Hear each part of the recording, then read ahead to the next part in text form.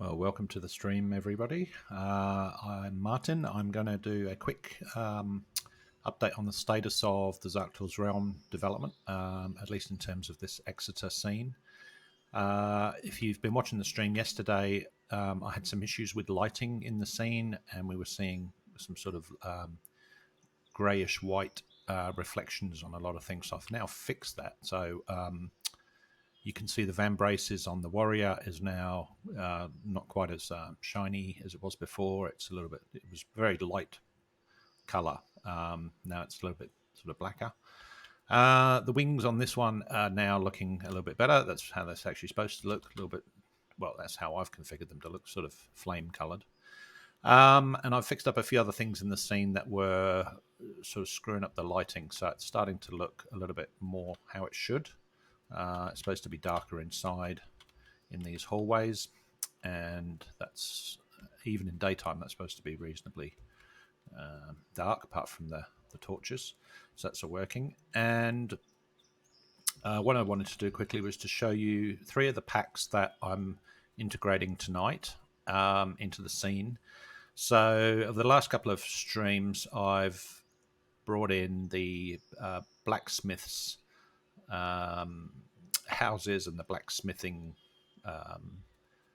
assets, basically, from PBR. 3D Forge is the name of the company. So their assets are pretty detailed. There's lots and lots of assets. So lots of props and things get put into these environments. There's quite a few blacksmiths around this area, because this is Smithen Street in Exeter, and this is going to be the main area where you get all your equipment, you get all your, you get trained, obviously, to be a blacksmith or an armor smith or a weaponsmith, and there'll be a leathersmith here, and so there's quite a few in this area. And as we move up here, we're into the market zone, where you've got other types of stores. And if you saw the stream yesterday, you will see that I've found a few issues. There's still a couple of things to fix, like these barrels here that are floating, but I fixed a few other things. So there was a barrel floating here somewhere, which I've now sunk down, and there's now a bit of water in the well, so it doesn't look like grass in the bottom of the well, so that's kind of fixed. So this sort of market area is looking pretty good. A number of the prefabs do not have colliders. Some do. Some do not have colliders, which means you can walk through the objects, which is not very good. So these barrels should have a collider on them. But I'm not going to fix that at the moment. I think that's something that can be done later on in testing. I just want to get on and build this scene out first. So yeah, that's starting to take some shape. We just run outside here. So this is the West Gate, and out here we now have the start of the fishing villages and the sort of fishing area of the docks and the quay. So there's a way down onto the decking here for the boats, and a way back up again. So that kind of works. So it's starting to take some shape. And I've also got the weather system in here. So this is the Enviro weather system. And if I quickly change mode here,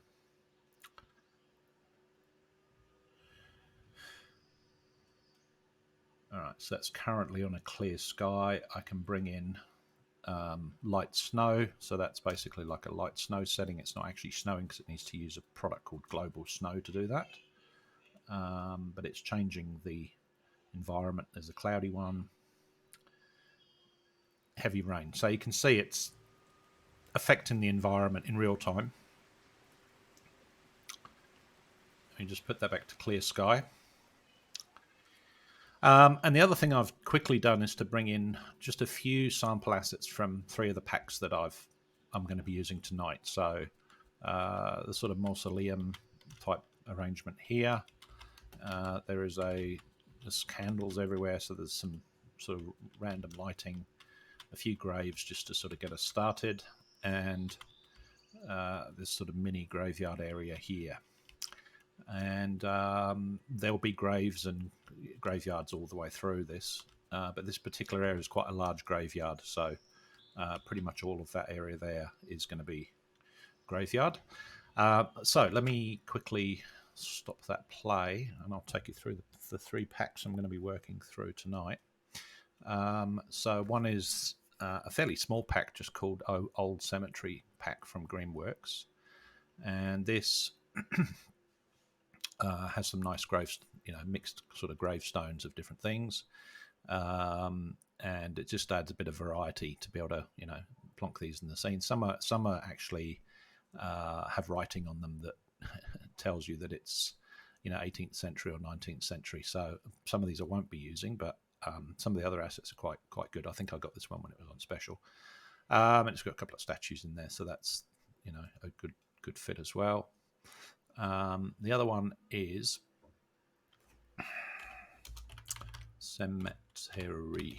Always struggle to spell that one. So 3D Forge have one called PB Graveyards and Cemeteries and Shrines, and this one has grave fences. It has these mausoleum things, and it's quite a varied pack. It allows you to structure them quite nicely in different ways. And this is my favorite one, which is from Nature Manufacture, who do a lot of nature assets. And this one has churches as well. So basically, you've got all the structures here to be able to build out, all the different panels here to be able to build out churches, which you can go into and out of. And I'm actually going to probably use the demo scene from the PBR Graveyard and Nature set here to pull some completed buildings into the scene. So it's quite a good pack, this one. I really like it. And what I've done is to quickly pull in those 3 projects into this one. So it's in my main project now under source control. And I just put a couple of assets in there just to sort of get started and have some idea on what I might like to do in this area. So there will probably be fields around this, but this area here pretty much is going to be the graveyard area. So yeah, that's where I'm at. I will just check what I'm doing here. I think I've moved my project window over a bit so I can use the space here without taking up too much of the screen space for you guys. So I actually don't need too much of the inspector, but I do want to see the project folder. So all right, now haven't really done a lot of work on these. It was just plonking them in just to see what they look like. And some of these graves are, you can see they're 1858 to 1899. So some of these are not going to work in a medieval sense because they are they're too, they don't fit in with the 500 AD. But some of the graves do. So some of these are the 3D Forge ones, and of course you've got probably what happened a lot in medieval times. It's just a hole in the ground, so there'll be quite a few of those. But what I want to do is put a grave fence around this, just to give it a boundary and to work within that area. So I've got a folder here to be able to put all that stuff in when I reorganize it. So I'm just going to save that, and I'm really just going to start bringing in some assets and organising them in this area. And when I'm happy with this, then I might move on to, say, the castle walls or something different. So I like to be able to change it up and get bored with one area and just move on to another one. Come back to this one later and do more work on it. So, all right, so let's just take a look at what assets are in this pack here. So I'm just going to take, in my props folder, this old cemetery one and have a look at the prefabs here. So there's a sculpture there, angel statue. That's a candle, believe it or not. 3 candles. We've got some grass which can be sort of just used around the graves. There's a couple of trees. I actually had a bit of a play with these ones and took them back out again because up close they look great. The actual bark looks wet. It looks really good. But these smaller branches, they've just got too much sort of specular lighting on them, and I haven't quite figured out how to get rid of that just yet. I've tried reducing the reflectivity of it, but it doesn't look good in the scene, so I'm leaving that one for now. I've got this grave mound, so I'll probably use a few of them, and then a few pots and urns and things like that, and then we've got some gravestones of different types. So yeah, some of these will work, some won't, just because of what's written on them. So that's fine. I didn't buy them for that. I really got them for some of these other assets in here. So all right, so I'm going to use some of those. So that's the old cemetery pack. The other one is the 3D Forge pack, and if I look at the blueprints for that, there's quite a lot in here. So there's quite a few sort of just collections of bones, and Zarktor's realm has quite a few sort of skeletons and zombies and things in it. So these will get used in many places throughout the game. Various very basic sort of timber coffins, as would be used in the day. We've got some obelisks, some with bones in them, some without. And then we've got some ritual stuff, and there are cults in the game, and so this sort of cultish behaviour is going to be reflected in a few places. Maybe not in Exeter just yet, but it certainly all this sort of stuff will come into the game at some point. Heads on spikes. Then we've got complete cemetery. So these are, as I said, with the 3D Forge stuff, they've got them in a blueprint so that, you don't necessarily have to arrange 24 graves and a grave fence. You can just plonk this in. And there's a few variations on this to make it interesting. So I may or may not use these as they are. Just it depends how they fit into the scene, what they look like. Then there's Symmetry Walls, so they're easy to put in. Again, the issue I've got, if I've got an issue with this at all, is going to be that I've got a sloping ground, and so some of this is going to have to be probably inset to the ground to make it work on that slope. And then there's a whole variety of different grave configurations which look good. I don't know if they had wrought iron spiked graves in medieval times, but they do now. So some of these are quite interesting because they actually go down a fair way below what may be the ground level, and they're designed to be sort of looked in from the top, so that's quite good. And so there's a few there, and then quite a few sort of mausoleum type arrangements, which can be set into the ground with this sort of foundational base. So there's quite a few different configurations of that. I mean, you could make a whole city out of this stuff, really.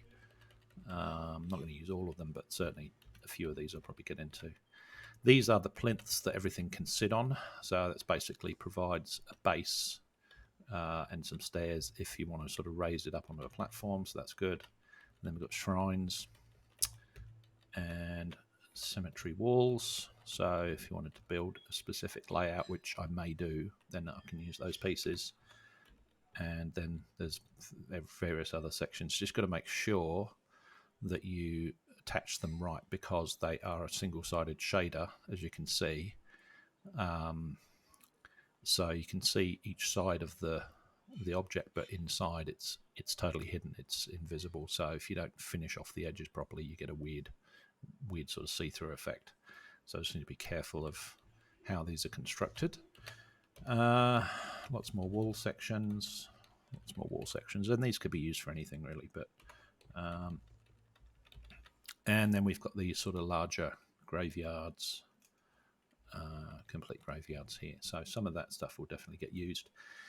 So that's all the 3D Forge cemeteries stuff. And then my favorite one is this one, which is the PBR graveyard from Nature Manufacture. So some of this is rotated in the preview window. It actually drops in the scene quite nicely. That's a stand for candles. So there's some candles, lots of different types of candles. Probably inside the churches, you've got lots of graves, and fire.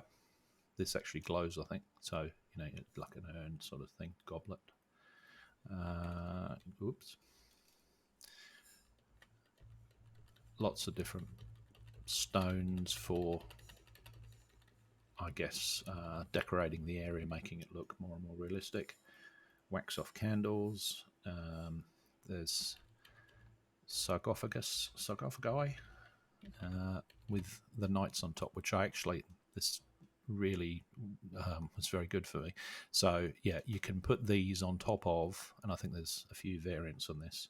You can put these on top of a grave or on the side of a grave, and yeah, it has great sort of effect. Broken lids, all this sort of stuff. So I definitely want to use this stuff.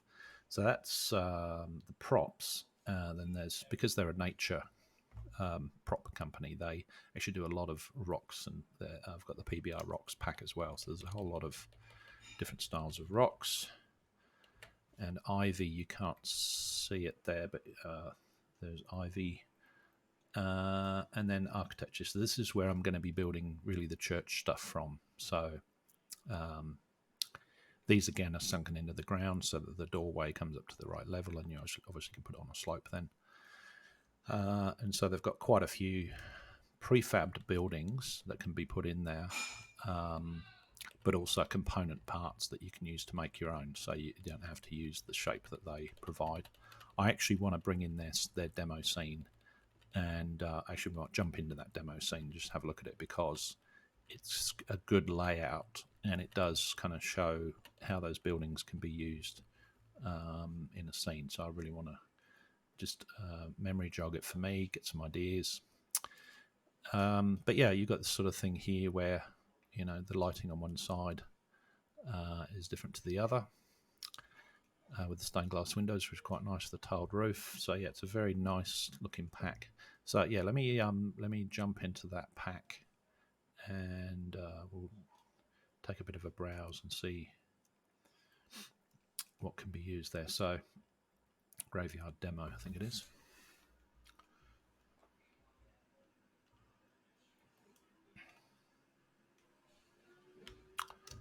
Alrighty.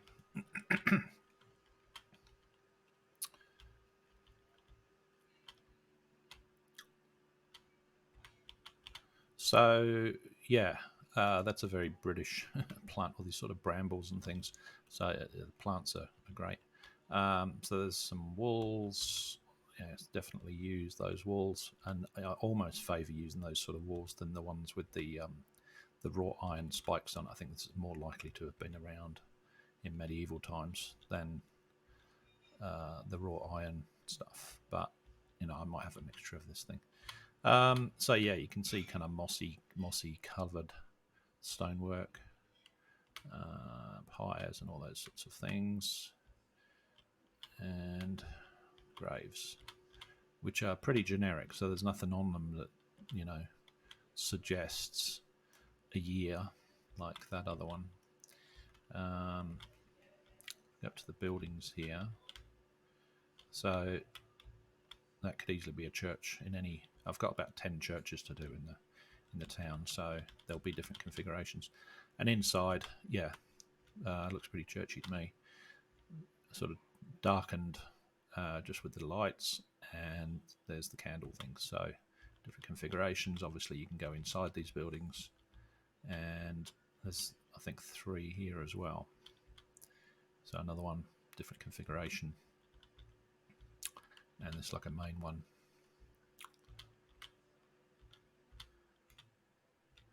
And there they've used sort of the sarcophagus, the knight shape, but put them on a wall rather than on top of the coffin. So always makes me want to have a look inside, but it might be just morbid. But yeah, it's quite a cool looking pack. These churches are different sizes, so some are bigger than others, so that's good. We want a bit of variety in the town, so I think that'll work quite well. And we've also got these walls, which also would work for medieval times. I think, you know, the sort of slate and rock would, you know, pass on from the Roman times, so that's probably not too much of a problem. I'm probably more likely to use these walls than the ones with the wrought iron. Some nice rock formation stuff I can use. The trees look pretty good in this environment, although I haven't got Enviro running here, so I don't know if it's going to screw up with the lighting, but certainly some of these assets probably will come straight into the scene, and I'll reorganize where they are. But yeah, it's quite a good pack. I love the nature manufacture stuff, so it's just such a good collection of assets. All right, so let's go back to Exeter and see if we can bring in this scene temporarily, copy across the objects, and then quit it again.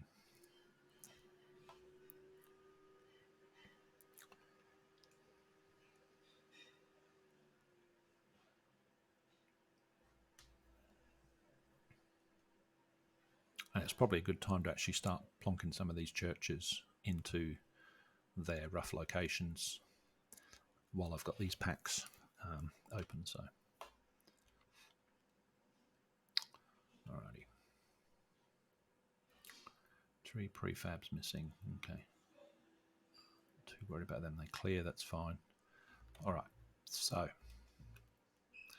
let's take a look here.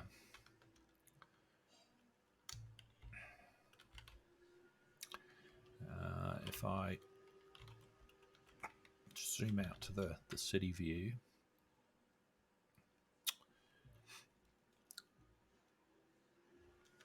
and we have a look at the hierarchy here. This is where the current churches are in Exeter. And I'm not suggesting that what I'm doing is building those particular churches, but I'm going to use those locations because I just think they would probably still be in the same location that they were originally. So 1, 2, 3, 4, 5, 6, 7, 8, 9, 10 plus a cathedral. Yes, there's quite a few. So I need a few that look different, have different configurations. The cathedral may just be a very, very big church at this point in time, so I'm not necessarily going to build a Gothic cathedral in 500 AD, but it will be maybe the biggest one in the city anyway. All right, so let's...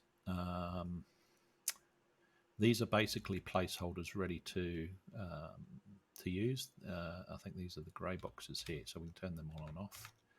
And these ones are actually the locations. So these are just transform positions of those objects. So if I drop a church prefab into that folder and then reset its position, it'll go pretty much where the cathedral is. So that's probably the easiest way to do it. And then the grey boxes just gives me a sense of where they are. And there are some other points of interest in here, which is special. I'm going to hide them for the moment. I'm not worried about them. And I'm going to hide the castle just to sort of simplify things a little bit while I... Oh, there's one over there as well. While I put these in. So let's go and bring in... I'm going to save this because it might get a bit heavy with this extra scene. I will probably hide the characters, the river, the smiths, the key and the market. I don't need them visible for this stuff. All right. Let's grab the nature manufacture scene and see if we can get this one pulled in without too much trouble. It looks like it's done it. I don't know where it is.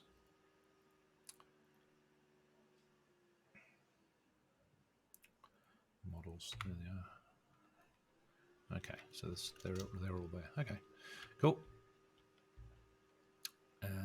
So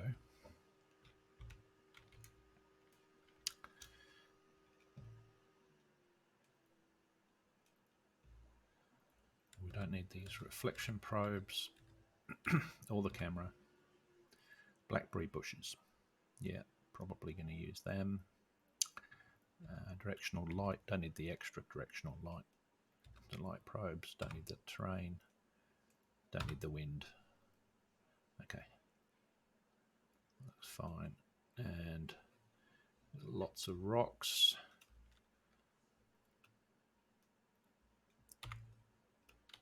So we'll just pull that up out. You can see all the rocks there in different configurations. I may well use some of these around the back of the castle. But for the moment, I'm going to hide all them. I don't need the rocks so much. And I've got a separate PBR rocks pack from Nature Manufacture anyway. So that's fine. That's a building in there. Okay, so there's the buildings. We've got trees, pathways, and all sorts of graves and things there. So yeah, okay. I think what I want to do is sort of cherry pick some of the buildings out of it. I might just, to make it a bit easier, just hide all this rock stuff. Just so I can see what I'm doing a bit more.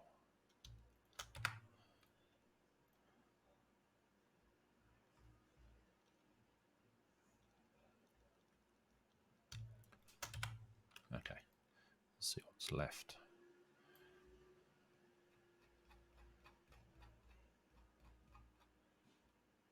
Okay, we've got wall tile set. Okay, so that's those. Okay, possibly might use some of those. That's pretty cool. Yeah, I like what they've done with that. Alright, and what else have we got? Lots of tile sets. What I want to do is kind of pick prefab buildings. Okay. So if I can locate where they are, if they've got them as prefabbed already.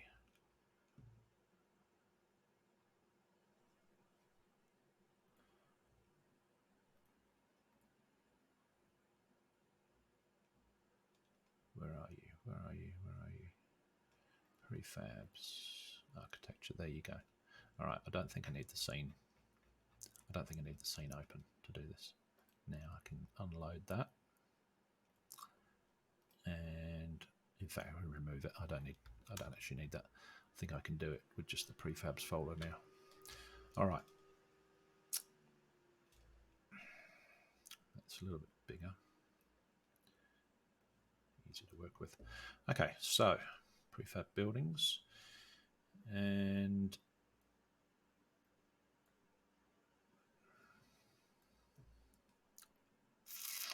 okay, we've got a fairly small church there. This one is St Mary's Steps. Okay, so if I take this building and put it inside St Mary's Steps, and then reset the position. Oh no, that's no good. I want to reset.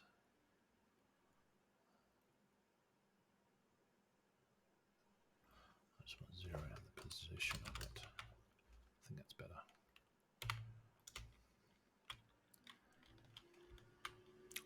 It actually looks like it skewed it, which is very interesting. Don't know why that would be skewed, but anyway.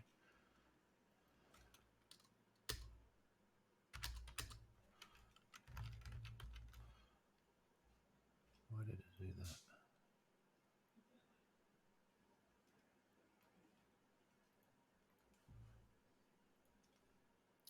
Let's try that again. Put that inside St Mary's Steps Church.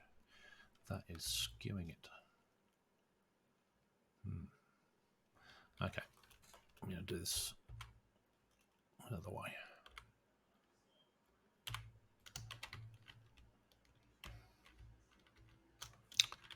And let's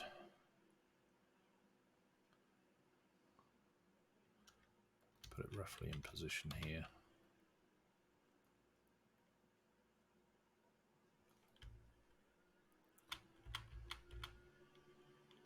Just come up a bit.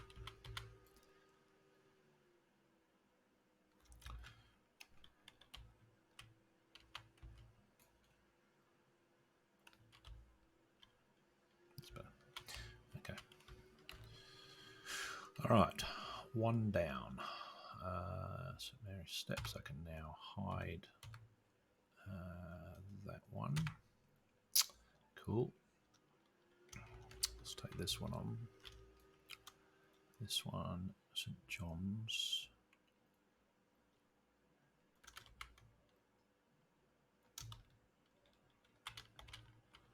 I say this isn't necessarily St. John's Church. I'm just putting it in the location where it may have been, you know, in 500 AD. Okay, let's get the height right.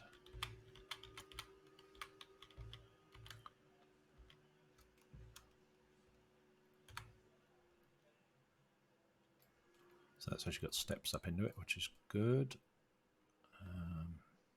It's interesting the way the material works. So it's keeping the brickwork the same no matter where you put it. I don't know quite how it does that with the shader, but it's quite neat. When you actually view it in the game, it doesn't do that. It's static. So that looks okay. There's no ground popping through, and hopefully it's not hovering. No, it's not hovering. That's good. All right, next one.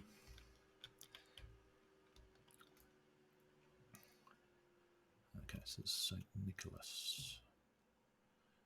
Which was that one? That was John. Okay, so St. Nicholas.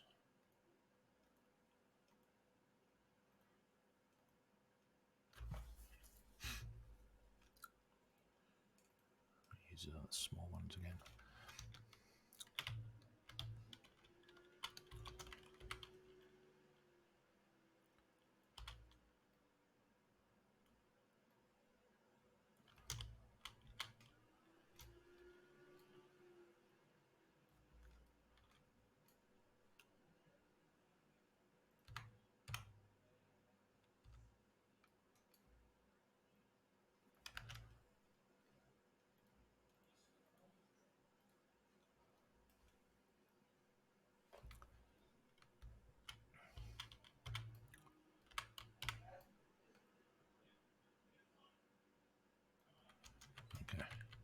So there's a little bit of a step there, so I might need to do something. I still need to play around with the ground a little bit and sort of mix it up. So I'm not too worried about that. I can always channel it out inside the church as well, so I can have the ground higher in the inside, on the outside than the inside. But I'll need to take out this area here, so I might do that because these doors look about right on both sides. Alright, that'll do with that one. Next one, St. Olave's. So that was St. Nicholas. St. Olave's. Alright, let's put that one in there. And once I've got these in situ, I'll start adding a few things to them to make them a little bit different. Turn that off.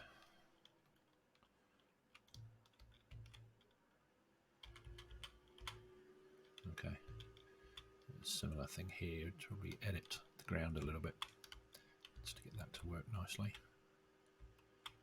Looks good. So in fact, I don't necessarily need these. Actually, no, I do want to keep the structure of this to put these prefabs in. Okay, so this one, St. Mary Arches. Let's try a different prefab. Let's try this one. It's got a double side part.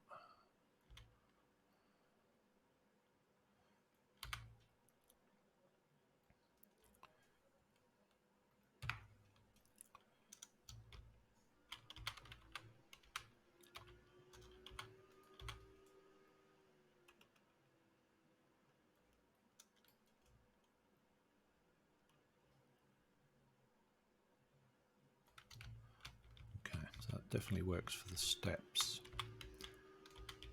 here, and I just need to channel it out on the inside. It should work. All right, where is the next one? I think this is St. Paul's.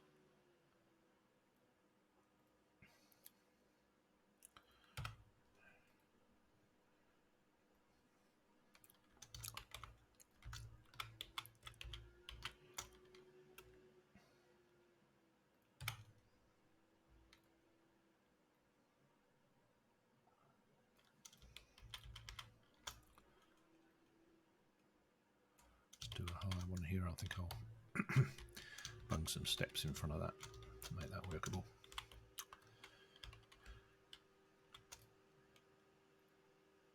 St. Pancras, okay.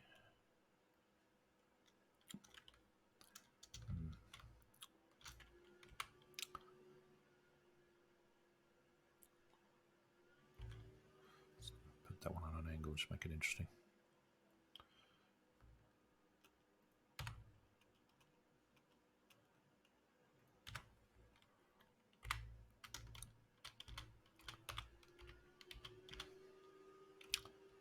A little bit of ground to play with on that one. Got the cathedral to come back to. Okay, and what's left? These two. St. Stephen's.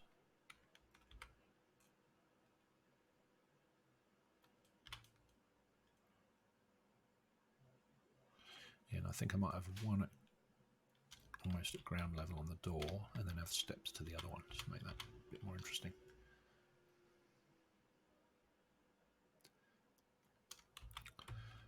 So steps up to this one. Should work. Okay, so that's Stephen's. And St. Paul's. Okay, two more churches and then the cathedral. Okay, so this one's St. Martin's.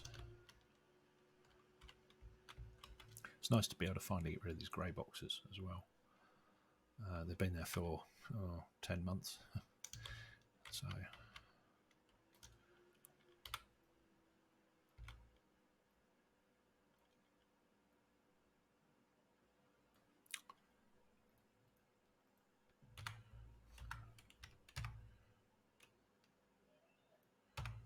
okay, I think that height will be almost right. Just need to channel it out a little bit more, I think, inside.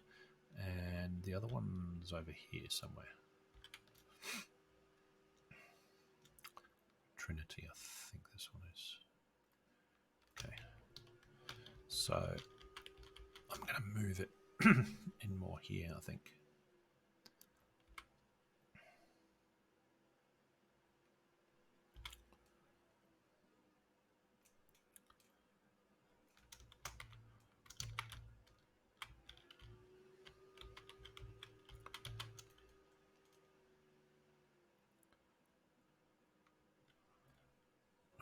Rotate it very, very slightly, just to make it a little bit more interesting, because the wall is obviously sloped as well.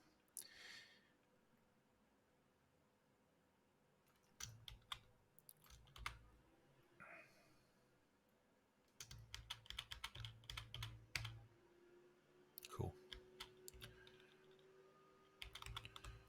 Alright, that's good. So it's really only the cathedral left.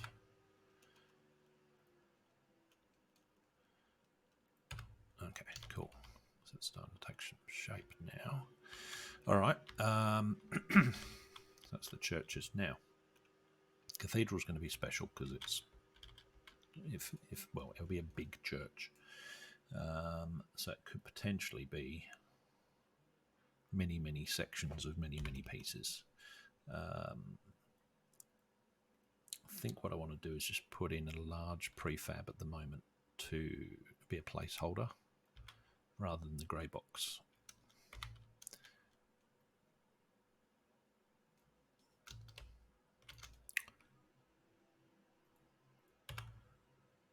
Okay, can turn that off now. And turn that one off. Okay, cool. So let's put these in the right folders.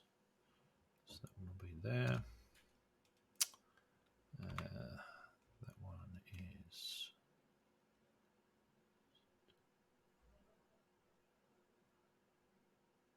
St. Trinity here.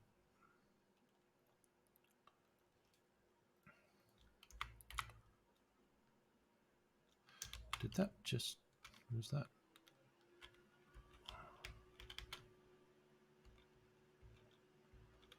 It has actually changed the orientation. That's no good. So for some bizarre reason, it's actually stretching the object, which is very odd.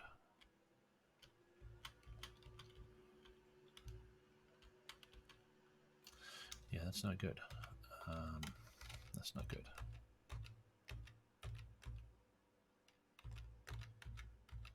Just undo that. There you go. All right, I'm going to put them in their own parents, I think, because whatever's happened with those prefabs there, it's not right. Okay, so I'm just going to create the parent with the name of it.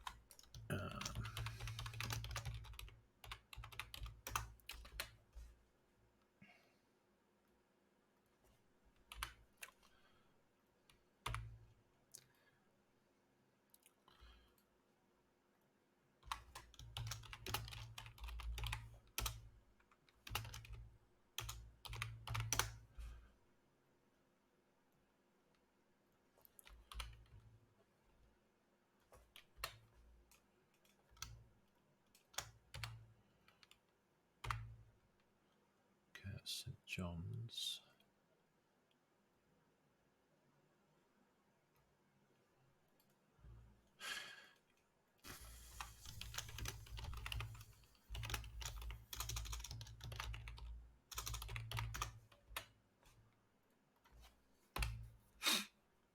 I'm just giving them meaningful names to me. That's not necessarily going to be named these in the game. Just so I know which ones we're talking about on the map. So let's look at that one. St. Martin's, okay.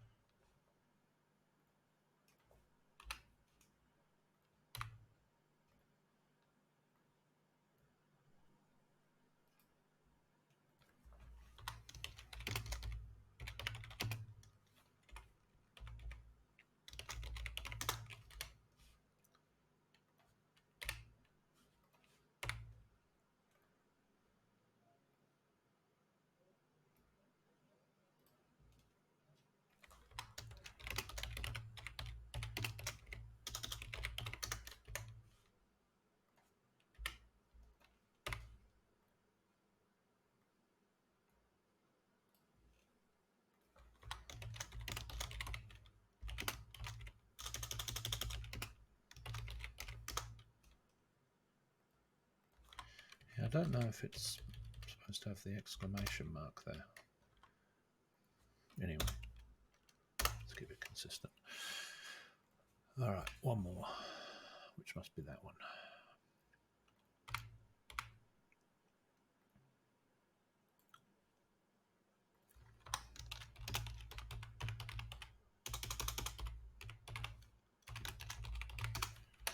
Okay, cool. Get rid of them.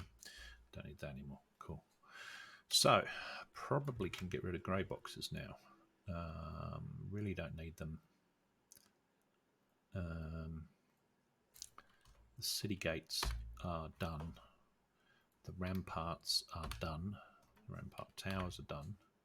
The church and the cathedral are done. The castle isn't done yet.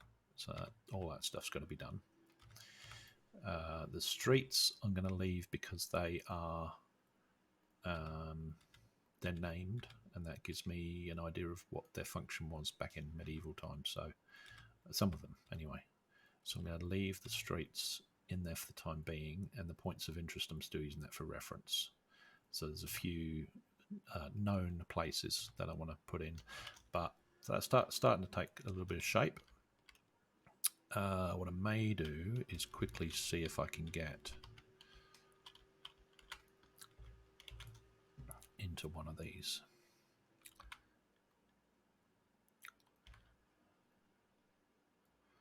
Let's open up a doorway and see if the player will fit through and see what it looks like from the inside with this lighting. If it works for this one, it'll work for those other models too.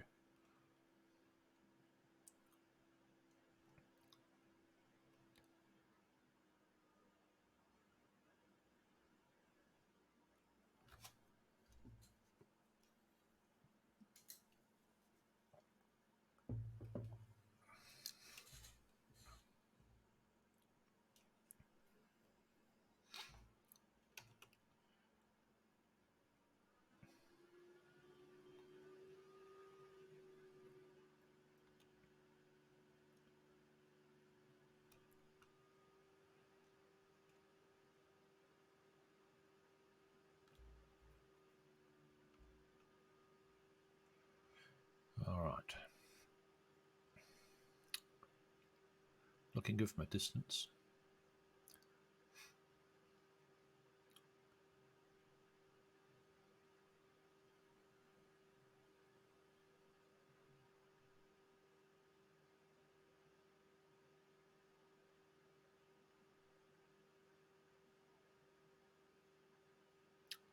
It's getting a little bit heavier with all the stuff I've got in it, so I may need to start bringing in those optimization tools at some point and start doing something with this scene before I add too much.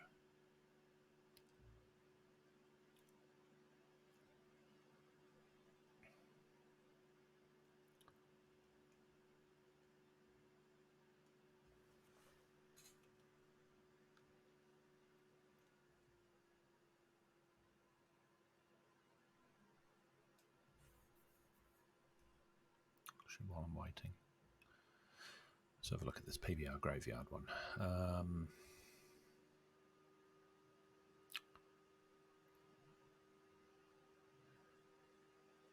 Yeah, so you can actually take two parts of this and actually join them together to create sort of an L-shaped church, which I think I want to do.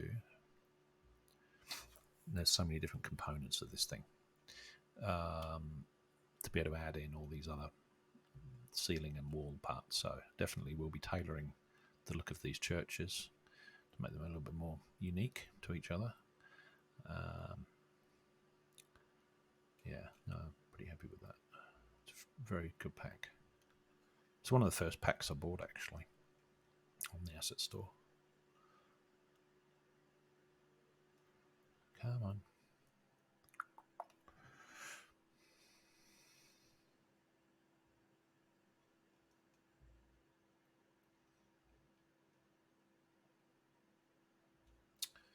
While we're waiting, let's have a look at the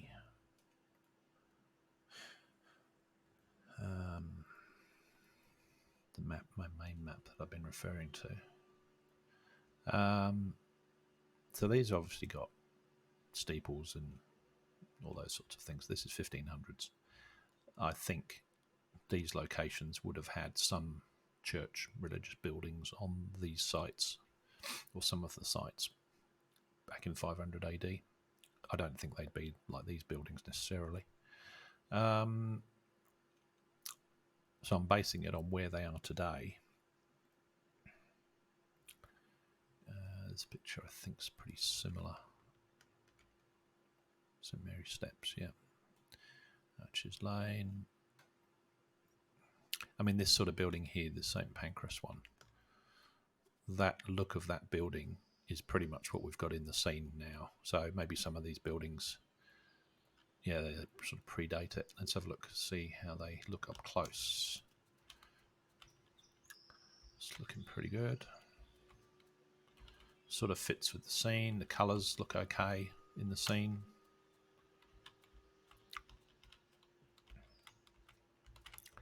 bit of shadow there.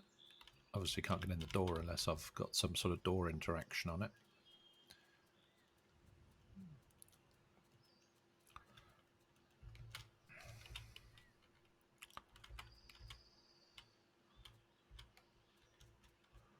I think that's the one I opened over there. Let's see if we can get through the doorway. Oh. It's only a level of detail one that I opened, not the whole door. Okay.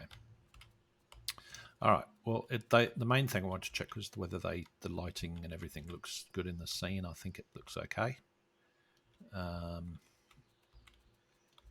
It's a good place to start. I can start channeling out the ground in those to make them work on the inside. I can see some level of detail being shown and hidden there on the door, which is interesting. So it's obviously got different LOD distances on the two different prefabs for the wall and the door, a bit like we've got with the city ramparts. I think at distance it will start cropping them out. You see the wall starting to disappear there, so I've still got to do some editing of those parameters. And I'm not totally convinced with having it fuzzy in the distance. I do like the effect, but I don't know that I want to use it all the time. And I certainly want to play with the distance and make it work a little bit. I don't know, maybe 200 meters, 300 meters. So it looks good in different lighting situations, I think. The shadow looks good. I might change the weather and just see how that looks as well.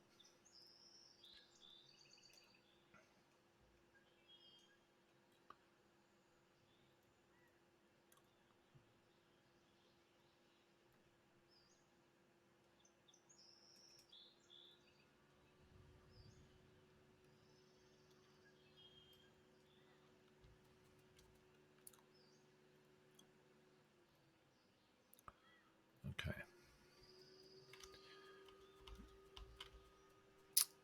Yeah, British fog can look like that. It can sort of to the point where you can't see anything at all.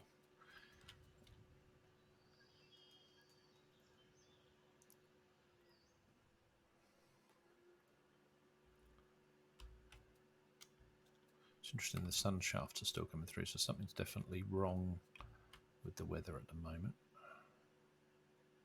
And I have been playing with the settings, so I'll probably put it into a bad situation. Okay, there we go. Let's mute that audio. So yeah, under the darker lights, end of the storm, it's looking pretty spooky. That's pretty cool. Let's have a look at these other ones. The grey boxes are looking a bit weird, but they're going to go. In fact, I might try and do that tonight, is to get the castle walls started. I know the ground is looking a little bit too bright. The grass is actually okay, but this sandy stuff is looking far too light in this sort of lit environment. So I think the building is okay too. It's just that light sandy stuff that's wrong. So these are looking okay. We've got lightning happening.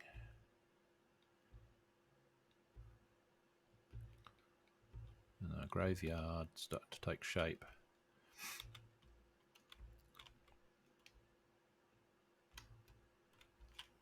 Alright, cool.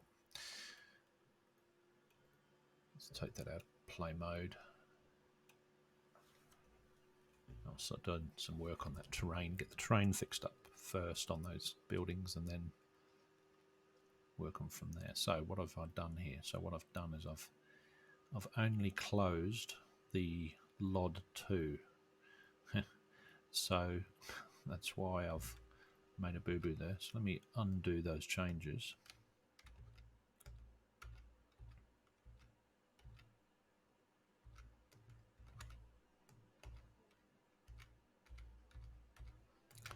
There we go, that should be right now.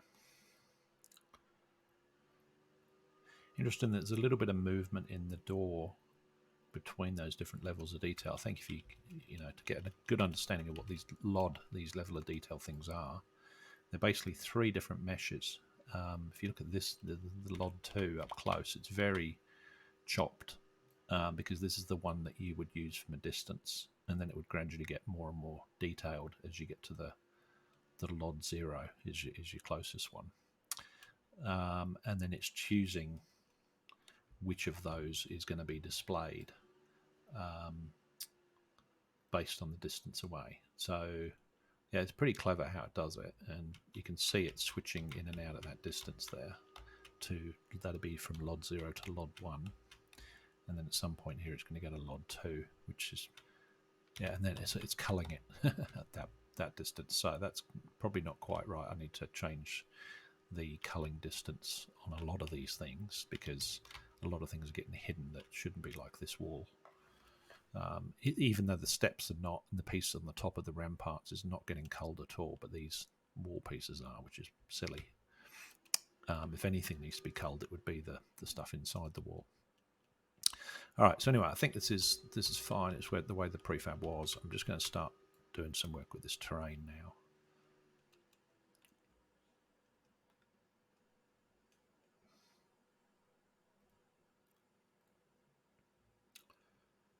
Okay. And I want to smooth, I want to raise and lower. I certainly don't want it that strong as we make the mountain. I want it fairly low. Yep. Try and channel out this floor in here. I won't be doing this for all of the buildings, just 2 or 3 of them, just to get a bit of variety. I'm just got to be careful that it looks okay on the outside still.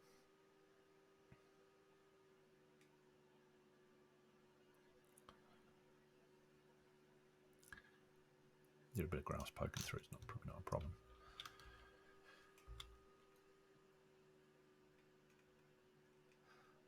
Iterative process. Have a look what it looks like on the outside and come back in again.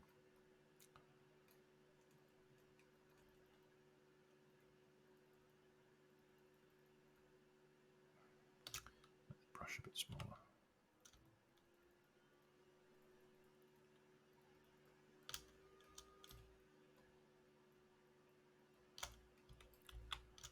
Whoops, what did I do there?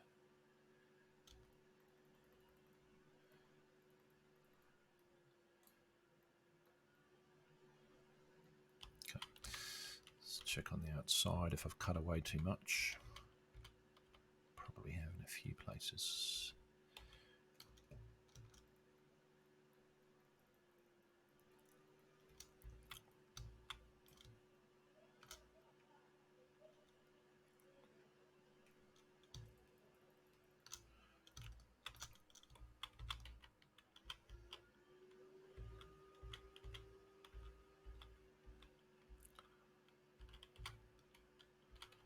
It's not too bad.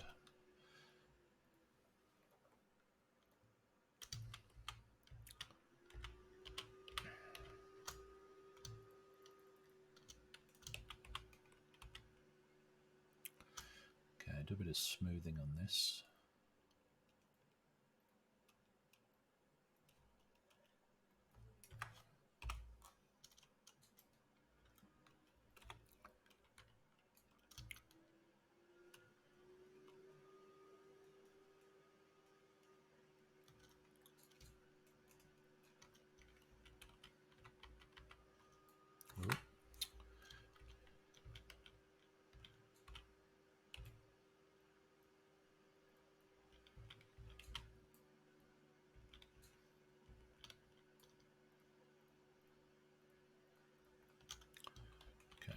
Last check. It's looking pretty good. All right. So I think what I want to do around some of these areas is to raise them up and just make them a bit more interesting. But I kind of need, I think, to add these other building parts to some of these first. So I'm just going to go around and check these ones have got a floor inside that's not compromised. That's a small place. Okay, yeah, that one's all right. Right, so this one needs to be fixed a little bit.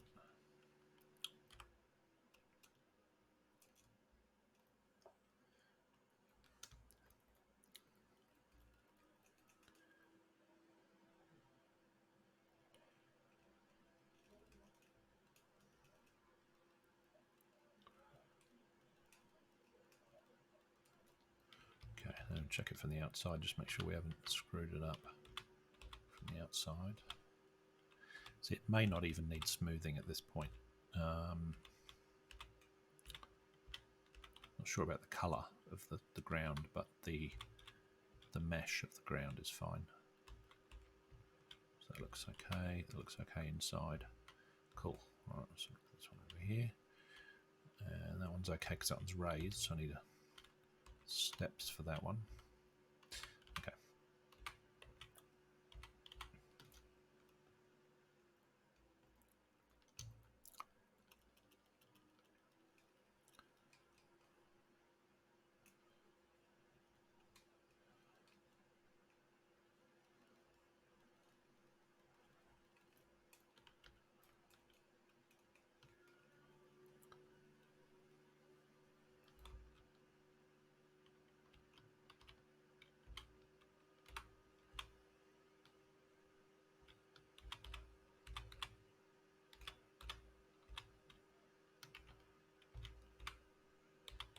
It's not too bad actually.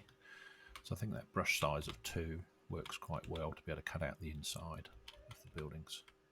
Cool, so that's that one done.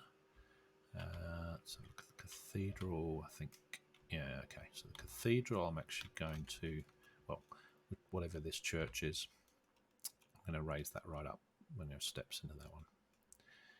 So that's fine. And you can take that door out. Actually, that's a level of detail. You can take these doors off and replace them with other doors and things, so it's quite a few variations in there. Alright, this needs a bit of editing.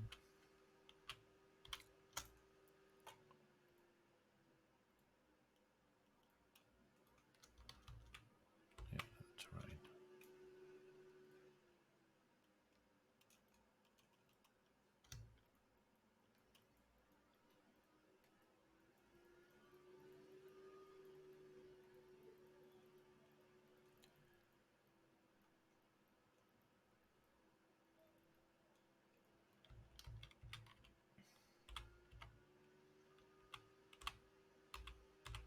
That's good. That one looks good. Can't remember if I've done these already.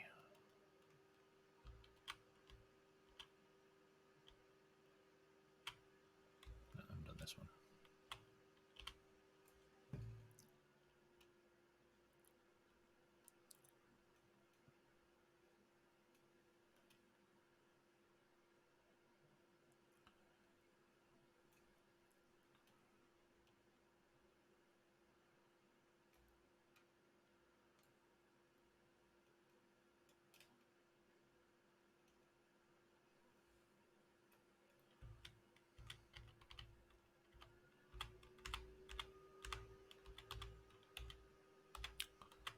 Seemed to look okay from the outside. I don't think it's doing what it did with the city walls, which was to sort of cut underneath them. That seems to work quite well. Now, is that all of them? Nope.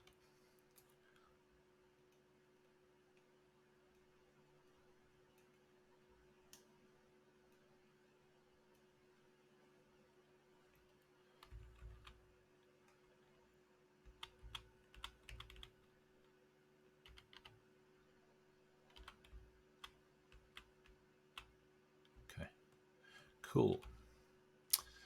All right, so I think that's all of them. I think I started with this one. Yeah. So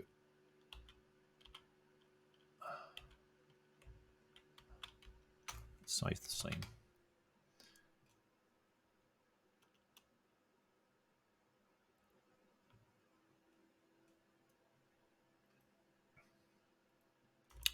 And now that I've got those there, what I think I want to do is actually get rid of the rest of these grey boxes. Just they're bugging me in the scene now. I actually want to have the city wall, sorry, the castle walls, the outer bailey in particular, the outer bailey done, and the inner bailey maybe. And there's a few more sort of gatehouse things going on in here as well. So I think I want to get that done because it's just bothering me that this is the grey boxes are sitting there. All right, now what we want is this thing here. That is a Rougemont Castle piece. We don't need that. Just want the city walls. This one, what is this one here? Right, so I'm going to take the train and protect it so that I can't click it, because I only want to be clicking the prefabs now. That's better. That is part of the castle. I think that's supposed to be part of the castle wall. And I have no idea. I mean, we know how high the wall is today, but I'm going to assume that the castle wall conceals a lot of the castle. You have to discover what's behind here in the game. So for me, they're just placeholders on where they're going. They're not necessarily how tall they're going to be going. That's going to be a gatehouse or a prison or something. I'll come back and do these buildings a bit later. And of course we've got castle, which today is Castle Rougemont, but back in medieval times it might have been something different. So I'm really just leaving the walls in place just so I can see where these main pieces are going to go, and then there'll be some way to get out of the castle through the baileys into this area. And I would imagine it might be sensible to actually have the outer bailey joined to this wall, so you can't get in around there. It's another protected area. The Lord of the Manor or whatever would probably want some protections from all the common folk. That one is a castle tower. I think I've got enough towers in here for the moment. I might see, but I think that's the wall section that I want to rework. The question is what type of wall. So I'm going to have a look at my prefab list and see what makes sense to put into these, because they don't necessarily need ramparts. They might just be a very high wall section. So let's have a look. I'm going to look at the medieval, detailed medieval pack. Let me just bring up this set.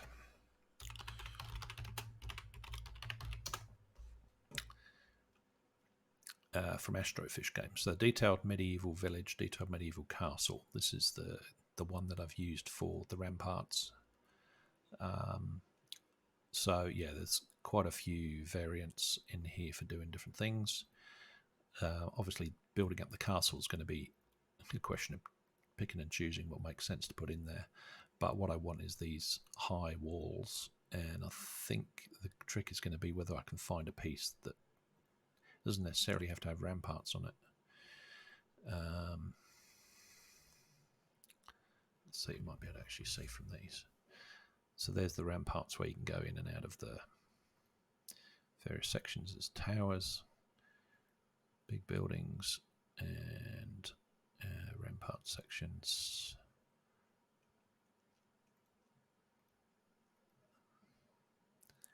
Lots of stairway sections.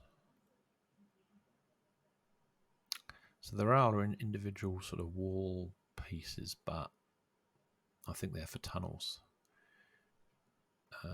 because there's this tunnel thing here. We've got those ones, okay.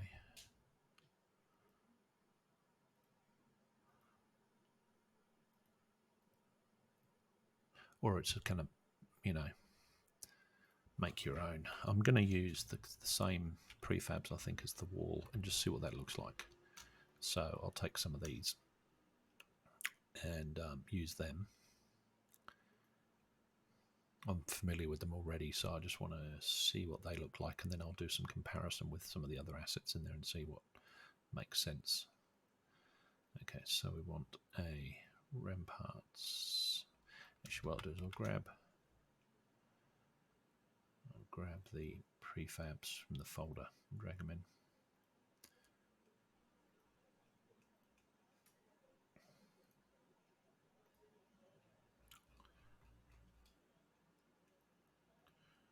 Okay, detailed medieval castle. Assets, prefabs. Okay. Ramparts, singles. I'm just going to bring out the view here. I think it might be a little bit easier to see what's going on.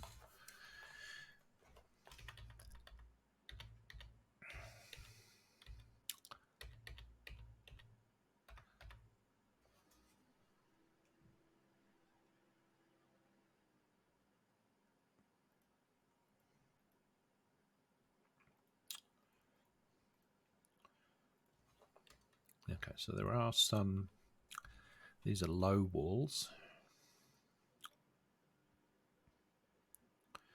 It doesn't look like it would stop people getting in though, unless you stacked them.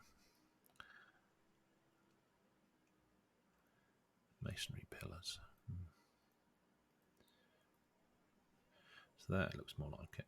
Okay. Do we have straight sections?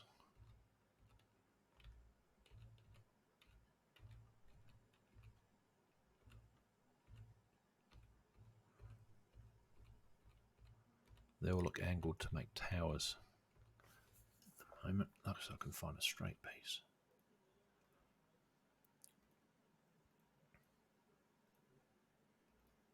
Actually, that was one there. Square wall base. Okay, let's see how big that is in the scene.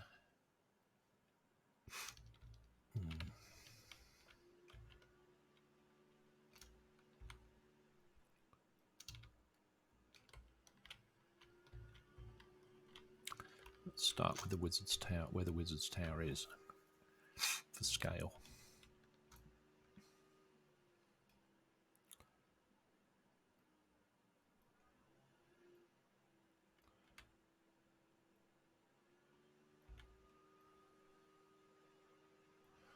Yeah, I'd probably need a few of them stacked together, I think. But it could work. It could work.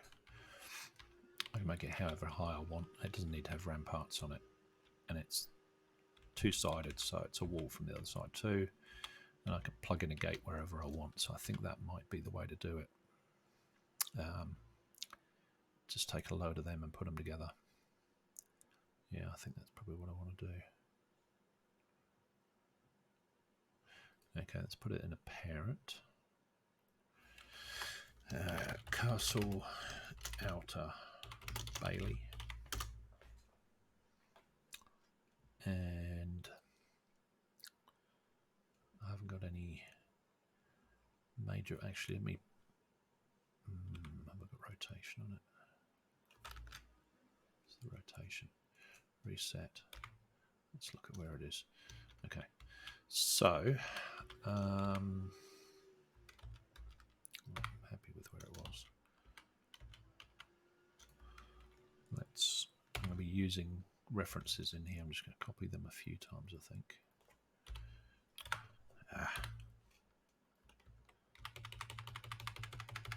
Because I'll need a few of them. All right. Let's budge one over.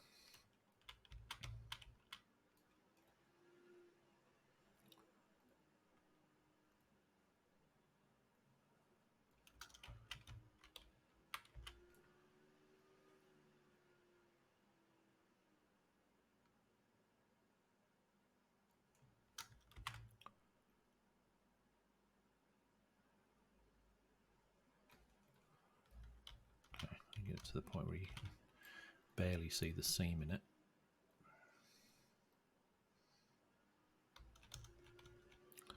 It should be sitting directly over the top of each other, so it looks okay. I probably created way too many there.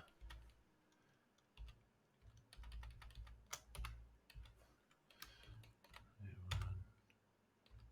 two, three, four. Don't need all those. Okay.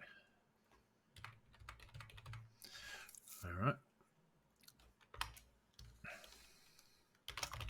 Let's call that walls. section, and I should be able to now duplicate that.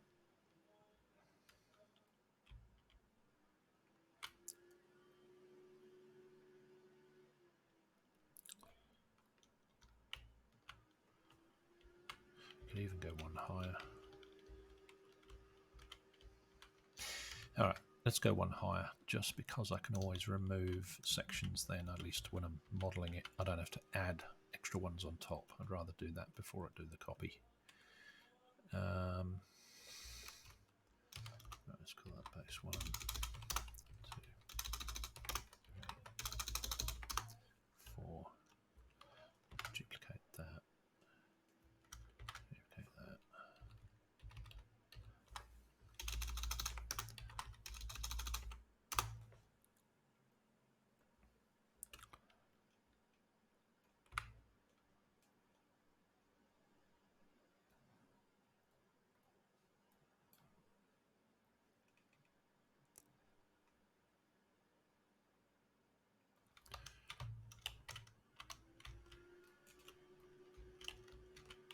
Okay, got a little bit of flashing going on there, so I'm just going to raise them up.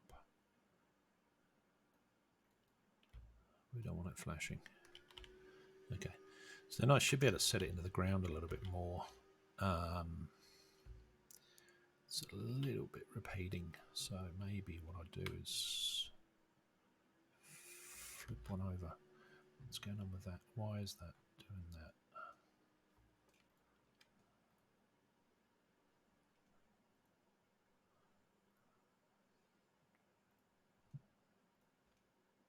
Ah, I've got 2 in here, that's why. Okay. Does it make a difference? I think they're the same on each side. I think it's going to make a difference.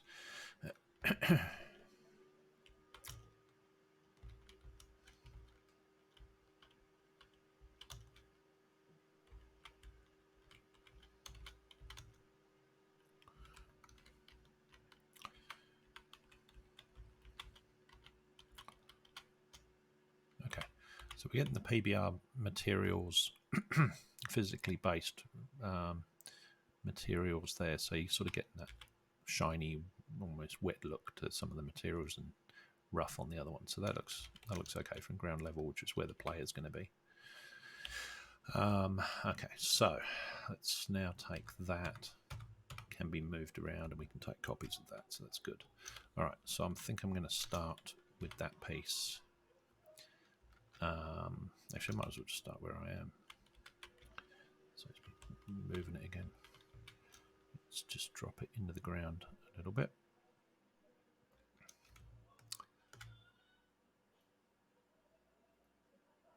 I don't need that one anymore.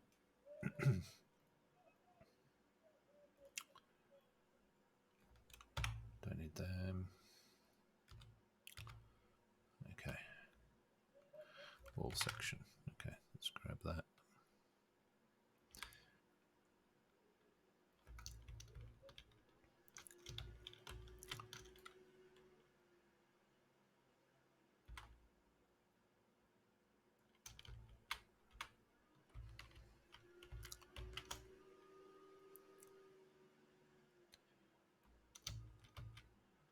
And because I've got these in 2 segments, I can actually drop down these 3 in there to actually create the steps.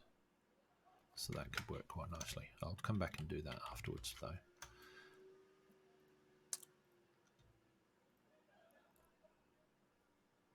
In fact, what I'm going to do, before I even do any of that, I'm going to make a prefab out of this wall section.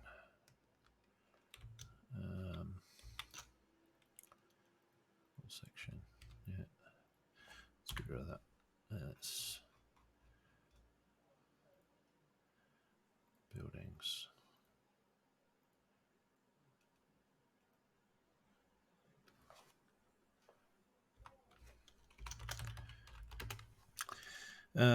Castle Bailey wall section.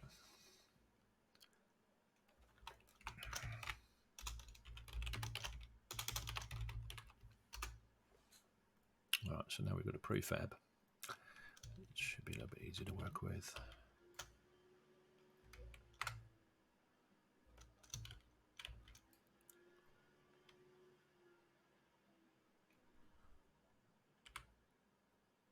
Whoa.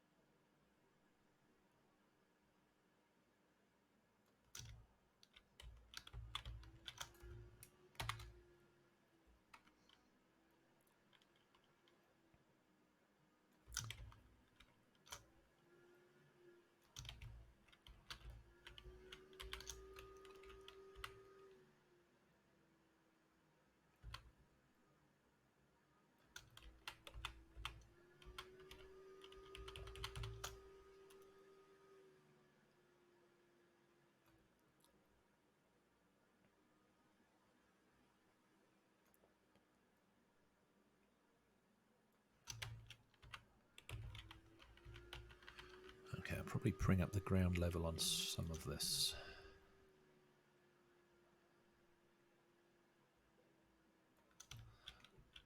I'll do that after I've got the wall sections in place.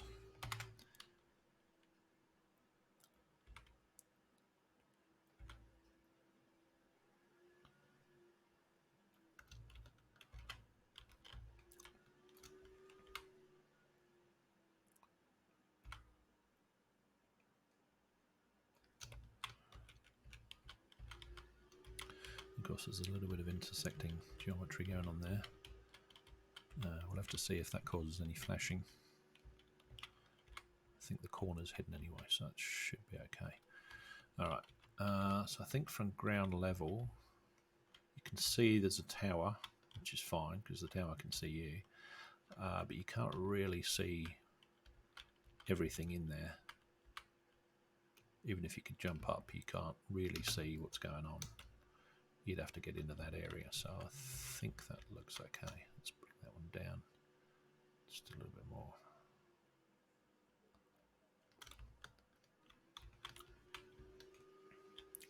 Cool, so that's going all right. All right, so I'll take out that prefab now. And this one. That's, I think, starting to take shape.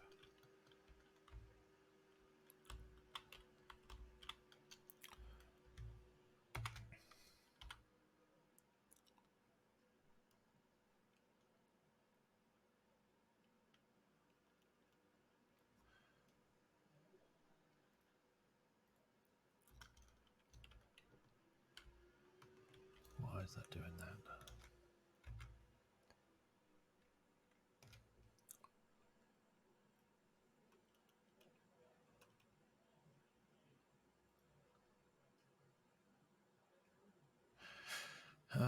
Exeter, Rougemont Castle.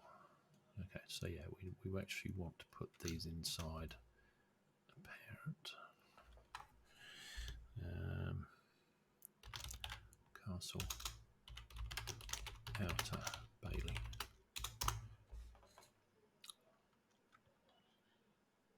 It's better. Still a weird position though.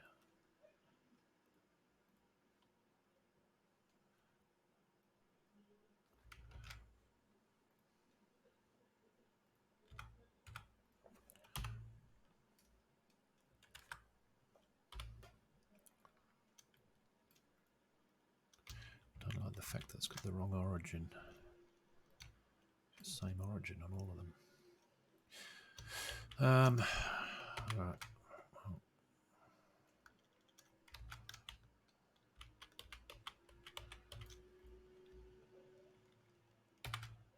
I'll work with it.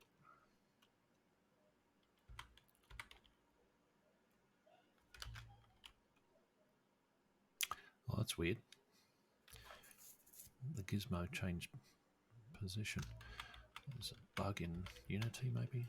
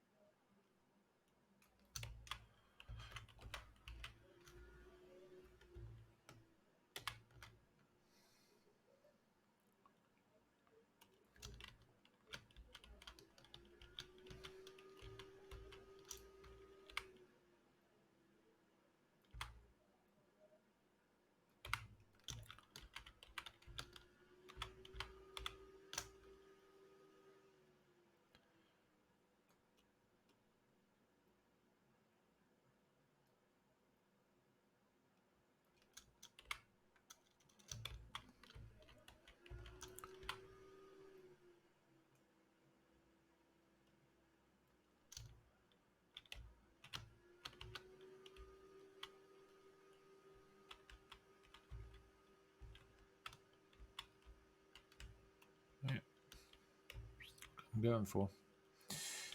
Cool.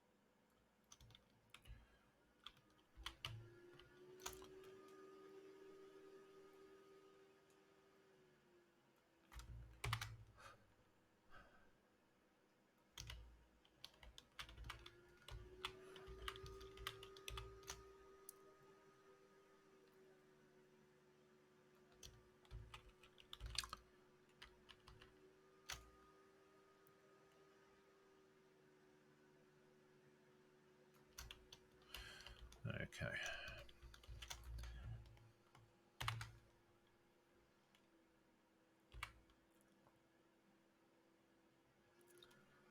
I might turn the corner here just to give myself a bit more room inside the city, outside the castle. Okay, so I don't need that anymore. Take that out.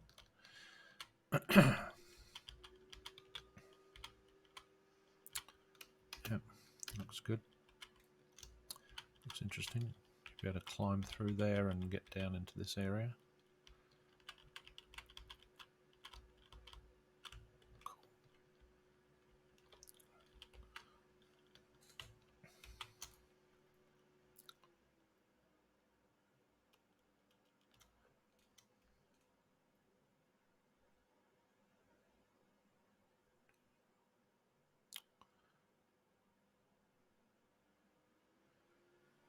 Come on.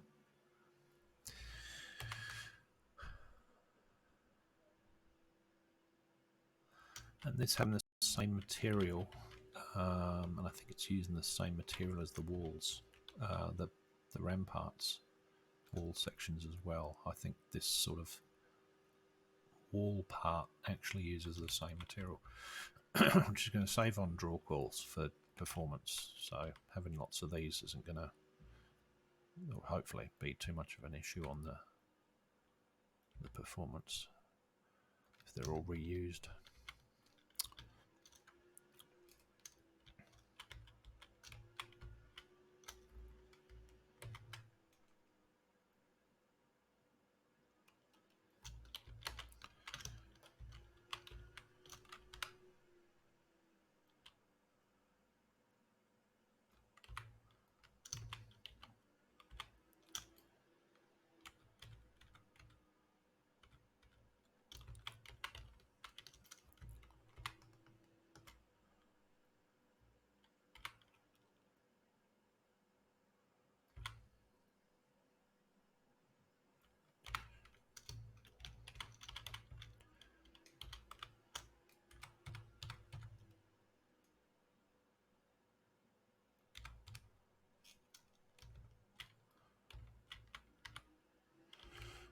That's good. Take out that section. Yeah, so I think this is the right the right look I'm going for. It's a little bit repeated because I'm using the same panel again and again, but I've got a product called Real Ivy that I can put up the outside of this to make it very different and very interesting. Hopefully, if the performance allows for it.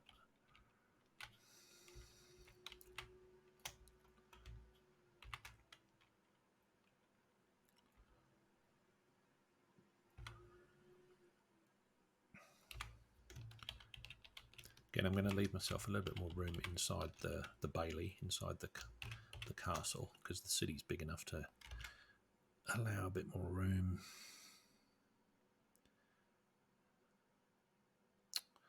Come on.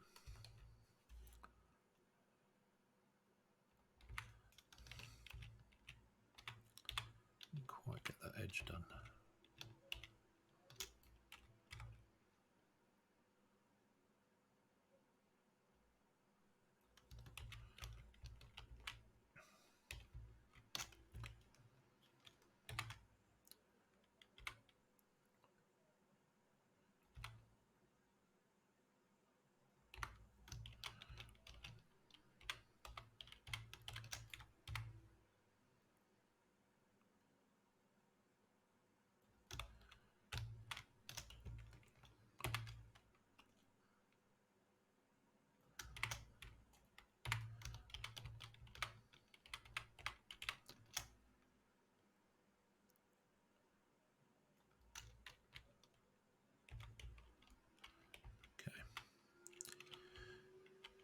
Coming around to the gate, I'll need to do something a little bit special with the gate.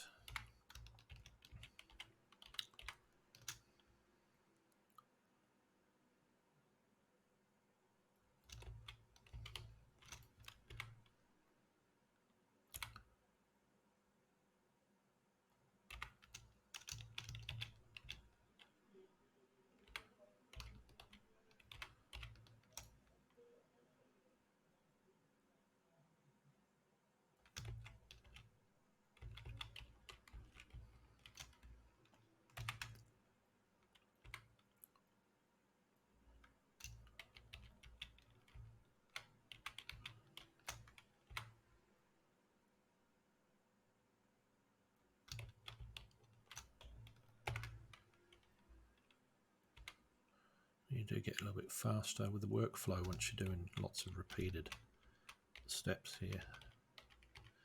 It does get easier.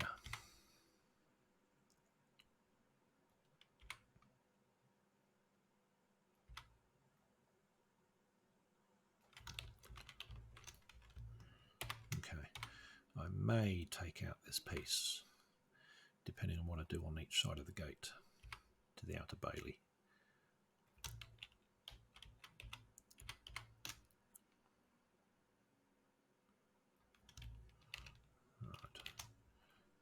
That out, and we take that out. So finally, grey box is starting to disappear.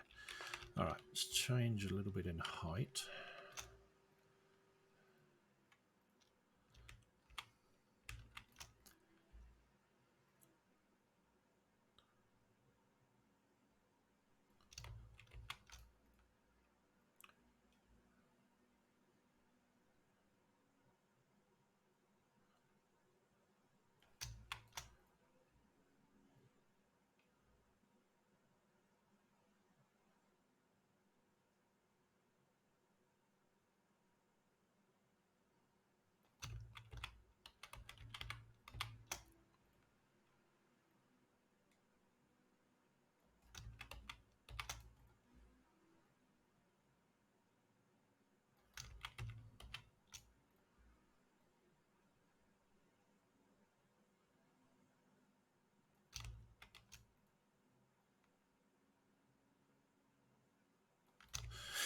Okay, yeah, are you happy with that? I think I'll put it in play mode and have a look at it up close with the player.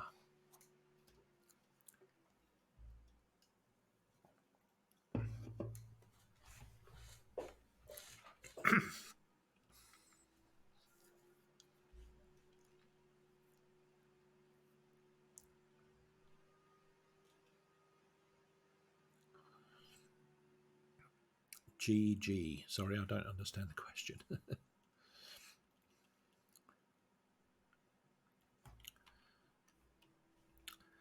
8, you guys twins? No, I don't think so. I'm not a twin. Are you guys twins? No.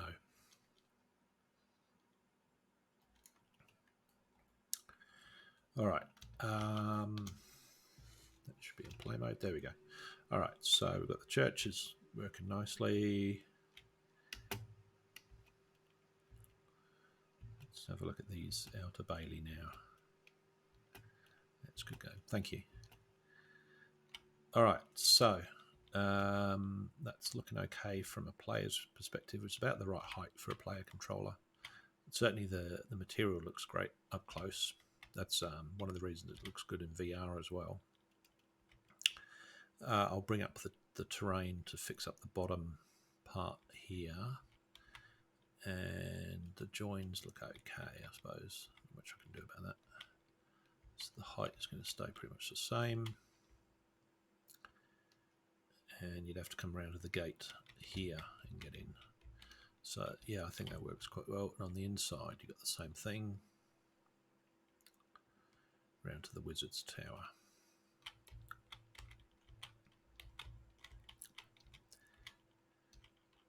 If I can get up here.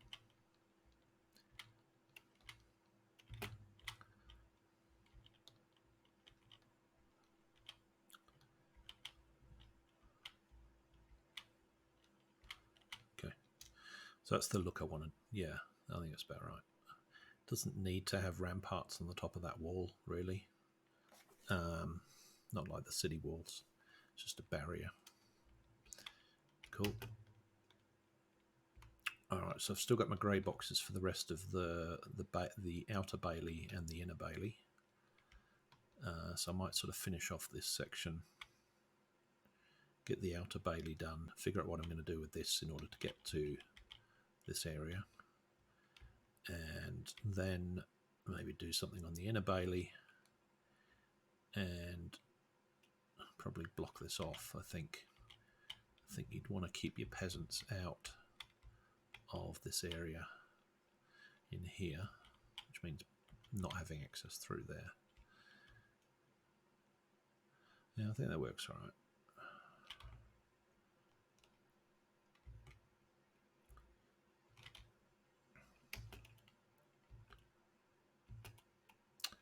All right, so I've got a lot of assets turned off in the scene at the moment. So let's just bring some of these back in.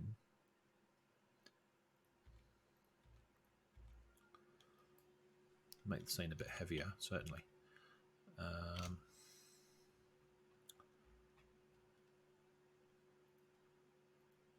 And I know that the frame rate's just dropped because I can feel it in the lagginess in the mouse. But there's no optimization in this scene, so it's not surprising. Let's bring the characters back in. And this will... There you go. Okay, so here's my characters in the scene with all the other prefabs that I've added. So it's got all the blacksmiths and the market area, the river, the churches, the graveyard. That's all in that scene with the characters. So look at the stats. So we're at over 30 frames per second still, so that's not too bad. It obviously drops down while I'm moving. It does need optimizing though.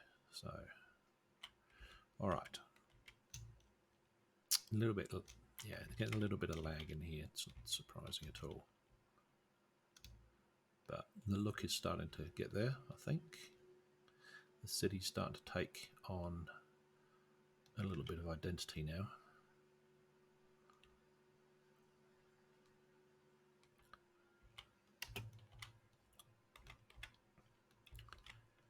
This graveyard here is pretty important to the storyline, so I want to do a bit more work on that and actually build up that whole area. There's pretty much graveyard. And of course there are smaller graveyards around each of the churches as well, so yeah, there'll be lots to do. But I like the fact that the outer bailey of the castle is starting to take some shape, literally.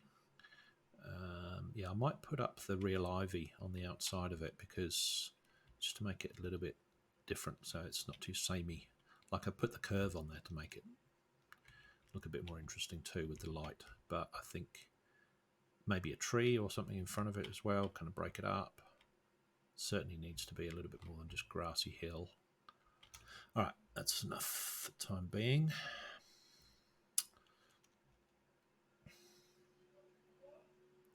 I do need to check into source control while I'm at it, so I need to be doing that every half an hour or so, just to make sure I've got everything stored here.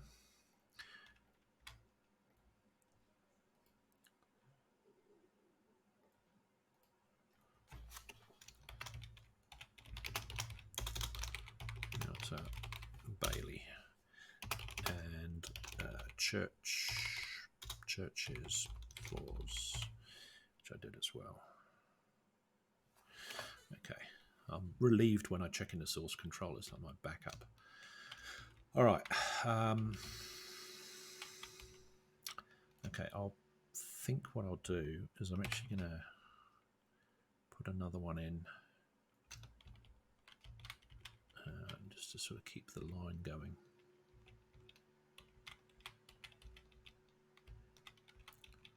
But I may swap that out with the gate shortly anyway. All right. So that's going to be the gate one. And then this one will start on this side. I don't know how much I need to take out. In fact, I should probably put the gate section in there soon. No, let me keep going. I want to join all this up, and then I'll come back to this and faff around with what I'm doing with the gate. But I'll leave it open, so I'll just keep it going on this side.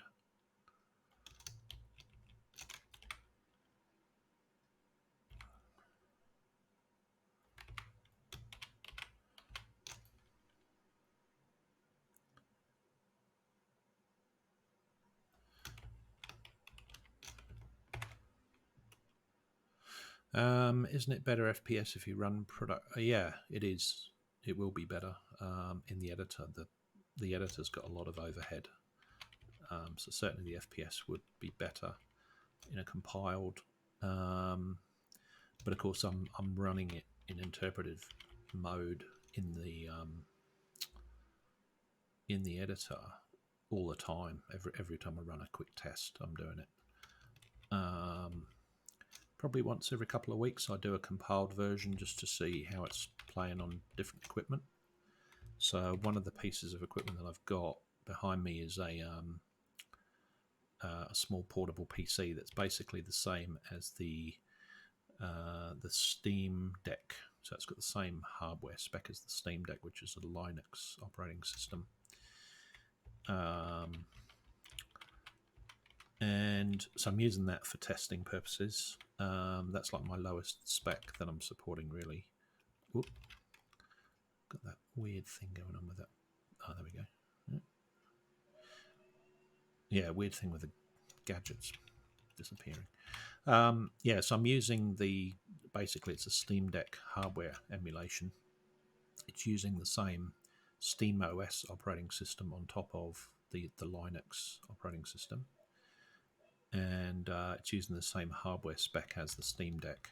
It's just it's very hard to get the Steam Deck development version, so I made my own. So I deployed to that, and I deployed to my son's machine as well, which is just another Windows machine. I've got a Mac here, an iMac, 2014 edition, I think it is, maybe 2015. Reasonably high spec. But yeah, I'm not going to be supporting mobile. It's too heavy for mobile, I think. At this point, I don't know any easy way to remedy that without redeveloping the application. There's too much in it, I think.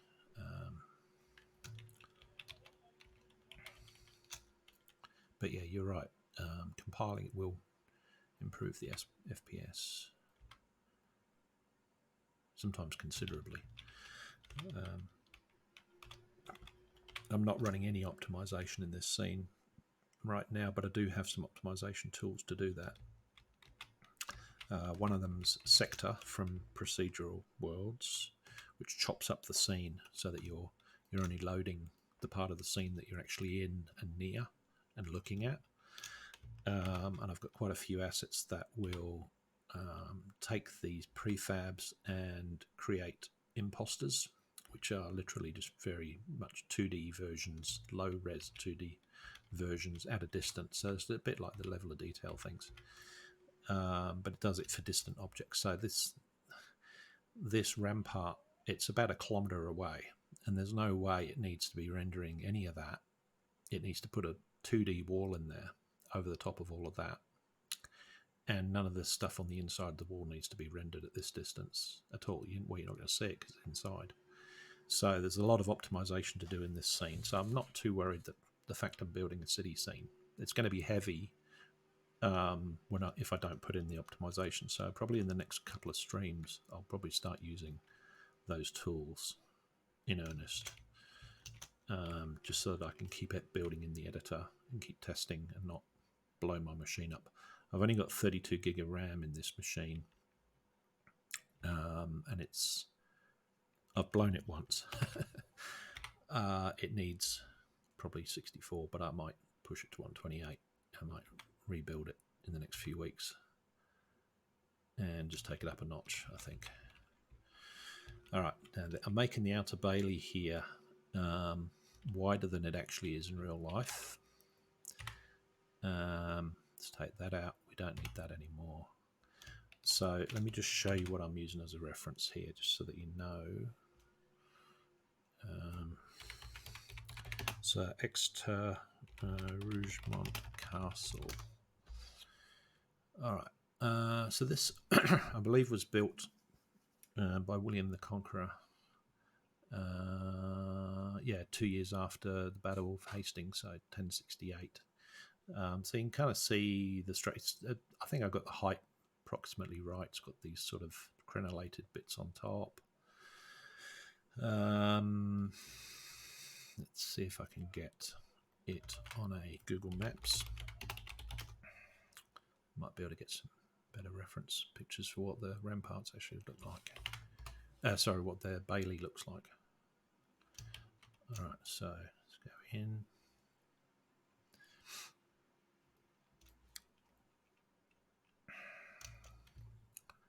I need to put it in a 3D mode, I think. Terrain. Oh, it's going to let me. Let's drop the guy in somewhere close. I wonder if I can go on the inside. Okay, so that's the kind of look I'm going for. Tall, mixture of colours on the brickwork, obviously from the fact that at the bottom level of this wall is actually Roman wall, and then over hundreds or thousands of years, in fact, it's been added to and maintained with different, Norman and Viking and whatever age of wall. So it's not surprising it looks different with different materials, but I think the height is about right from the outside. Obviously there's ground that's been built up. That's the outer bailey, and I think this bit here might actually be the inner bailey, to tell you the truth. And that's the present day iteration of the Castle Rougemont. The one I'm building won't look anything like this, by the way. So the one I'm building is fantasy. But the locations and everything are perfectly valid. So, so that bailey does have sort of curved sections to it. We've got a gatehouse with a portcullis in there with some crenellation that I can add. There's the guardhouse, and obviously there won't be any vehicles in it, but that gives you an idea of what is going in here. So I think that view was from somewhere around here, or maybe even inside this inner bailey part. So we're probably looking at that wall, actually. But the style is about right. I'm just going to give myself more space inside this bailey by budging this wall out. There's not really going to be very much in here. I think it's gardens. So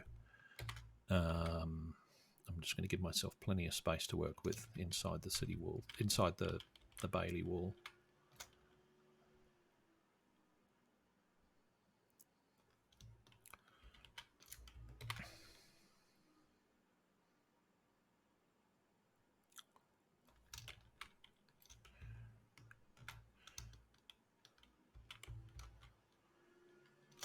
I'll change the height again with some of these, I think. Oh, I should be tidying these up as I go, otherwise I'm going to have to bunch them along.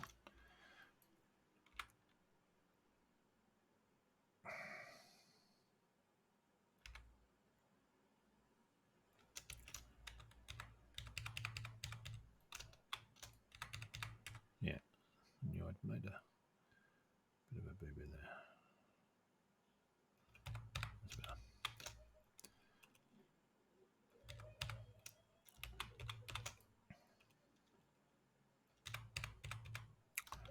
Okay.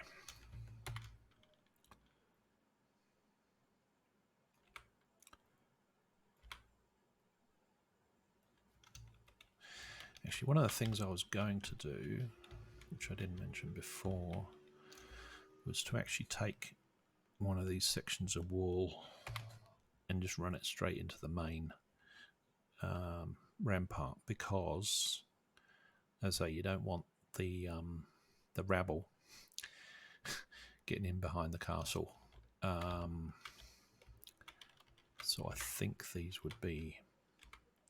You obviously have multiple lines of defense, multiple barriers. That's currently a security practice as well for IT security, is to have multiple layers of security. So there's a reason why it works. Let's see if I can get that lined up at that point. But yeah, I would think we would try and have this barricaded off as well.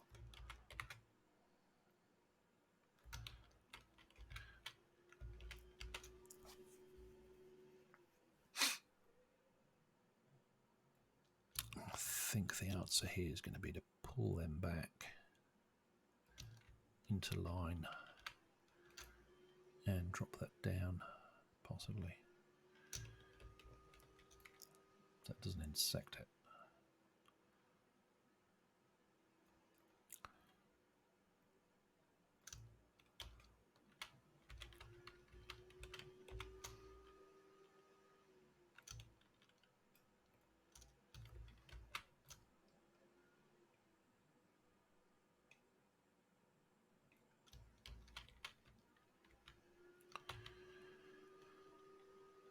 That could work.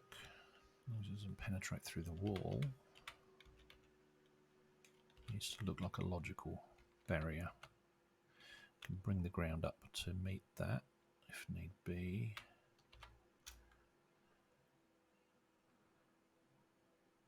That looks a bit more practical.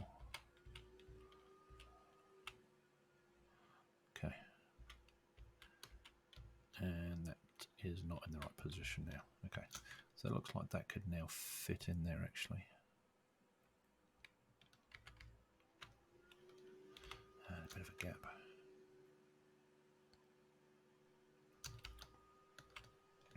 I'll say this bit's artificial. I haven't seen any evidence of this, but I just think it's more practical to have it barricaded off. You don't want to be able to cheese your way through that gap either, so I'm going to need to do something there. All right, I think the answer is going to be to bring that back to where I had it there and actually angle this part of wall into it. So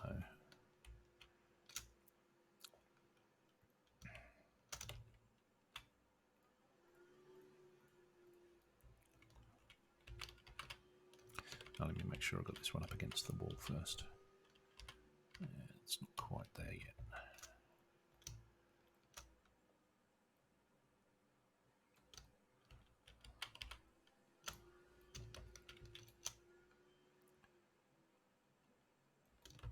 Make it look like it's supposed to be there.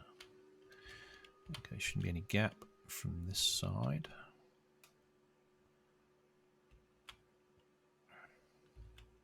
Shouldn't be penetrating inside the wall either, because it's a fairly wide wall.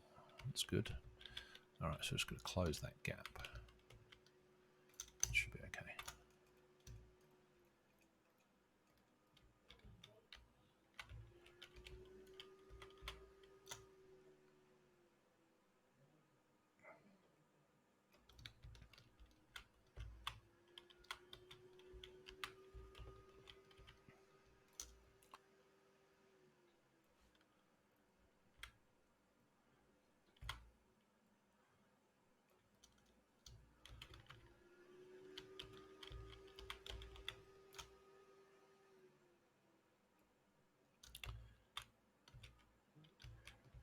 It's getting there, getting there.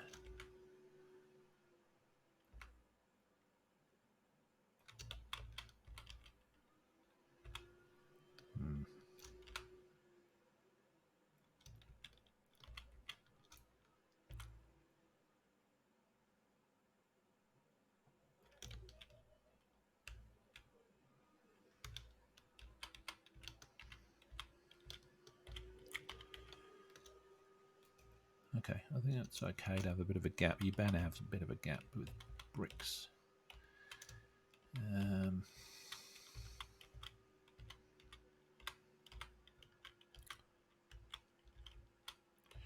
Alright, so let's get this height sorted.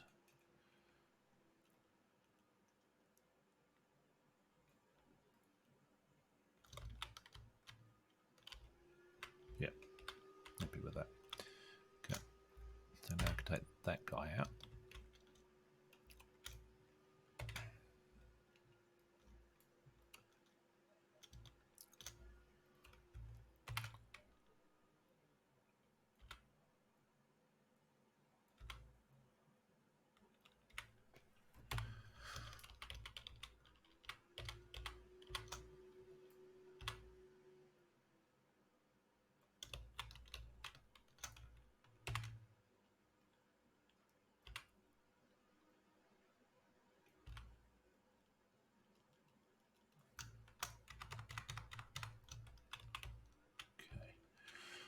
Again, I haven't quite figured out how you get out of the castle, which is on the back of this inner bailey, out through there. Whether or not you go back out through these baileys again, probably you do. Again, I don't know how that configuration is or how it should be, but I'm going to make it up. For the moment, I'm just going to put the barriers in, and I can always take them out. At least they're positioned correctly and line up. So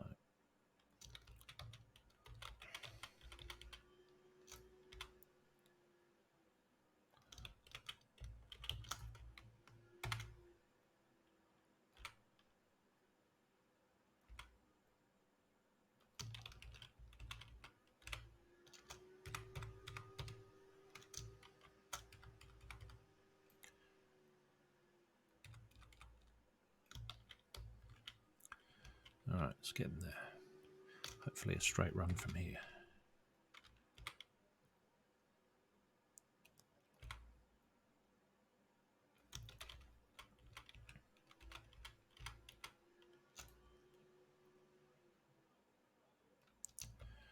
Okay, so I should be able to take out that guy. That's a building, I don't need that one in there at the moment. That one I need.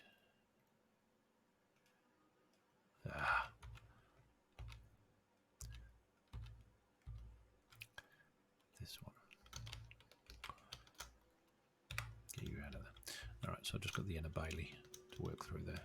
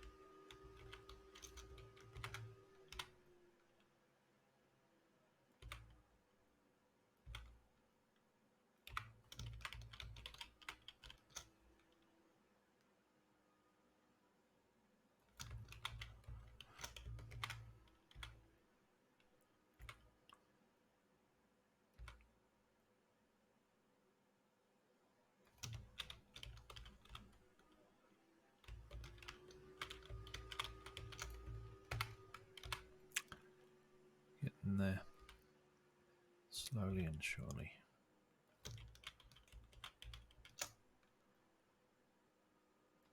This is one of the biggest locations in the game, by the way, so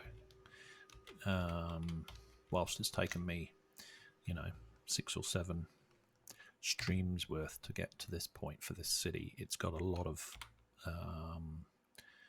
locations in the game throughout the city and throughout all the buildings here, so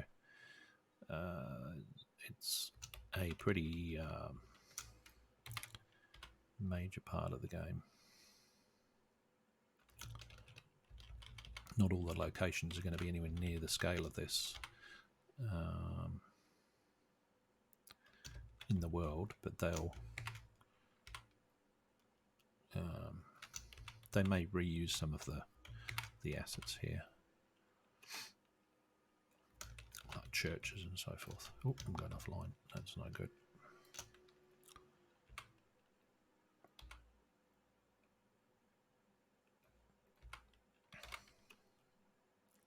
Got to concentrate on what I'm doing.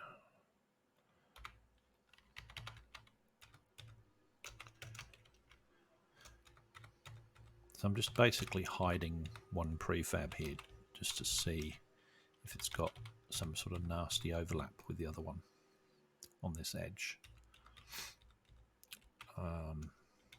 There's a little bit of overlap, but it's not overly noticeable here. But when you're down at ground level and you're running towards the thing, if you start seeing a flashing edge up through the prefab, that's what I'm trying to avoid, where you've got 2 prefabs at the same distance and they're trying to compete with one another to get to present. I'm just trying to avoid those sorts of issues, but I do want to create curves, so I can't necessarily snap all these together either. I'm just trying to position them meaningfully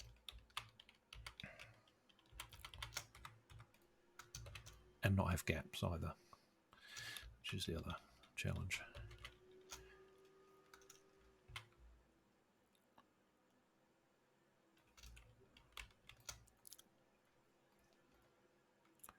Doing that thing again. So the gizmo's over there, even though I've selected this, and it seems to do this every now and again. Don't know why.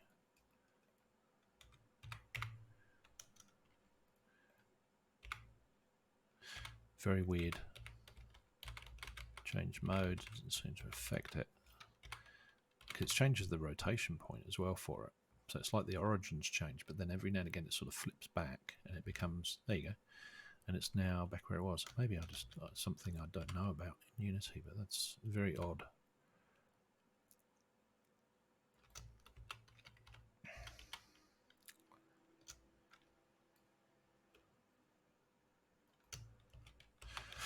Okay, we're on to the final run. That's looking okay. I want to sort of mix up a little bit down here.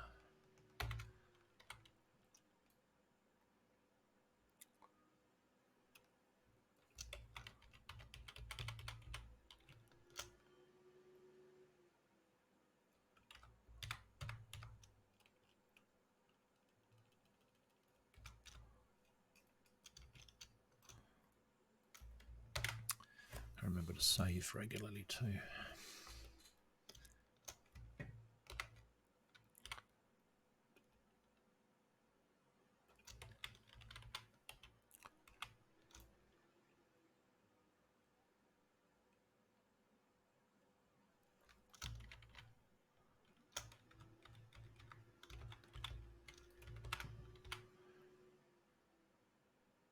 So one of the ideas I'm playing with is to use a product called, what the hell is it called?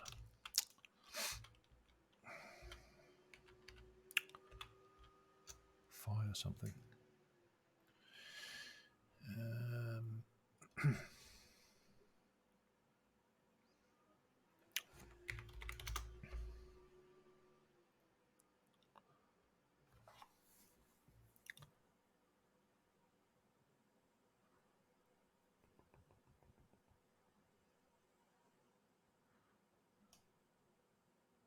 That's going to bug me now if I can't think of what it's called. Ignis, this is the one.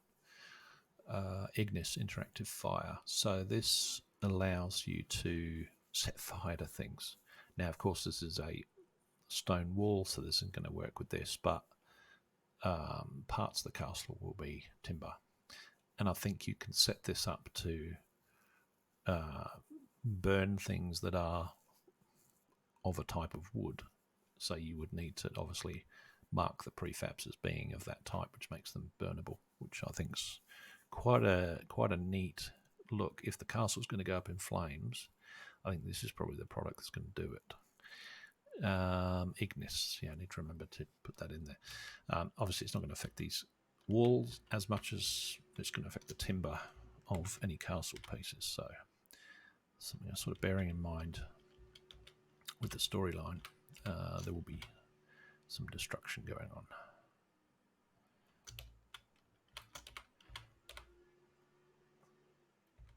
I also have a product that will allow prefabs to be destroyed, to break them up into pieces effectively, depending on what you're trying to do to them. So some of these walls may actually become, they're in their pristine condition at the moment, but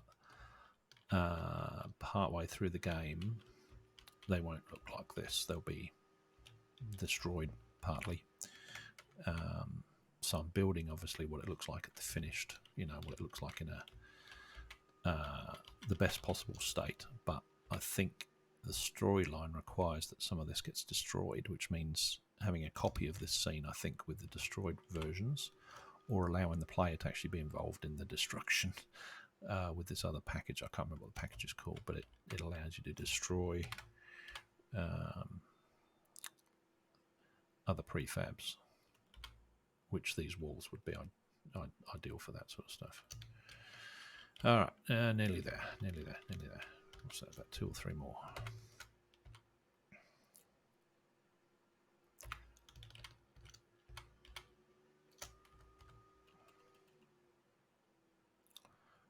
Told you I'd get bored of this after a while. You just do, 100 of them, and then you go, I want a break, I want to do something different. Just why I'm able to sort of jump around in this city and just, work on something different for a bit. Just to change it up. Okay, that's looking pretty close. I think what I want to do is take this guy across here, so this is barricaded off too. Just like it is on the other one. So it's a question of making it fit where it's logical to do so.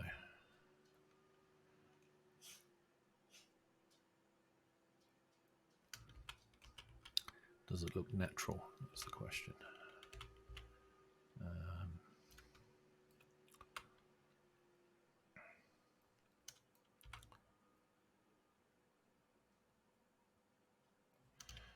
And then, of course, I've got to try and squeeze that other piece of wall in behind it somehow, or potentially bring it forward. Yeah, that's probably the way. Bring it forward a bit. Ah, I've got a duplicate in there. Interesting. Been doing that a lot. Just don't realise I've duplicated something. Okay, that's almost there. We're getting a domino effect, which I really want to avoid.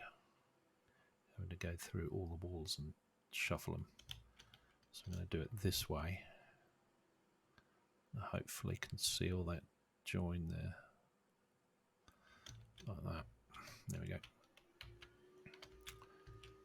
Alright. So I think he's about the right height.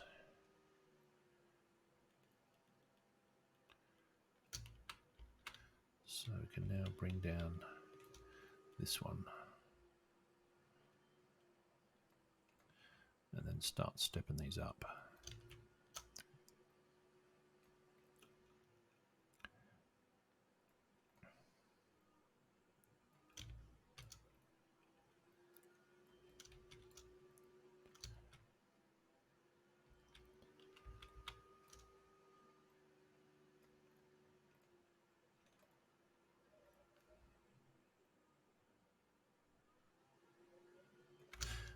Should be a little bit more careful with this. Try and make the brickwork line up from one block to the next. Just it's a little less obvious where that join is. Oh, gone past the ground level.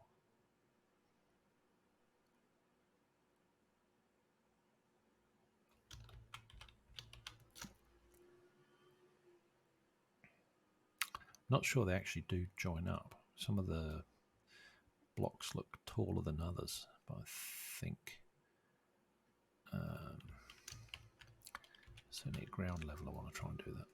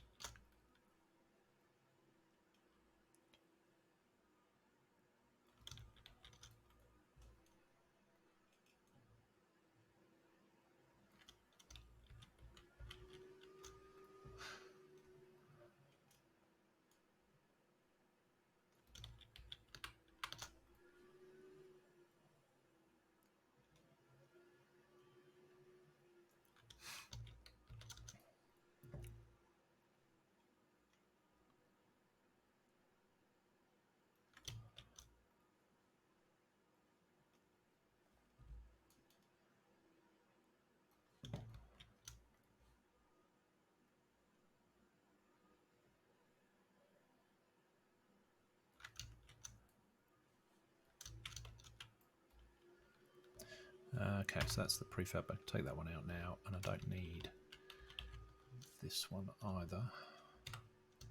That's cool. So it just leaves the inner bailey, which is cool.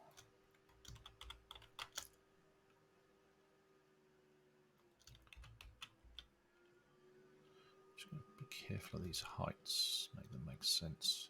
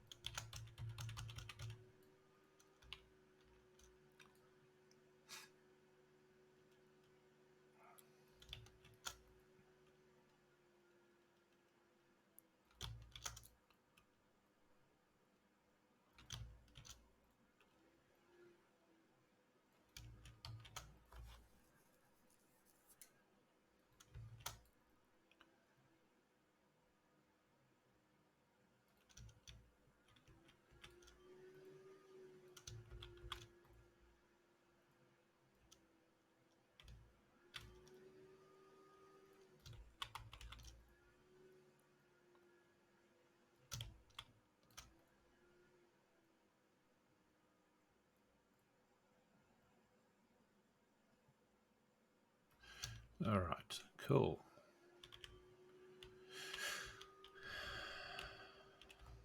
So apart from the inner bailey, that's now the outer bailey, which means you can get around the wizard's tower. Oh, yeah, okay, so we've got a bit of ground to bring up there.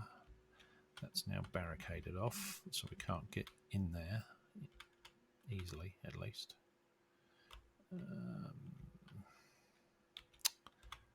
Brilliantly happy about that piece, but so I can rotate it.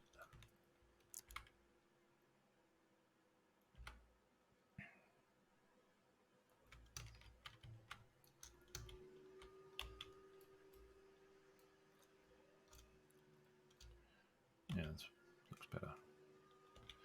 It's a bit of a seal.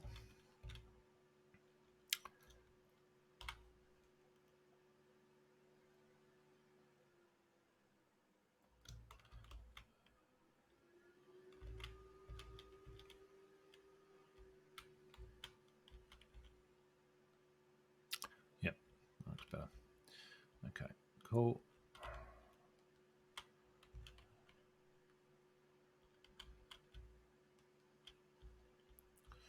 All right, so there's a little bit of, only a small bit of terrain to play with here. So I need to unprotect the terrain again. All right, so it's the outer bailey. And these can be collapsed. Turn on the terrain, edit the terrain, raise and lower. Okay.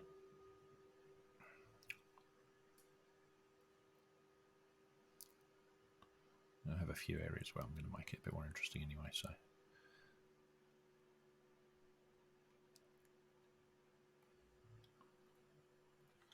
Smooth that out. Larger brush, a bit stronger. Oop, that's a way too large a brush.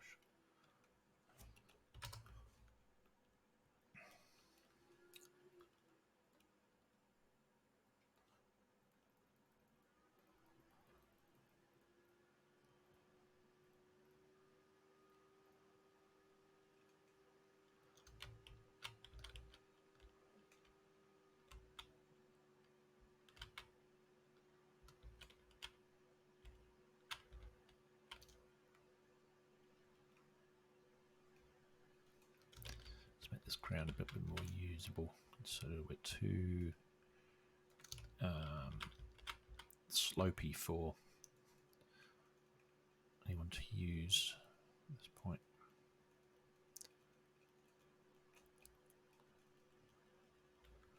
Okay, smooth that out.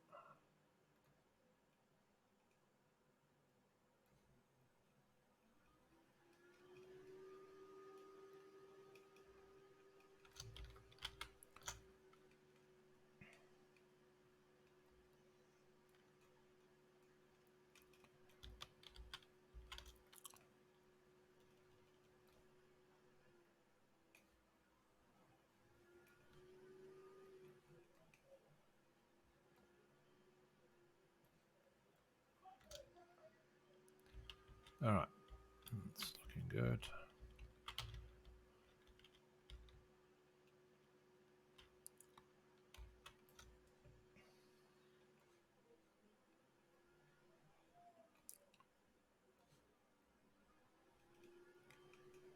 Okay, cool. Let's put this in play mode and have a bit of an explore. See how that looks from the player's perspective.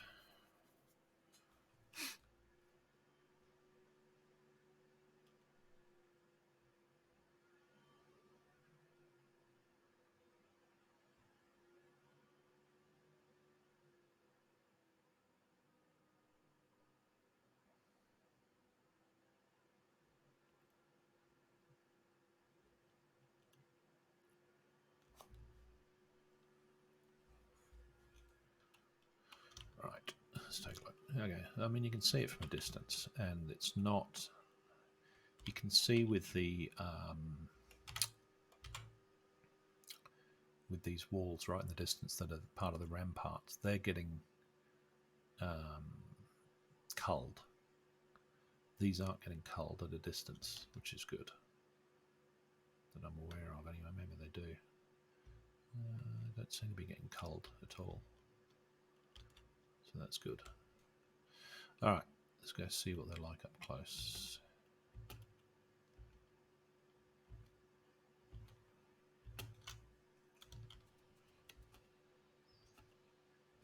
I want to check them out in different lighting conditions too, so I'll change the weather in a minute and just see how they appear.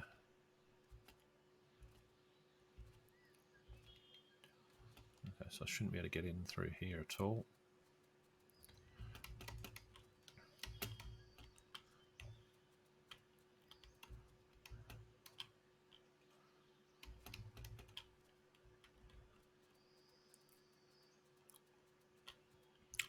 shouldn't be able to see it in here.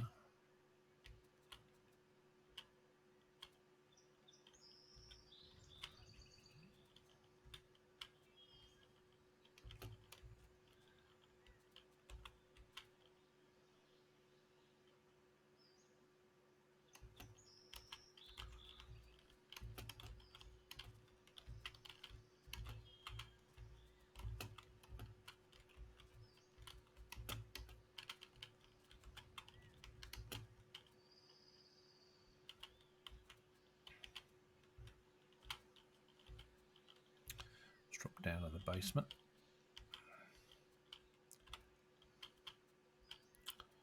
Okay, so we're now out at the castle gate. Still got to do my drawbridge thing in here, off to the distance. But let's have a look at this outer bailey from the inside now. Still pretty slopey, but that's the way the hill actually is. I think this is Northern Hay Gardens on this side, so it's kind of... I don't know that the castle would use it for anything, but it's certainly a defence. It's, you know, you're still not in the castle area, so even if you can penetrate the city walls, you're still not inside the castle. But obviously there would need to be a way through. Let's just do a quick test of what it looks like from the ramparts. Ooh.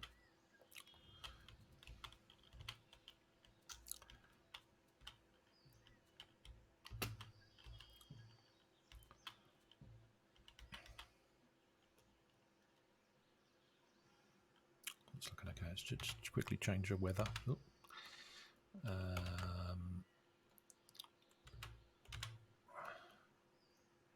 Borough sky.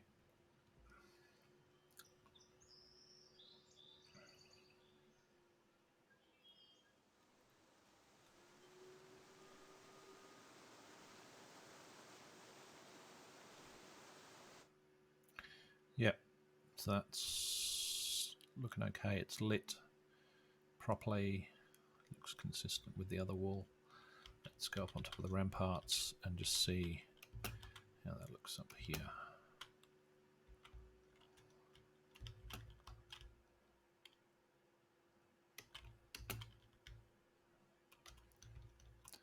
Yeah, I think that'll look okay. Technically you could jump across there if you can get on the ramparts. Pretty precarious though. Alright, so it's looking okay. Alright, I might just do the inner bailey while I'm at it, just to get that out of the way, and then I'm free to then do something inside the castle, so that's working pretty well.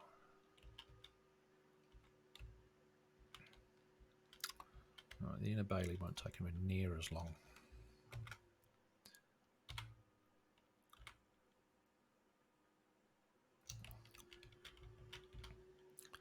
And again, I may give myself a little bit more room inside the inner bailey.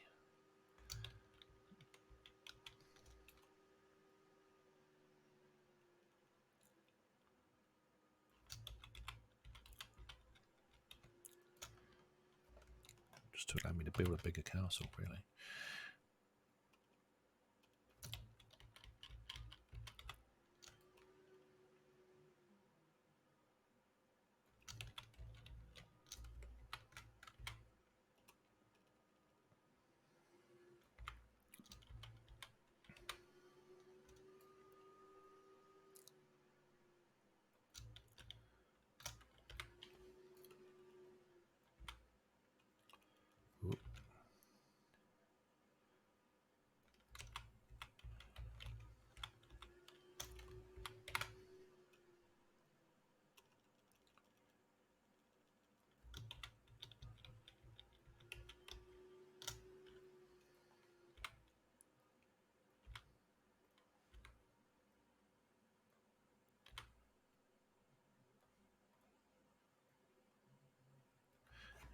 Duplicate.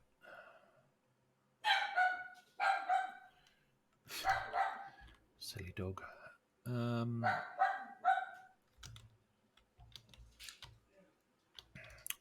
actually think the inner bailey is a lower wall.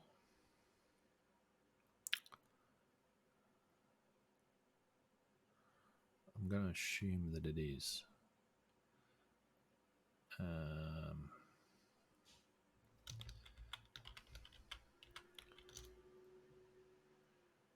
Because I think the defences on the inside would be I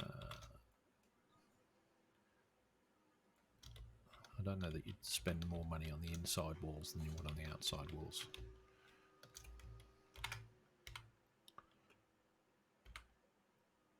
Ooh. I don't know, maybe you would. This is where I'm making it up as I go along, really. Because we have no records. Dating back to 500 AD anyway. Alright. So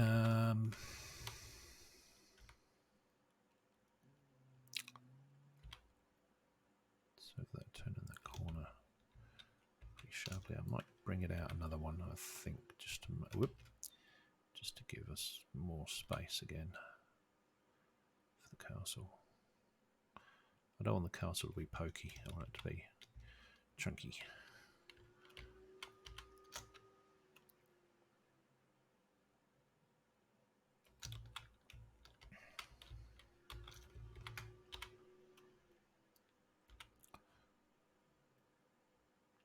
Ah, it's doing that stupid thing again. Oh, there you go, it's fixed it again. Weird.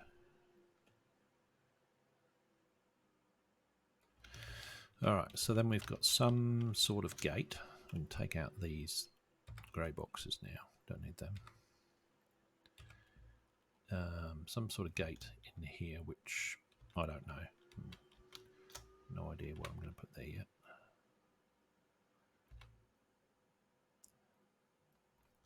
I'll keep the wall going, I think, and just delete the bits I don't need once I've got a gate that I like for that inner bailey.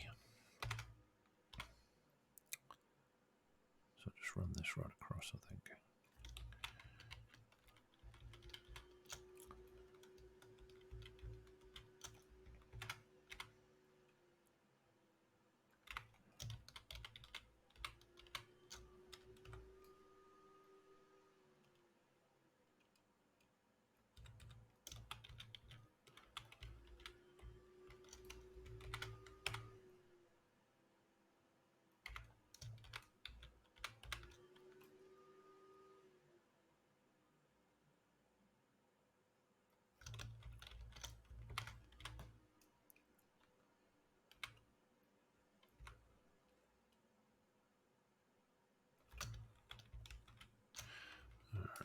Turn the corner.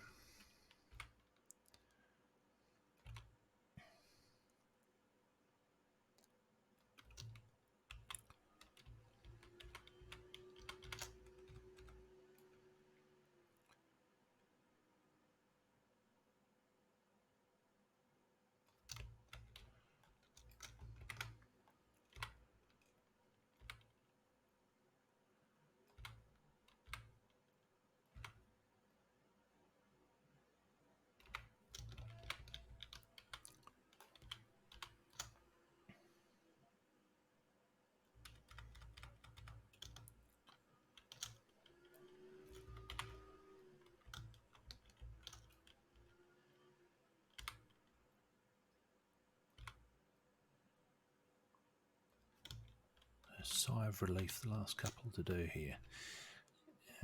Getting sick of these walls.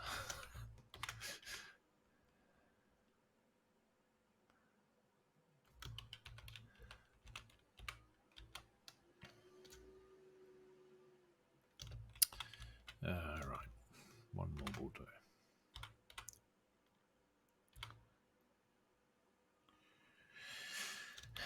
I knew that was going to happen. I think I'll just take out. Just take out half of it. That'll make it a bit easier to work with.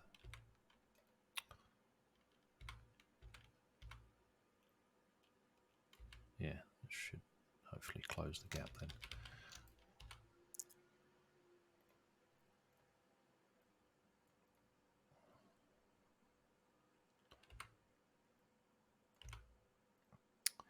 Doing that weird gadget thing again. Why it keeps doing that.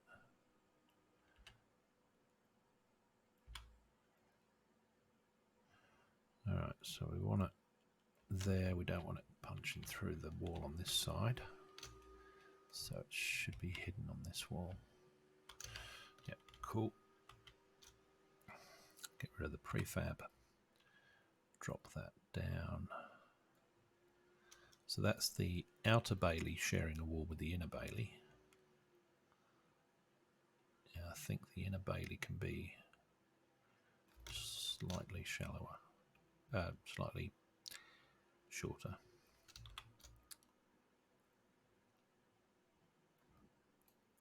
But of course it will depend what I do with the gate here. So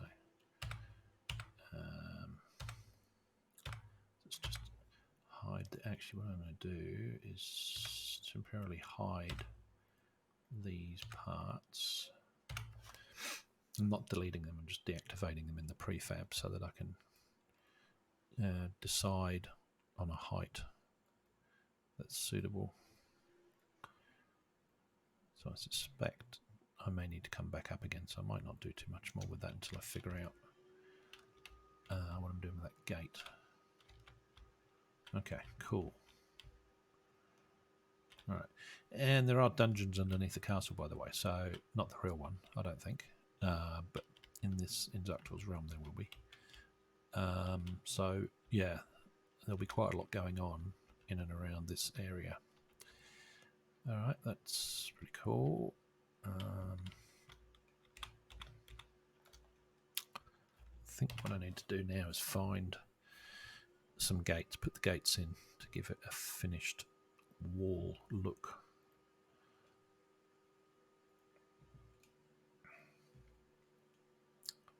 Alright, so I'm looking for let's pop this out so you can see what I'm seeing. But we've got a portcullis section here.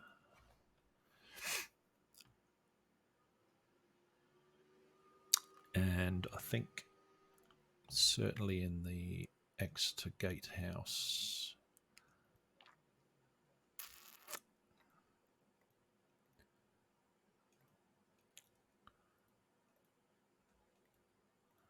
not sure if I've got photos of it, but yeah, there is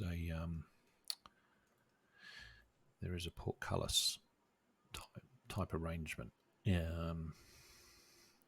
on the outer bailey here, so that sort of thing might work.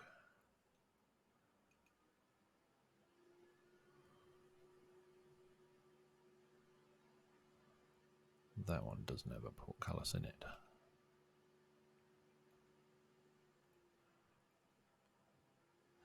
That's actually really interesting, that one. I think I'm going to use that one in the castle.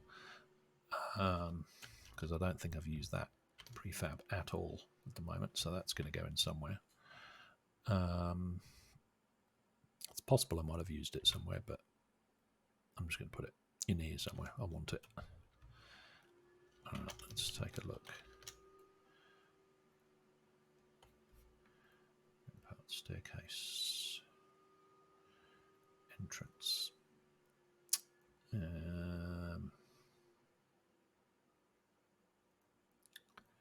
Completes. That's one of the ones I want to use.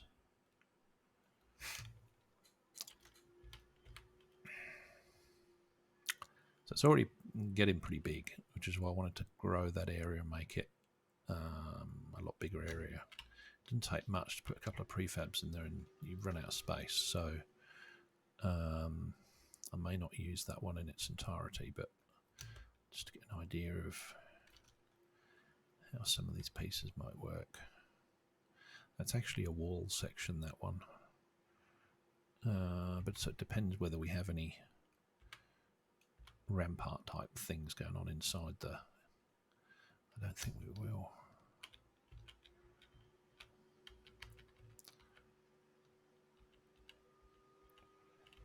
Actually, we are using that somewhere. We are. I recognise it. We are using it. I think it might be this guy on this side of this one.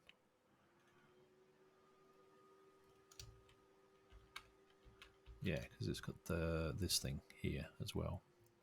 So we are using it already. Right, that's cool.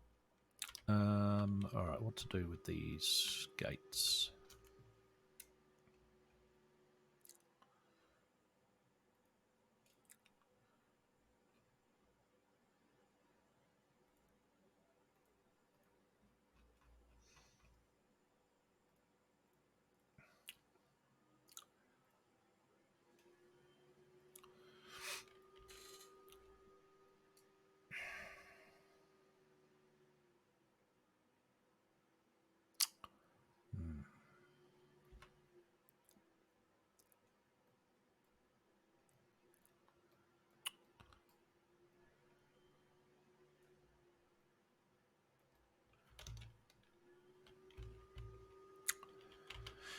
Yeah, that could work as an external part.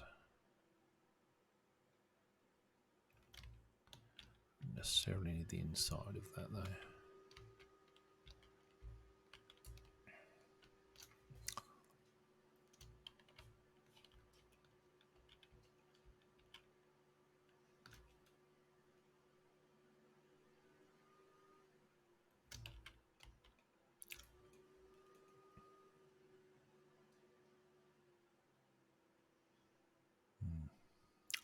I actually think the gate's slightly off center too. At the wall section that's in here. So I think this part's out of off center. I can't remember if I put another one in here, so I'm going to copy this guy across. Just fill that gap again.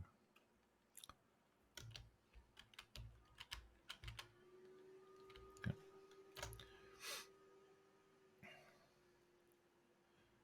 Go back and find my new one.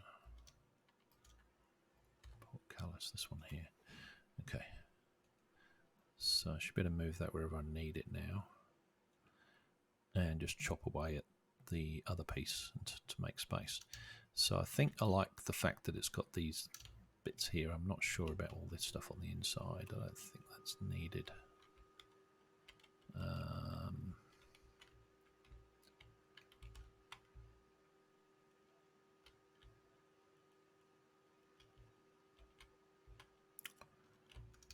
And it is a fair bit higher than the ground level.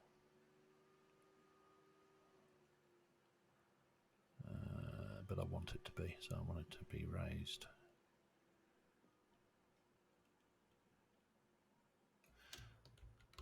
Okay, that could work. Alright. I guess just to keep it interesting, I could put something on the end there. So towers, tower, corner tower.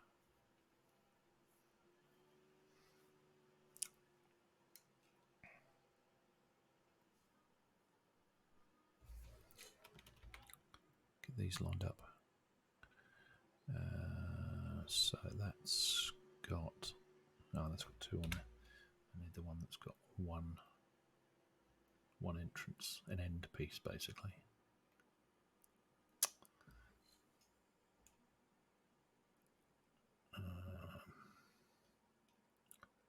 Part short, straight.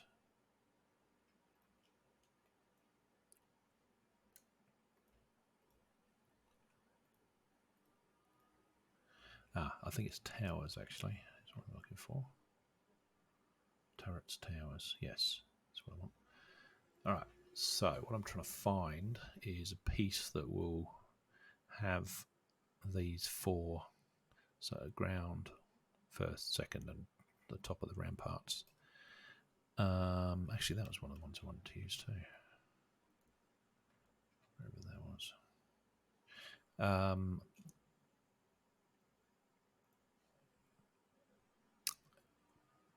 A little bit like this, but closed on the other side, I think, is what I'm after.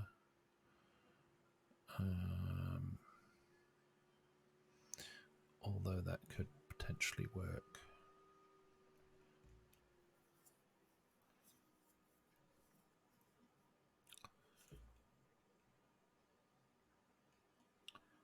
Tower.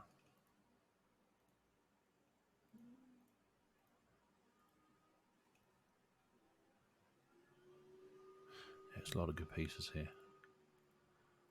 Alright, let's make a choice. That looks about right. Okay. Yeah, no, that'll work. Alright, so I've got to line that up with the exits from the gate. It's probably not far off there.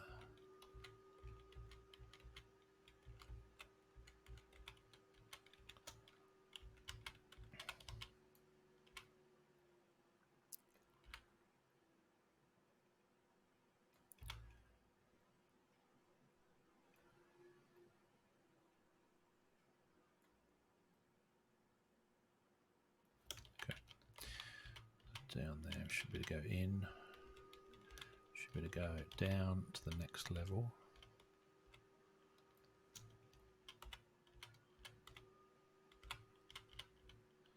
And out that way, there we go.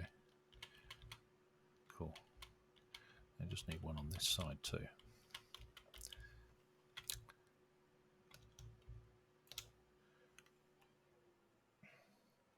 Which hopefully is this one. Should be the opposite side.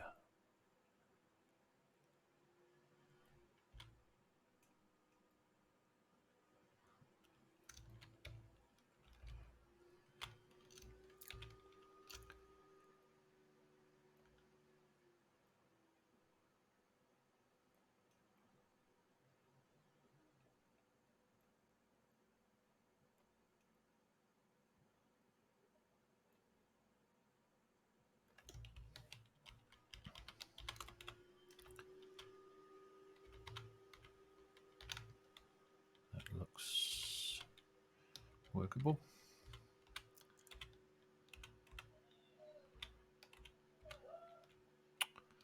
Where am I? Where am I? Where am I?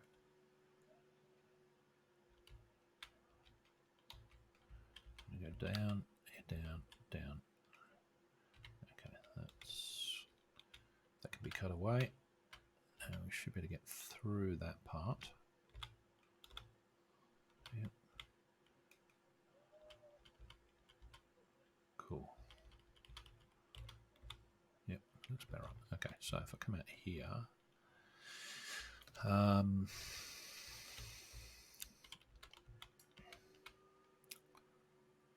think what I want to do is take all three of these into the wall a bit more, just to have them inside or outside, one or the other. Does look a bit better outside, but then I've got the wall piercing inside the mesh, which doesn't look very good. Unless I remove those pieces, I don't need the... Yeah, I think that's going to be the answer. So that goes in a fair way, that's the problem there. I can take out that piece, but then I've got a gap. And that's going all the way through the stairwell, so that's not going to work. Alright, so I think what I'm going to do is take all of this and...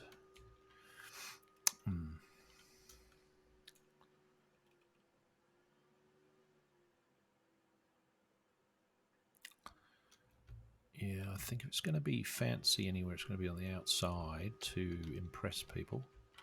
So I think that works better. And then I just need to cut away at the bits that aren't needed now. I think that's the answer. Let's just take those and jimmy it about a bit.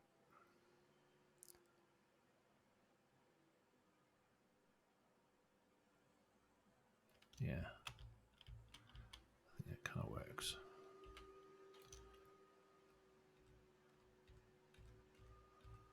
That can come out. Hopefully we don't see this part of wall jutting through there on the inside.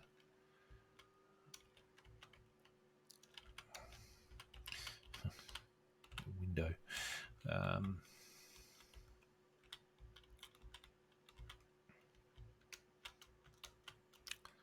I don't think you can see it from there, so it looks okay from this side. And we'd probably do something similar here. That looks like that can come out. Oh, found a gap. That's not good.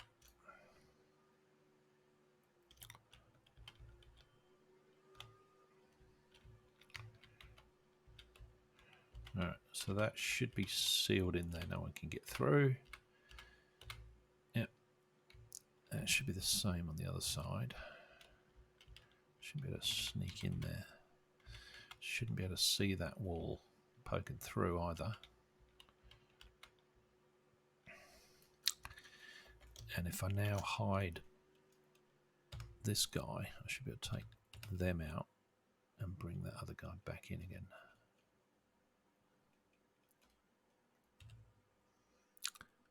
And same with these, that's fine. Yeah, that works quite well. So I think the bit I've got to be careful of is the base, actually, in here. That I've not got a wall poking through somewhere.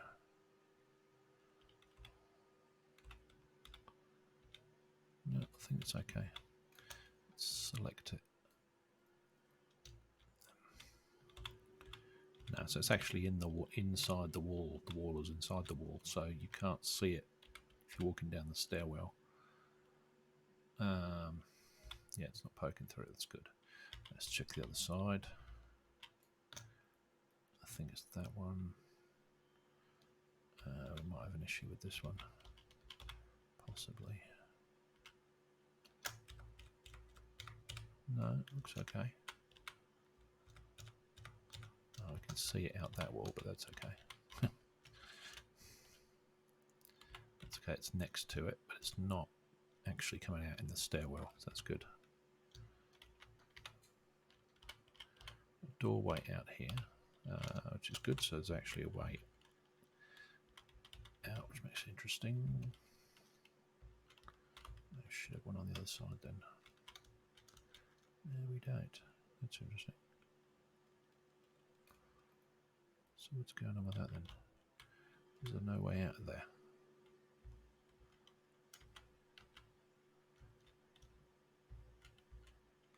Well, maybe not. Okay. Well, I think that works quite well. Pretty pleased with it, I think. Got the battlements on the right side of it, so this is certainly facing the right way. And it does work as a outer bailey. I think what I want to do is bring up the ground level now to slope into that front part there, otherwise the player's going to have to jump in order to get through the gate. So let's grab the terrain and raise that. Let's make it about that.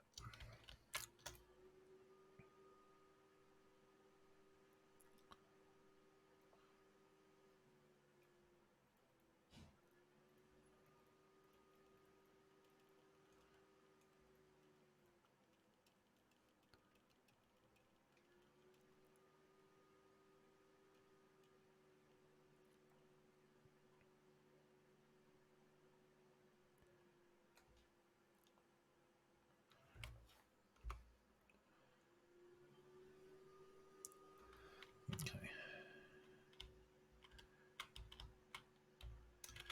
We need a little bit more fiddling around that.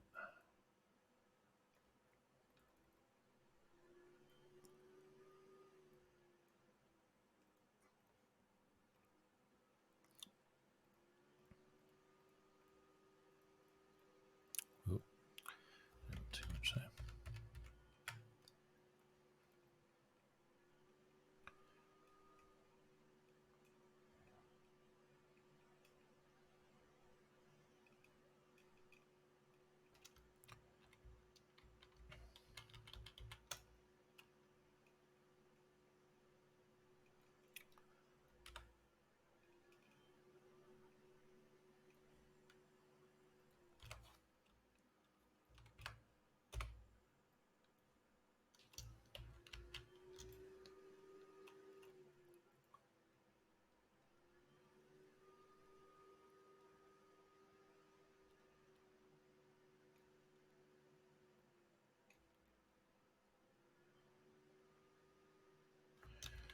It's a repeated process, unfortunately. Just got to keep working at it like clay. Let's get in there. Let's get in there. It's quite a steep entrance, actually. It is uphill into the castle, so I want to smooth that out a bit more.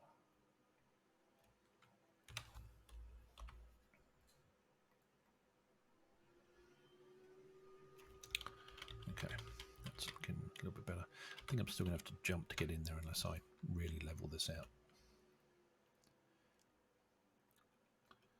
So let's do this on a small scale.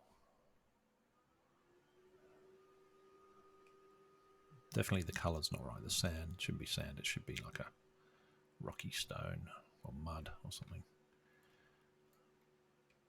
Might pull it up through there and then level it, I think is the way to go. Do the same on this side.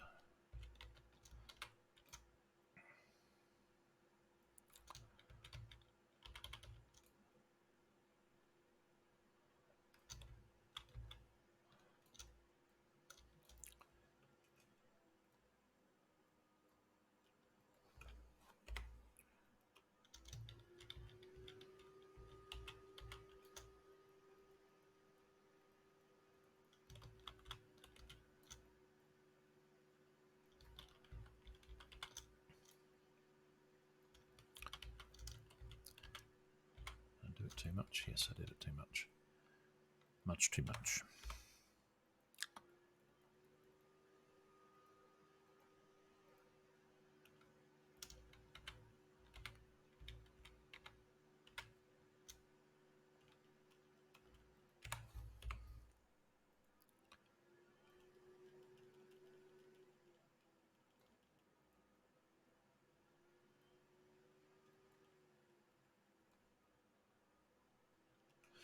Okay, that's a little bit better. Still a bit of a bump there.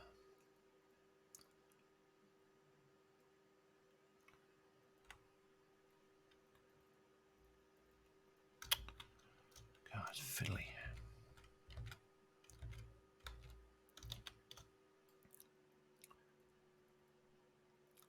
It's literally every mouse click, but if you run the mouse, it kind of just goes crazy. Just want a gentle slope.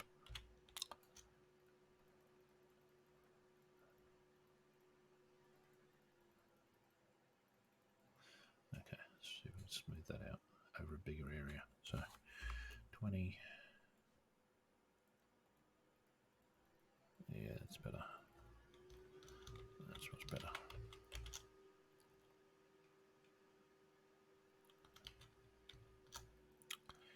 I may well. Too much of a hump, I think. Probably going to be raising and lowering all sorts of areas here too, because the actual roads, the paths or whatever, are going to be probably worn, by horse and carriage and all those sorts of things. So they're likely to be a little bit trodden in than the grass. So they're generally not going to be raised, they're going to be lowered, if anything.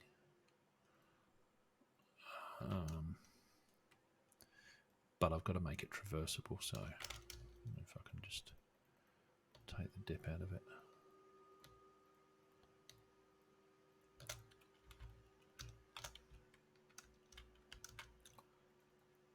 No, other way.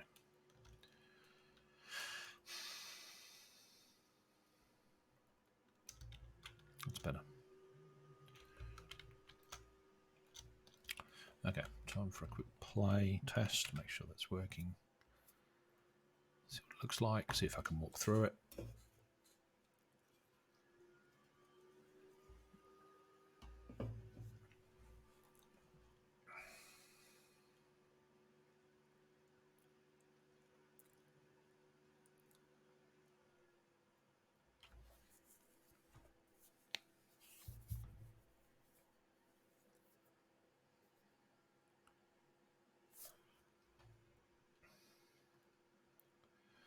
All right, let's take a look. Now, it's certainly looking impressive from a distance now. That's what I wanted.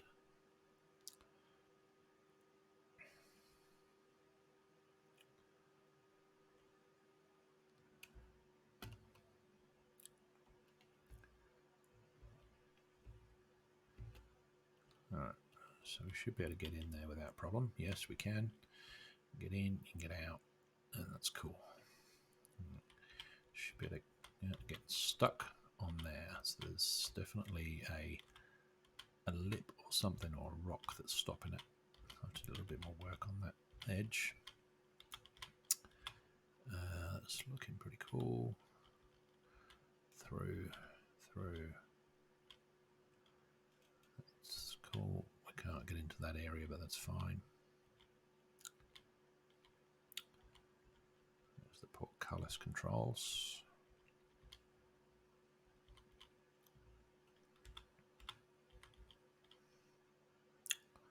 It's good, the arrow slits. And we can get up on top, which is cool.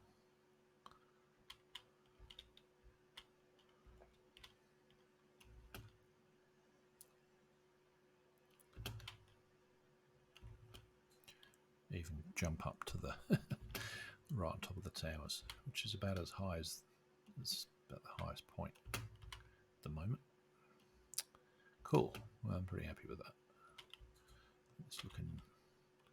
I might sort of embellish these walls here a little bit more, but I don't think they need the ramparts on them. It's overkill for what they're there for as an outer bailey. I mean, the gatehouse is probably overbaked as well, but I wanted it to look impressive on this side. So then we need an inner bailey, which won't be anywhere near as fancy, I think. And then you've got the castle. So that's going all right. There's a little bit of an issue there on that section here of the wall. I may want to just push that into the wall a little bit more, so it's not quite as noticeable.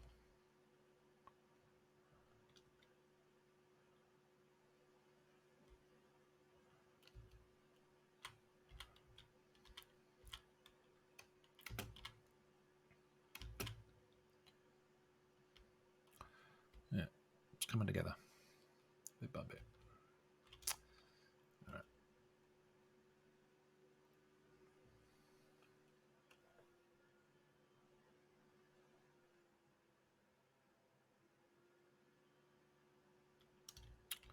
Okay, let's see what we can do with this one. Ah, this is the bit I need to fix. So this guy, I want to probably budge this very slightly this way. Hopefully it doesn't upset anything. Okay, so it's popping through the wall a little bit there.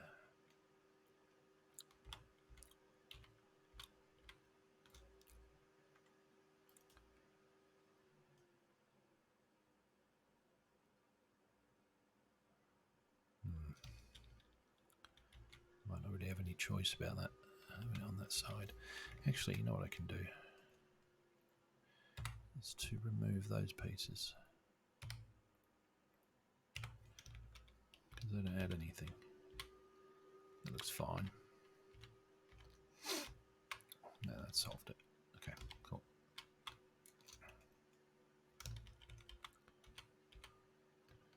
And then we need them on this side, because the gap's too much otherwise.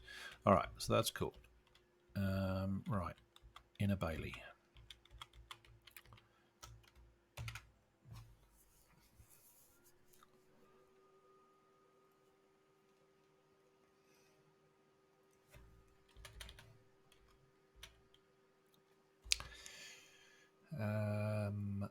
Okay, so the castle outer bailey with the two turrets and the portcullis that goes in there, and that means I should be able to disable the whole of the outer bailey in one foul swoop. That's taking the inner bailey with it, so I need the inner bailey on a separate group.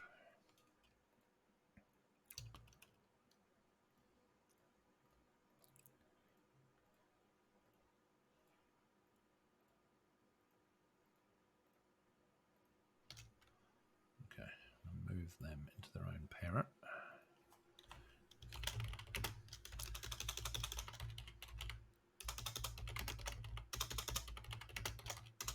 God, my typing is terrible at the moment. All right, so move that up, I think, and out. Outer bailey, inner bailey.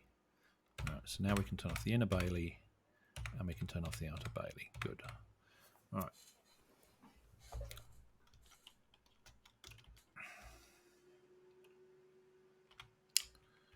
So the question is what to do here.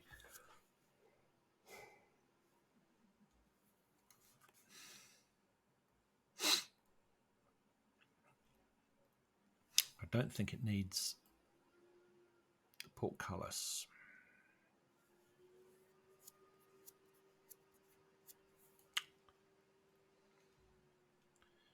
Pop out the floating window and we'll see if I can find something that looks interesting for that space. Let me position the camera. Actually, I want to take this building out. I don't want to influence the decision too much with that. Alright, so I want to put this in here.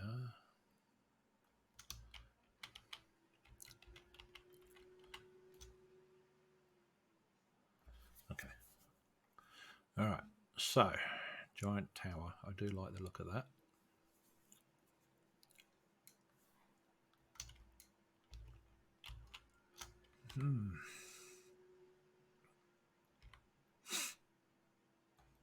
Let's put that in there somewhere as a placeholder.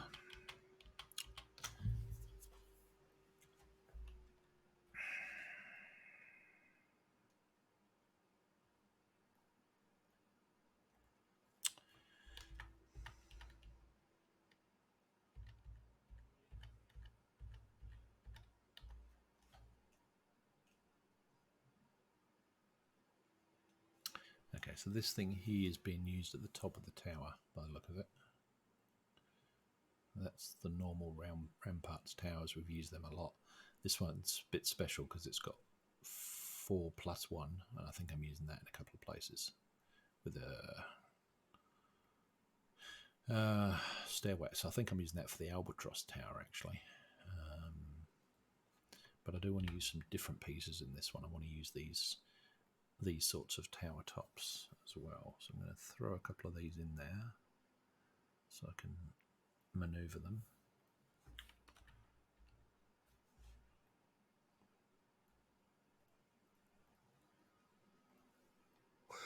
Oh, excuse me.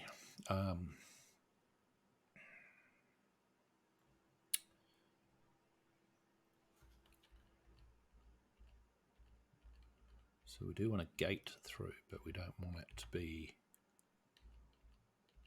I wonder if something like that might work.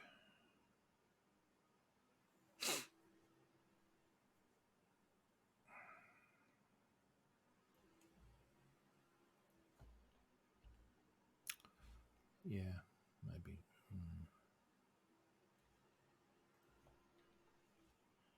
Turret floors. Oh, I'm in the towers section. That's why I'm... Right, this is the part that I want, I think. Singles. Okay, so we've got some archways. Ah, here we go. Arch doors. That looks pretty good. Not bad. Not bad. I can scale that up if I need to.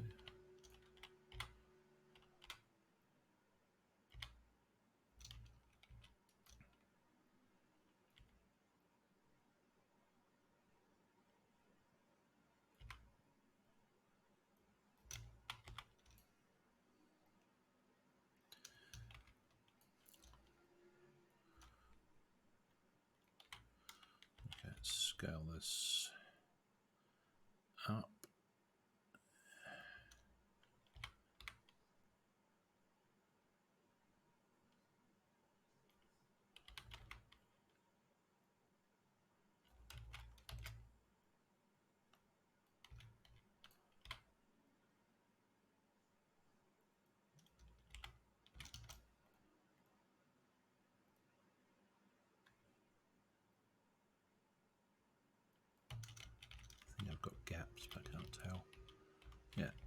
few gaps there.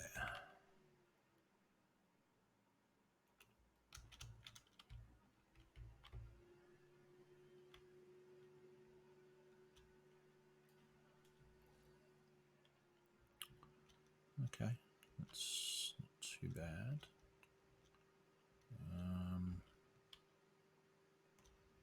Certainly seems to merge okay on this side.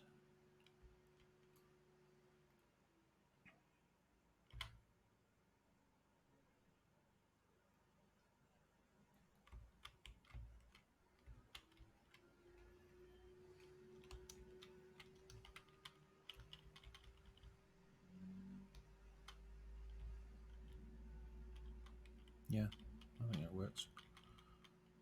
Cool. All right, so the castle.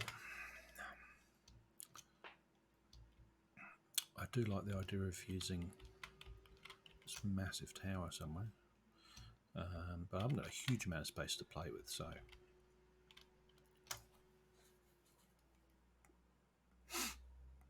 And what I may do is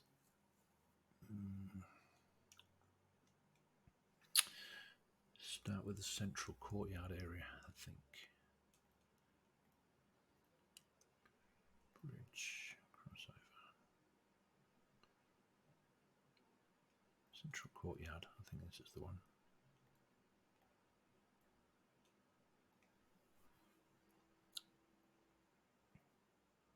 That's huge.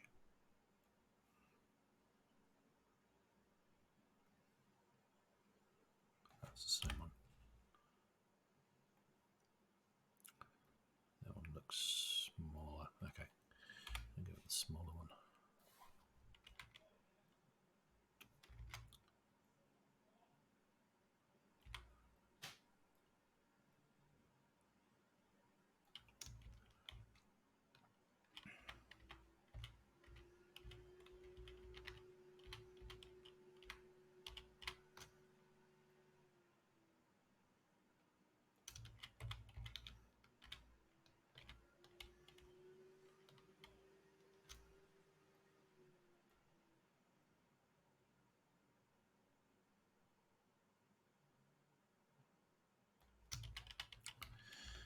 Okay, how much room does that give me for buildings? That's the question.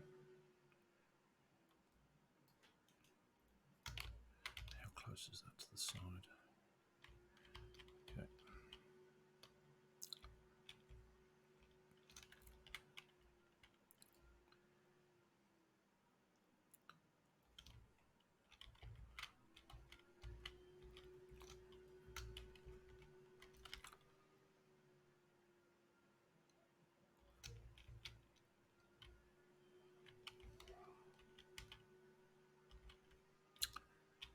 Doesn't look like that's going through. That's good.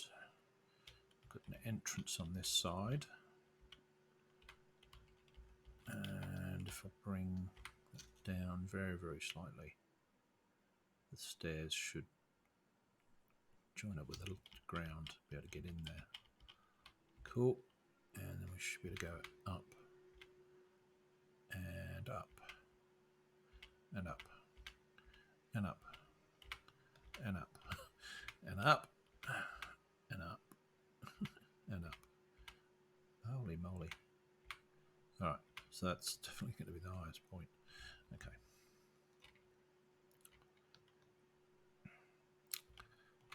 It's interesting that the battlement piece here is actually on the same side as the stairs in, which is odd.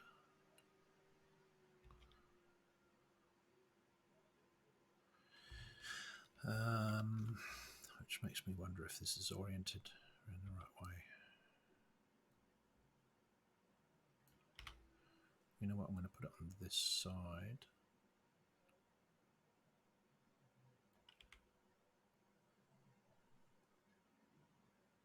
No, I'm going to put it on that side. And I'm going to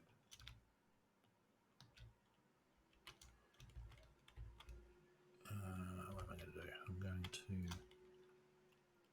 orient it around that way and just bring it back a bit.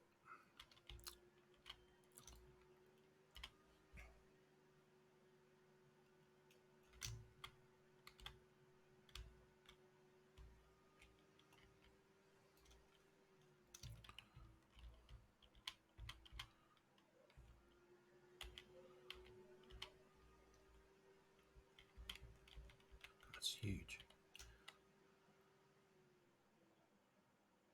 Okay, that should work. Oh, got too much. The ground poking through too much. A little bit's fine. Okay. Alright, so that should have the battlements facing outwards. Yes, cool.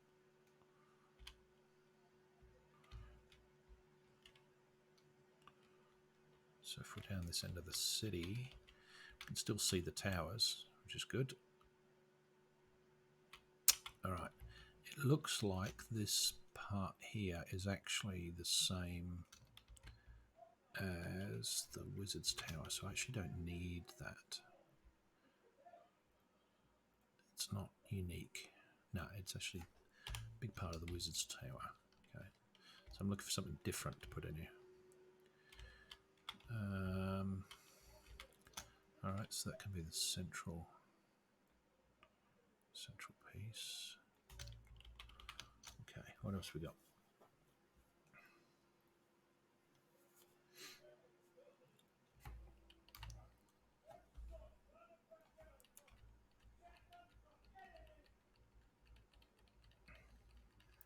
These are relatively small pieces. The cobblestones look really good. I've used these on the bridge, so you've got kind of a water material on them. But the height difference is just really nice. So you've really got a flat texture. It's real cobblestones.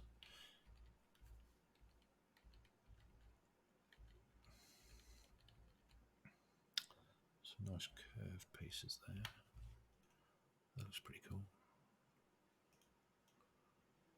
Oh, weird.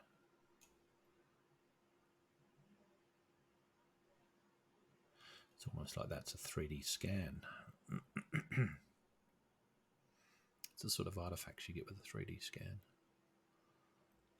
So it's quite possible it was scanned in 3D and then just joined up, but not fixed up totally on the bottom there. Interesting. All right, off topic, but interesting.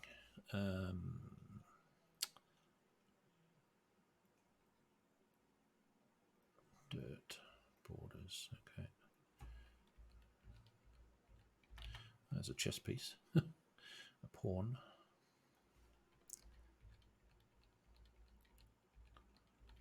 Okay, lots of flooring types, portcullis, slabs. Yeah, a lot of these pieces are recognised from the ramparts.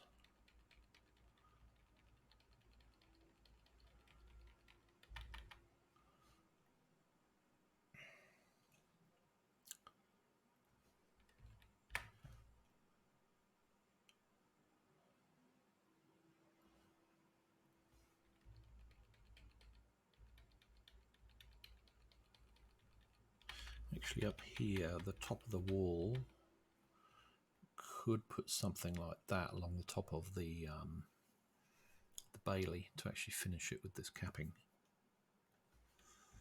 It's going to take a while because there's small pieces. I should have done that to start with.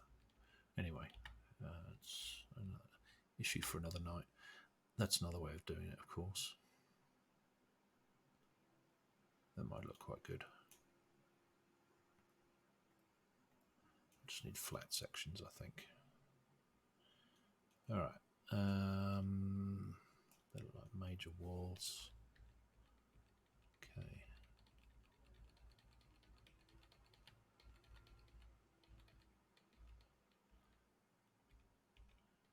Porch roof.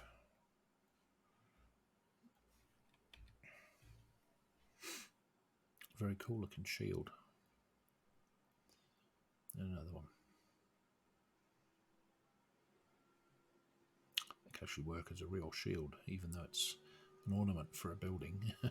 Scale it down, it could actually probably work quite well. All right, so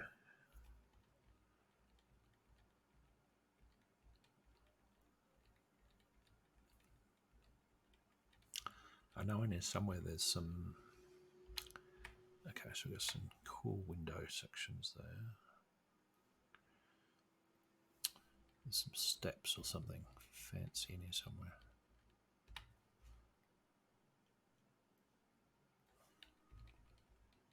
Okay. There we go. Steps. And they're actually called steps, so that makes sense. Alright. So flat sections. Tunnel. Yeah, we want a tunnel. So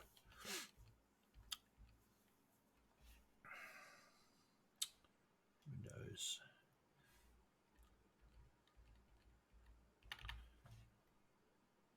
Yeah, I think we're using that here. Wooden platform. Cool. Staircases. Yeah, this sort of stuff. That sort of stuff's what I'm talking about. Small steps. Arrow descending. Yes, okay, so there's the tunnels and staircases. In a descending. Yeah, that's what I'm after. So I'm just going to put them in the scene so I can move them around. These are parts that lead down to the dungeon. And potentially also lead out to the main gate out here. So I do want these parts. I think this is the part I was looking for.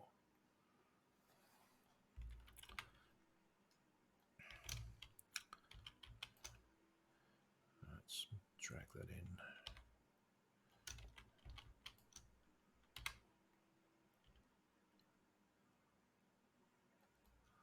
Alright, so where to put it, I reckon.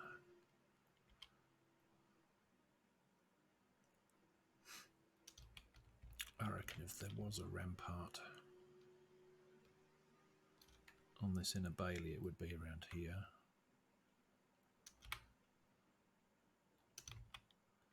So let's start with that. Let's see where it goes.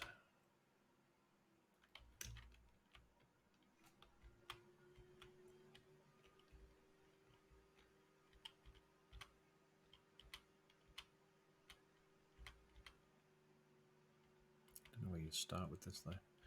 Okay, so it comes around there and then comes off that way. Okay.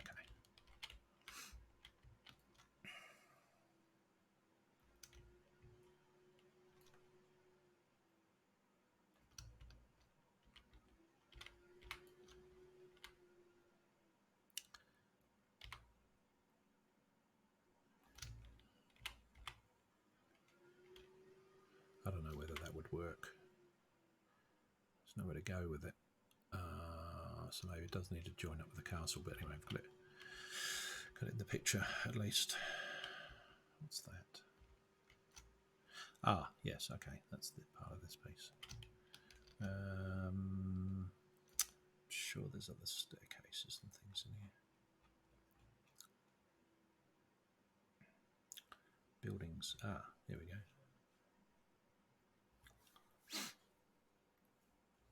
Side entrance. That certainly looks, well, that belongs down there somewhere.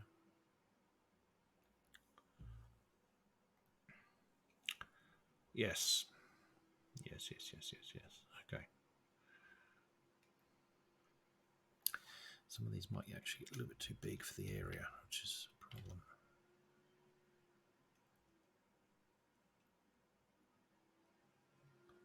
I'd say they're huge, some of these.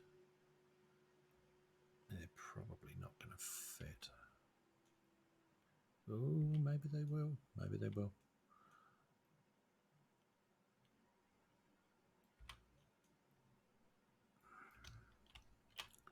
God, it's a bit squeezy.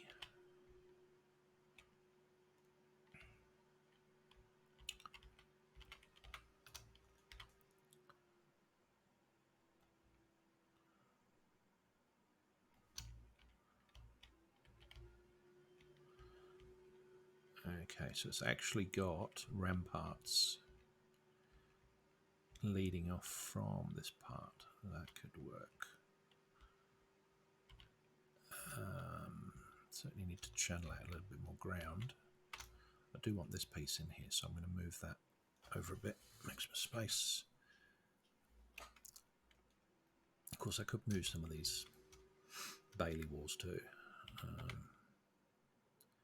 if need be.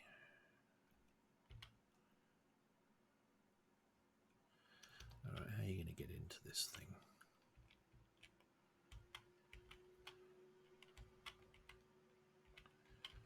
So that goes in there. Okay. Okay. Wow.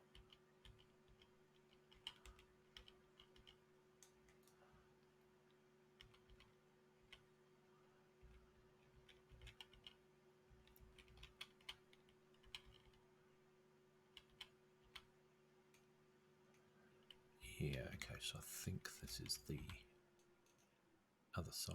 I think that's the way in. I wonder if that would work. Let's take that guy out of the way. Let's just take that guy out of the way temporarily.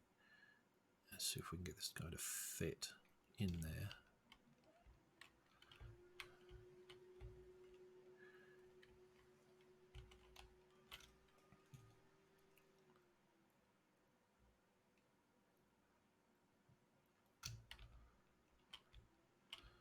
Yeah, that works. I think that works. Cool. Yes. Alright, so I think what we want to do is bring him up.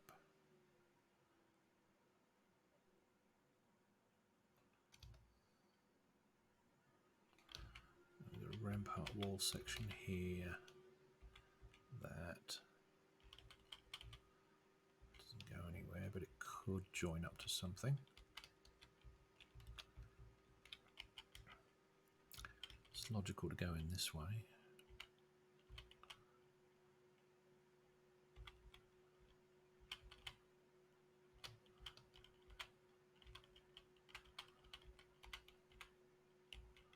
Okay, so that could work. And it's got space on top for other stuff.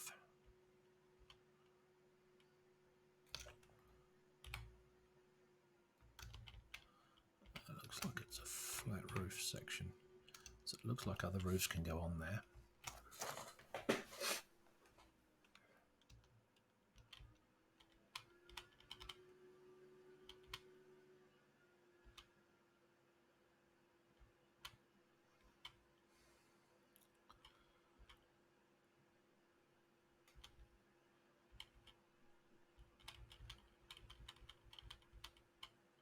Yeah, okay, so we could join something up on the back here. That looks like a normal rampart section there. So it does look like it's got ramparts on both sides. This thing here can join up to a rampart. So maybe I'll make a rampart around the inner bailey.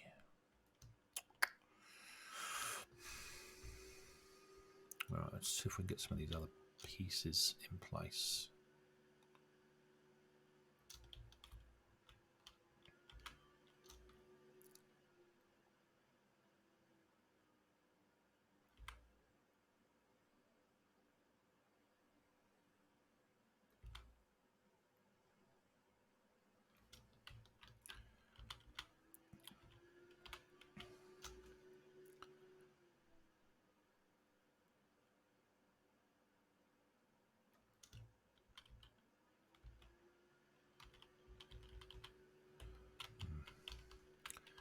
Scale that down a bit, actually.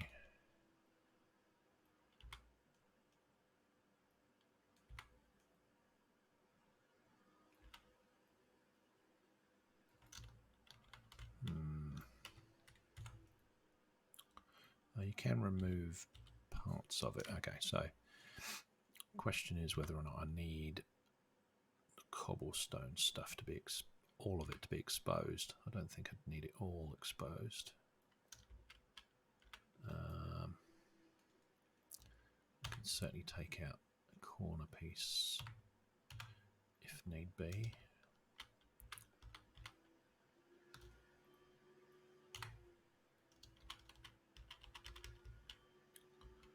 That could work.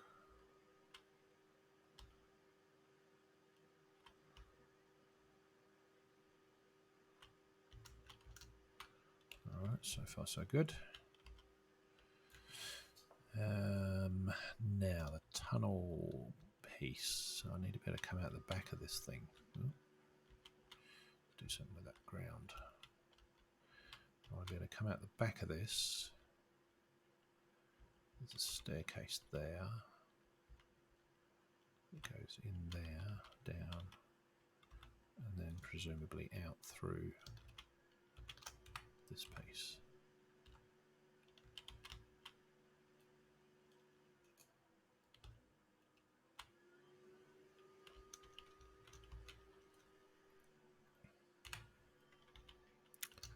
So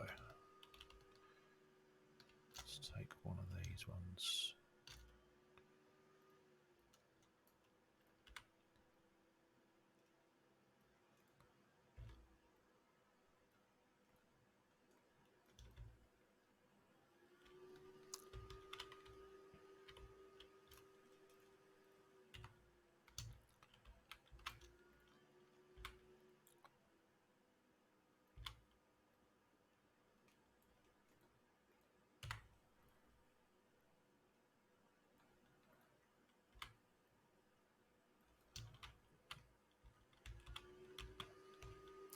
Doesn't quite line up just yet.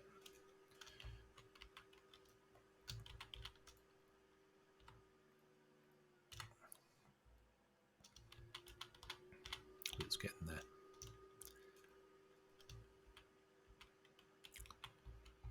These arranged in the right way. Yeah, okay, so I think that could go this side at that.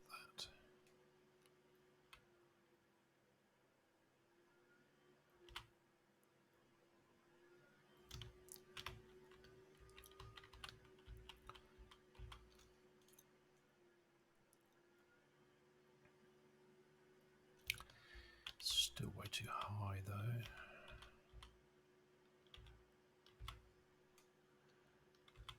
Okay, let's work from the bottom.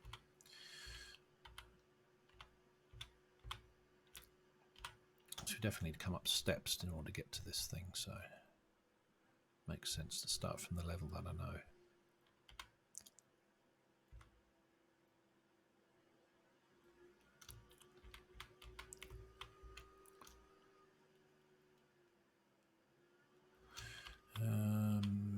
Not too happy about. Suppose it could have a wall through there.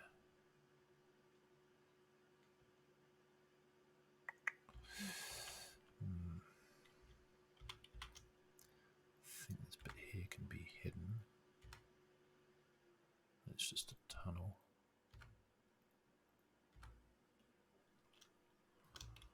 Potentially.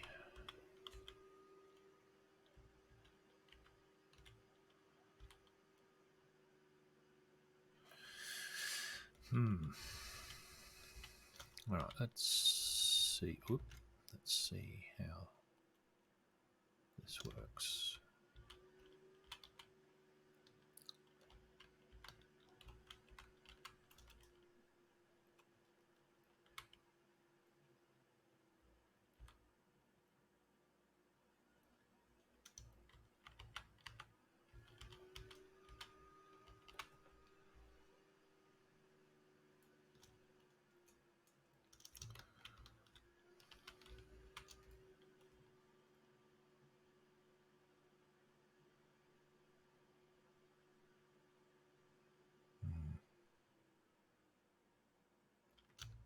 Too much change in height, that's the problem. So I think it needs a staircase down. Definitely needs something like what we've got over here.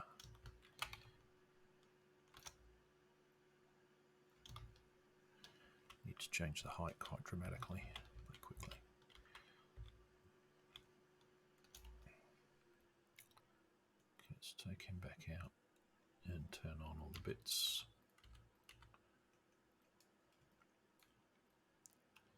Move the other way.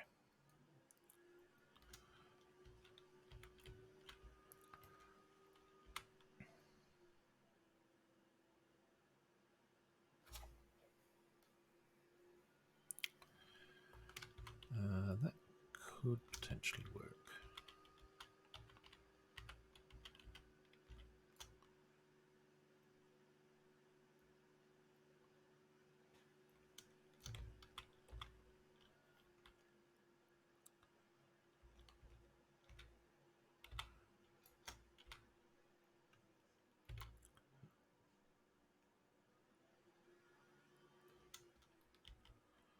Obviously have to channel out a bit of ground there, but should be able to come out on this level, go down there, go down there, go down there.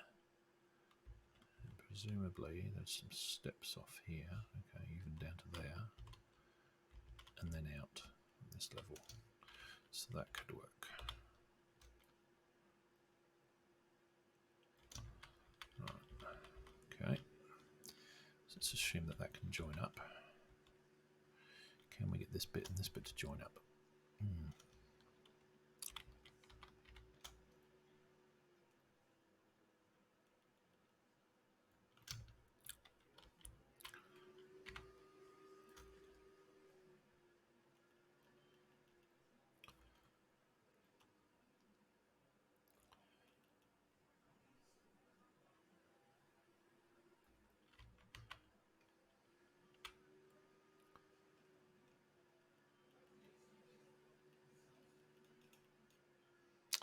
Doesn't quite work how I want it to. Doesn't have to be through a tunnel, but I do want it. By the time you're entering the outer bailey here, you'll want you to sort of be indoors as much as it can be. I wonder how else I could link that one. Height difference is still probably just use a staircase maybe. Stairs. Steps. Okay.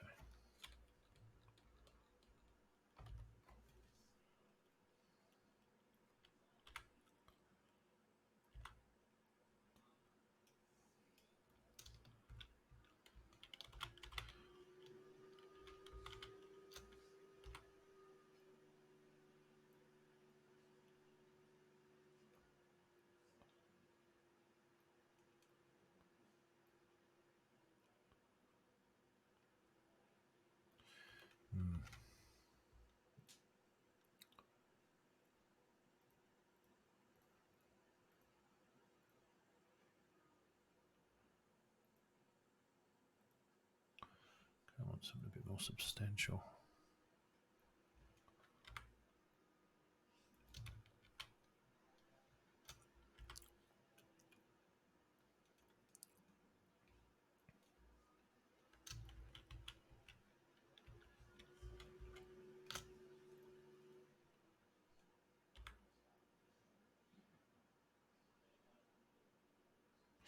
Okay, we definitely need some way of getting into the dungeon, which means having a passageway somewhere in here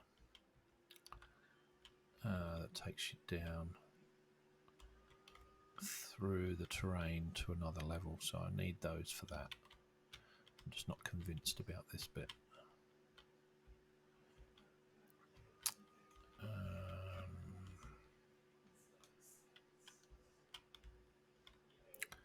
think that will work. That should work okay, that one. To get that change in height.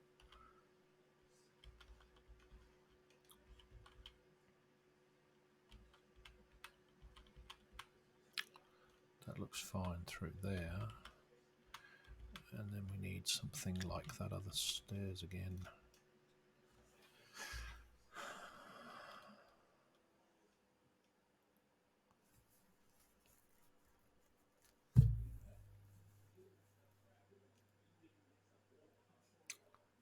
Main entrance. That might work.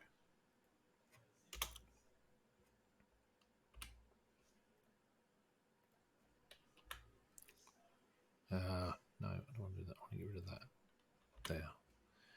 Get rid of that. Save. Okay. Dungeon stairs cover. Oh, okay. That might be handy. Dungeon main. Okay, so there's some quite intricate pieces. Don't need anything massive. Main entrance steps. I think that was the one I was looking for. Okay, that's kind of what I'm after. something that will change the height. That looks almost about right. Okay, so the next trick's going to be how to rotate all this stuff to actually make it fit together in that space.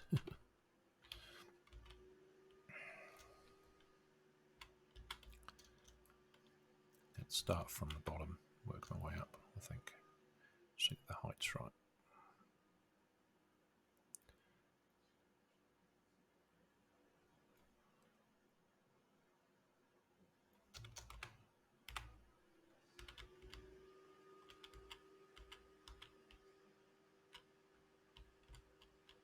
It's almost the right height. Okay, it's not bad. Let's see if we can get a little bit more height on this.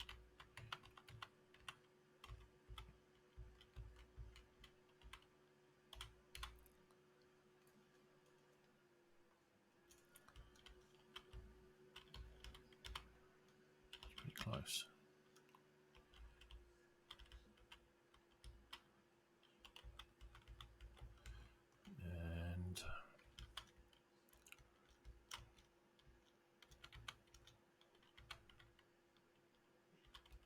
Bit of a lip there, but that's okay.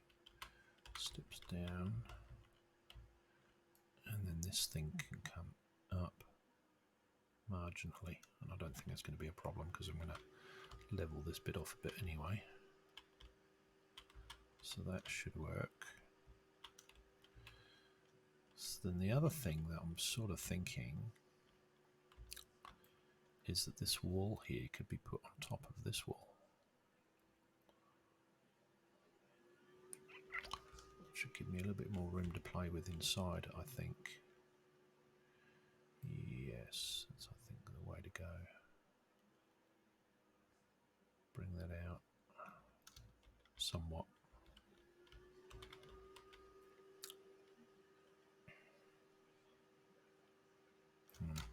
Let's see what we can do with this first. Make sure I fit the building in. Okay, so that's approximately right. The height here is almost right. I could certainly bring him down to meet that level.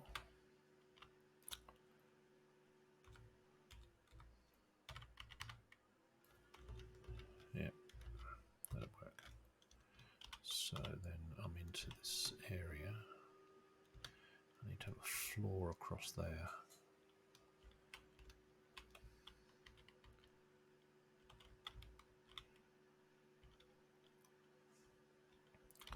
And those steps go up to nothing, but they don't have to be there.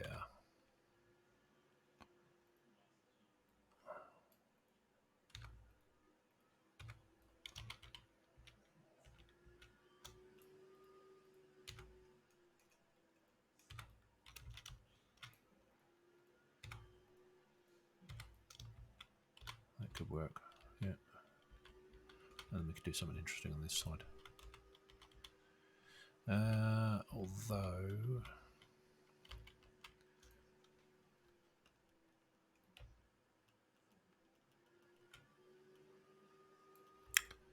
yeah, I think the building needs to rotate more square on to this entrance.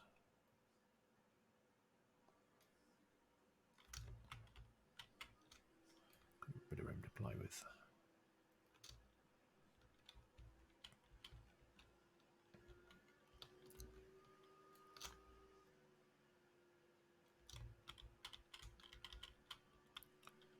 Okay, that's looking a bit better.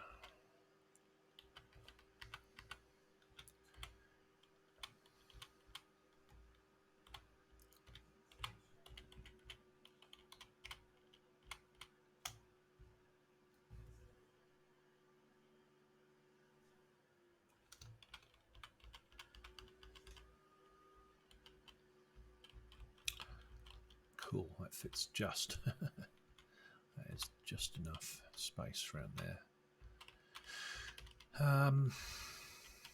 That fits nicely. Cool. Bit of room around the front.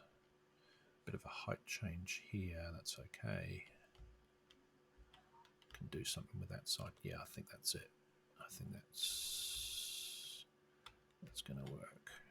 All right, let's channel this out and see what this looks like.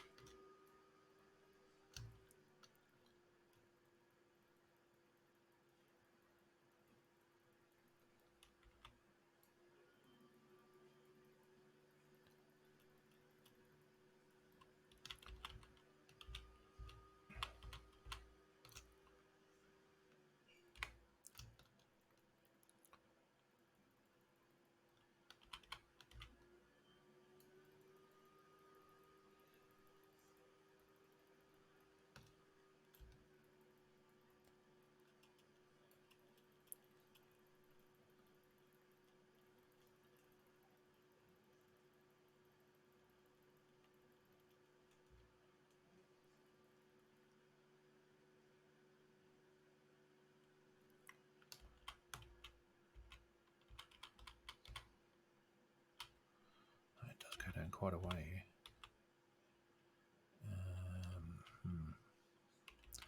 Okay. Of course, it's potentially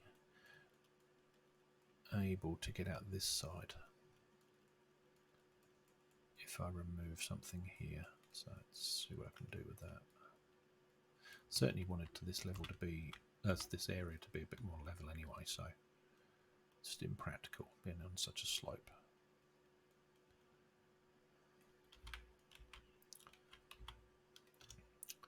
Let's get a bigger area.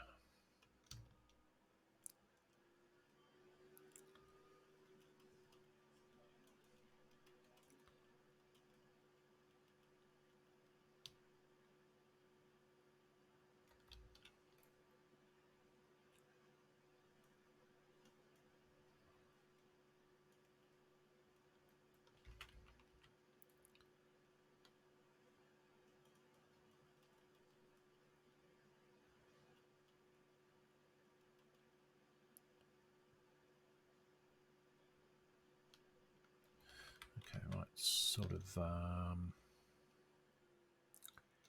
increase that a little bit. There we go.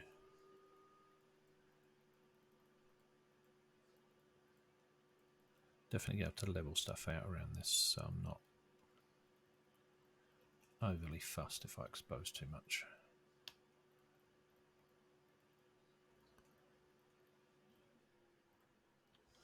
Okay. Some of it can be concealed anyway. So let's see if we can get through it. That makes sense. So we kind of want to be going out of that level, which means this needs to drop still.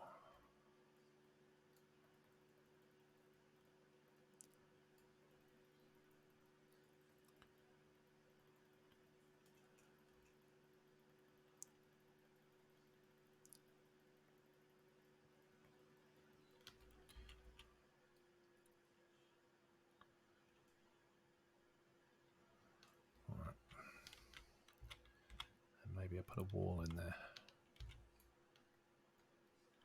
Okay, so down, bring that level up, and then we can get out this side, and then potentially also knock out something here.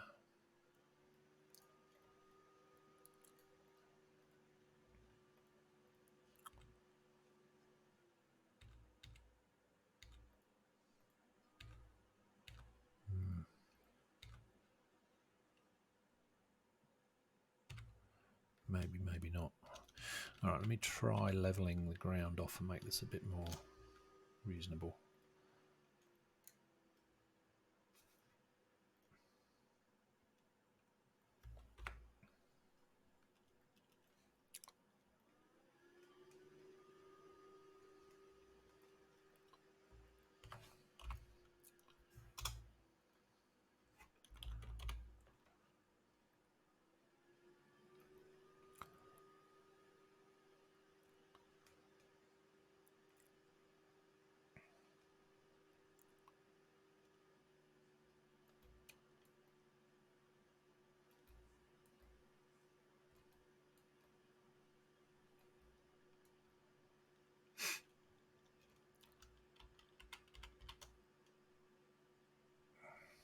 That's a little bit better, I think.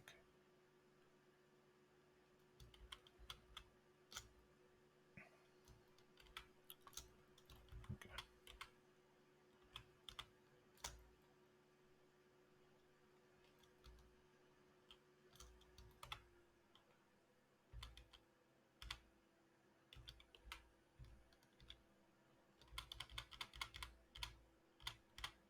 Okay, so I definitely need to bring up that level now. And maybe fill in that space now. And I think that the level should be about right. It's pretty close. Okay.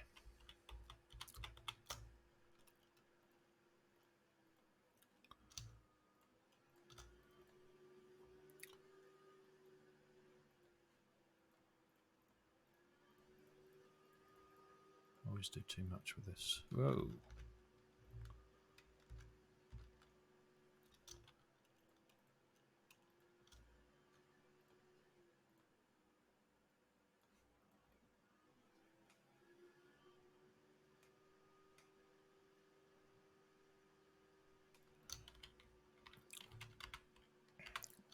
Actually, I think what makes it a little bit easier to see is if you actually put the grid on, the shaded wireframe. There we go. Can see what is really happening with the terrain here.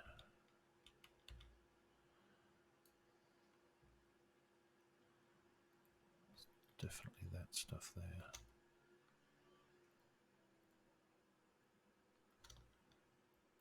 Whoop, other way.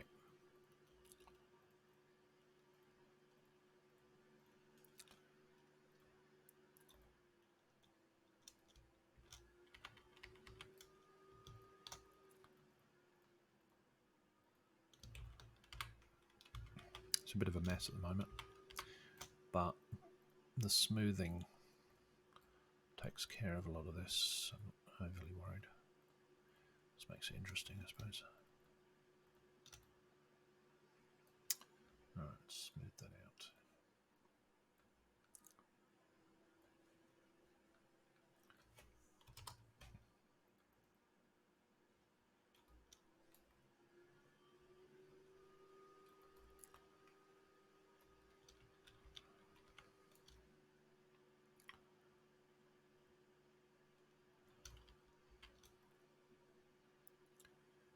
Okay, it's getting there.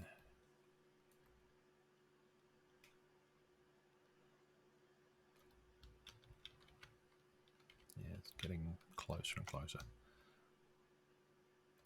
A little bit more fill here.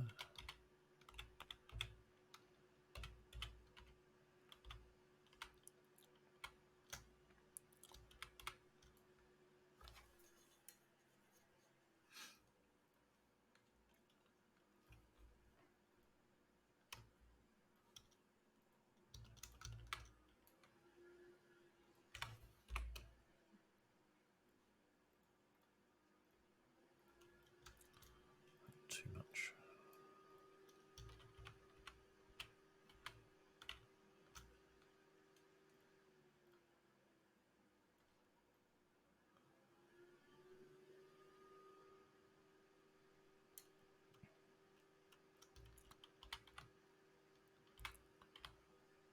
Okay, so I kind of want to flatten that now.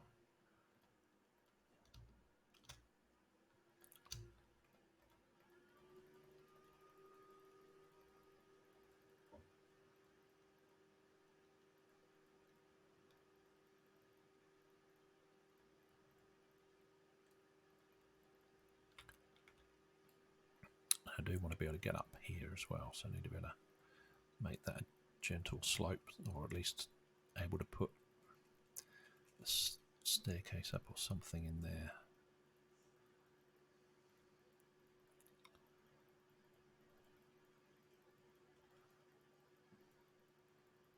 Yeah, I think that should work a bit better. Okay. So that's fine. I haven't quite figured out what I'm going to do around here. Maybe put a wall in or something. Have this area a little bit flatter.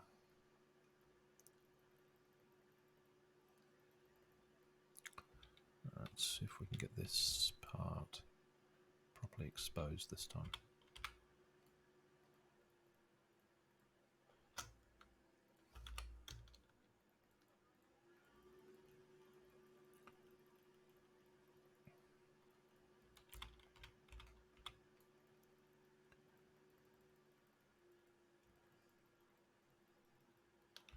Right.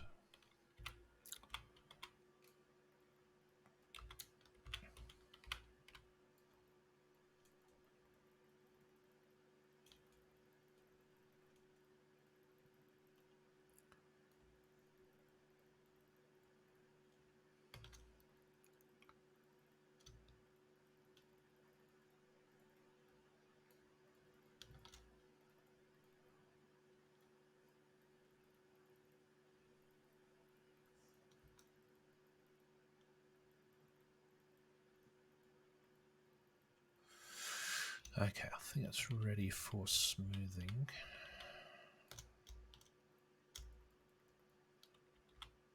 Quite sure why that's exposed that bit anyway. Yeah, I think this is pretty close now. Smooth.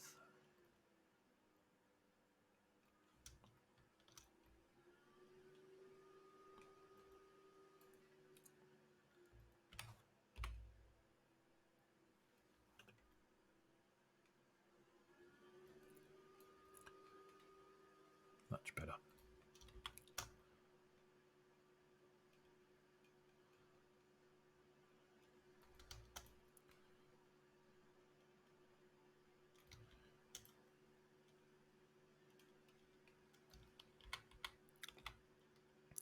A bit of grass coming through there looks fine.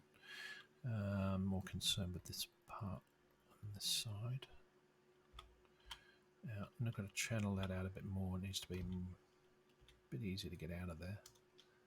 So some of this is going to have to be cut away at the ground level, I think.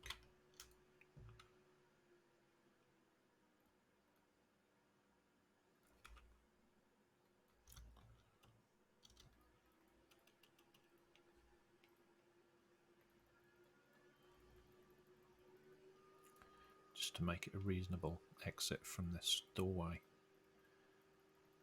You've got to get out through that. Walking into a wall of grass.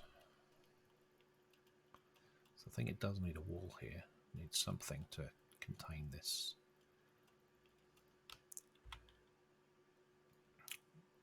But overall, I think the level's about right now. Let's just smoothing.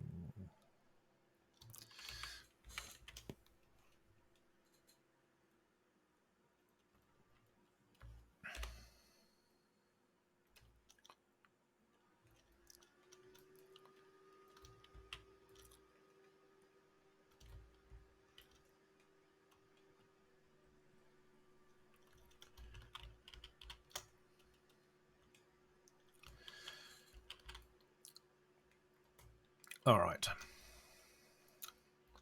Save. Let's have a look at how that goes.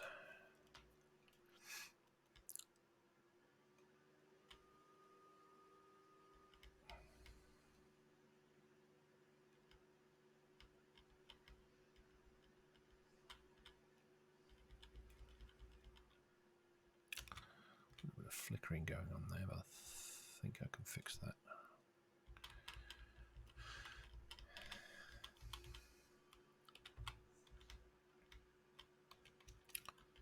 Okay, a little bit of height change there, but it's okay. We're climbing. We're now at the basement level of the castle.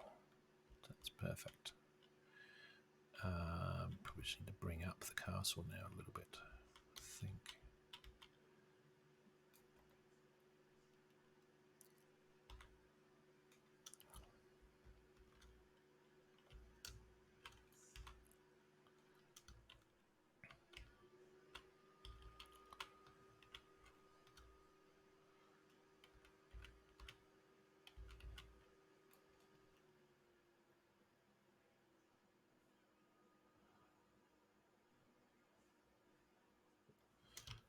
about right. Alright, let's channel out this ground floor, and then I think the rest of it is just channeling out up here.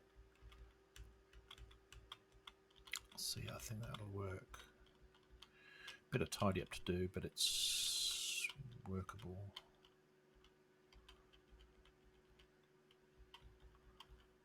Okay, we should go in here. And this is, let's put something underneath that, or bring the ground level up. And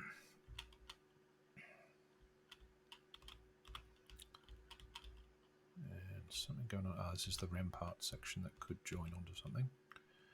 Okay, and we've got this area through here. This might be where I go down in the dungeon, actually. Yes, that might be good. Okay. Alright, I'm going to do a play test just to see if all this latest stuff that I've added is traversable by the player controller.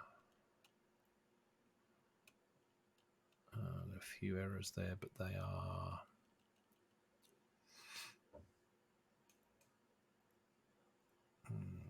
redraw property editor. Okay, they're cleared. All right.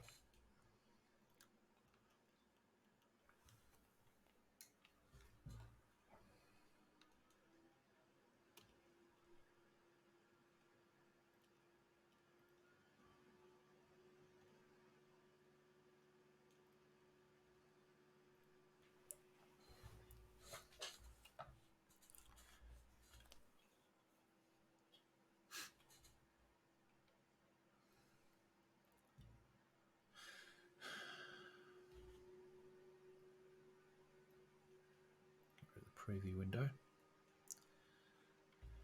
Okay, starting to take shape.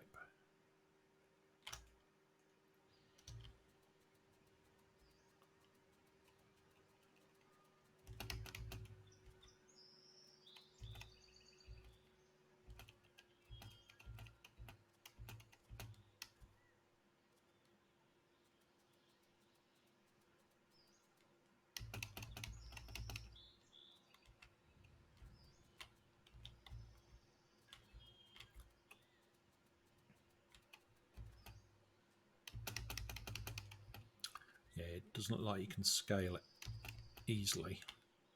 Might be a way of doing it.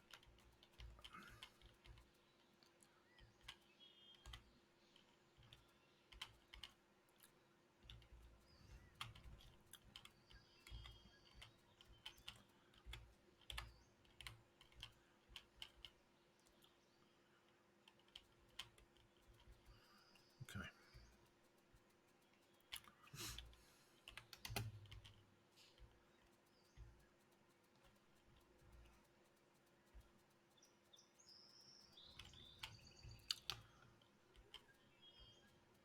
Ah, okay, that has a barrier in the way.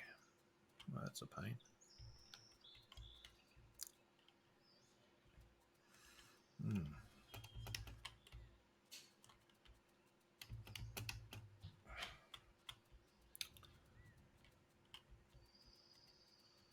I need to find some other way to get over that.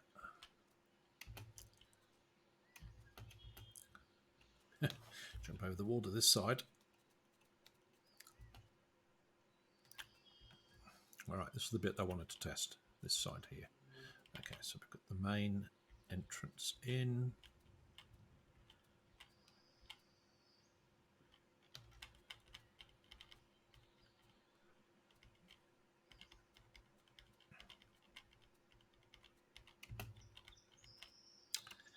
That's got some collider as well, damn it. Okay.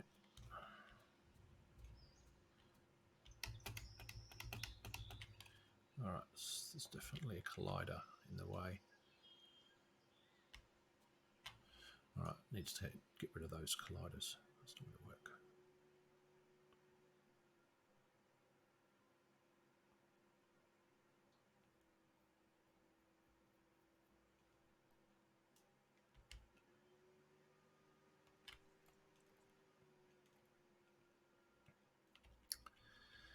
So this piece, collision. Okay. I need to view the colliders.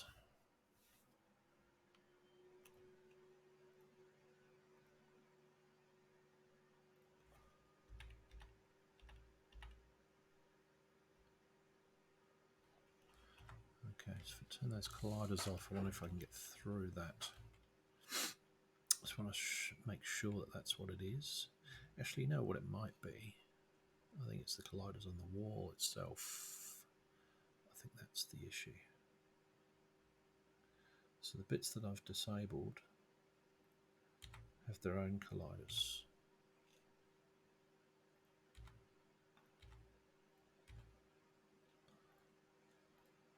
So I think that was what the issue was. Because these colliders should be out of the way anyway.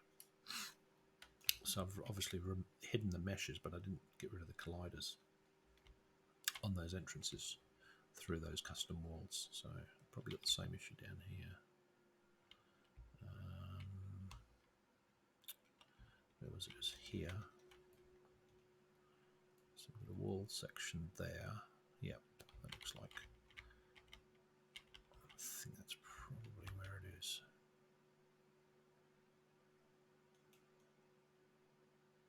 So where are we? We're here. No. This one. So that needs to be open. That needs to be open. Okay, should be able to get in there now. All right, give that a go.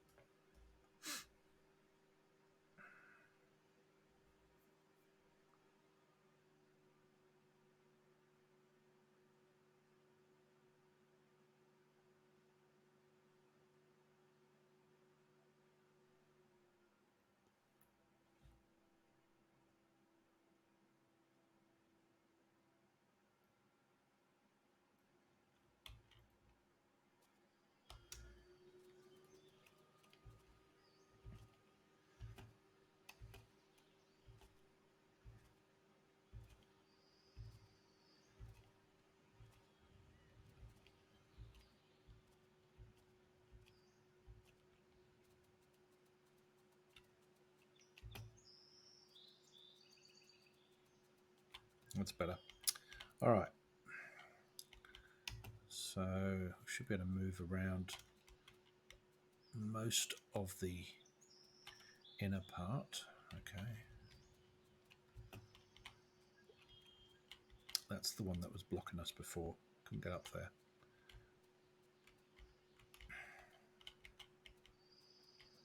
So it's good. Get through there now. All right. That will go somewhere interesting. Maybe that will go up onto ramparts or something. And this will go down to ground level.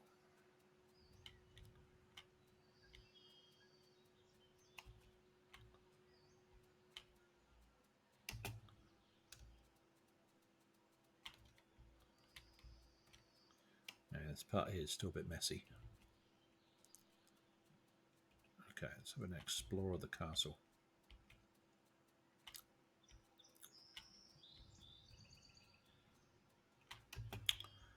And there's a collider.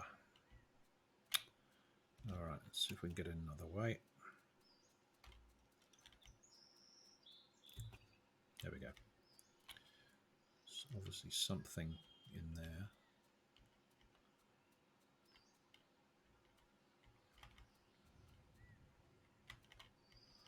Cool. Okay, we've got another rampart section.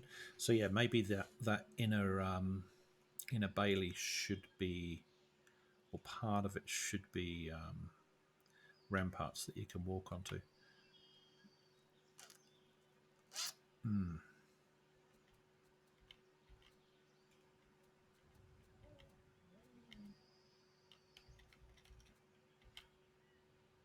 I like the sun rays coming in there. That's working quite well through the window. Nice.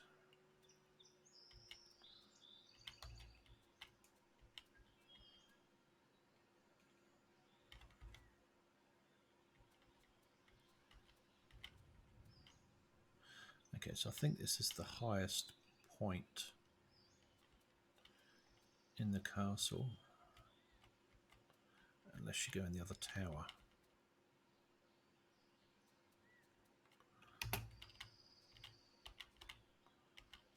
Oh, no, it does have a tower here as well. Okay.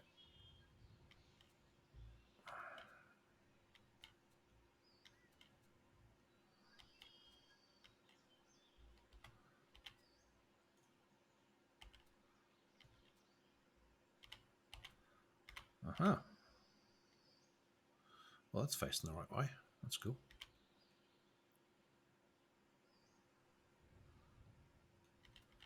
And then keep going up.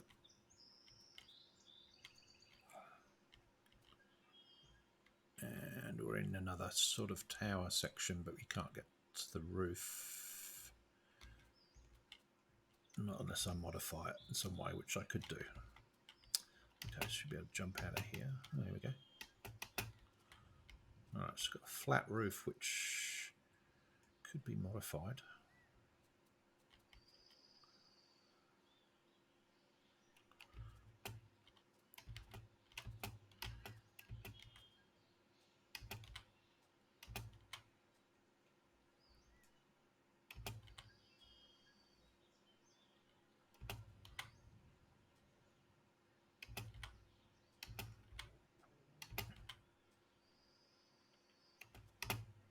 Okay, I'm right on top of the spire now, so that's about as high as you get, unless I get across to that tower.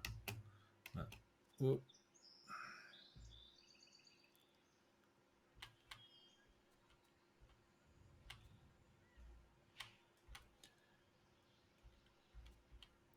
That's interesting. I can actually go through the glass, so there's no collider on the glass.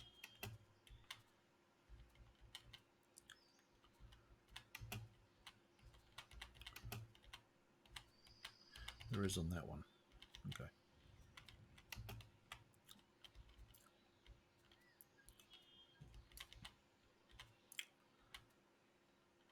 Cool.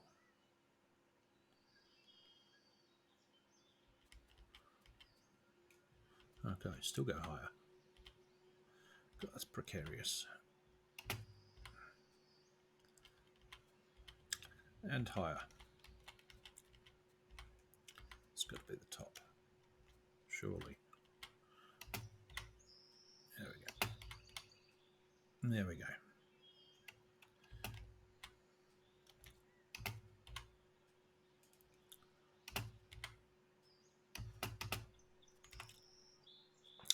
Nearly make it up there.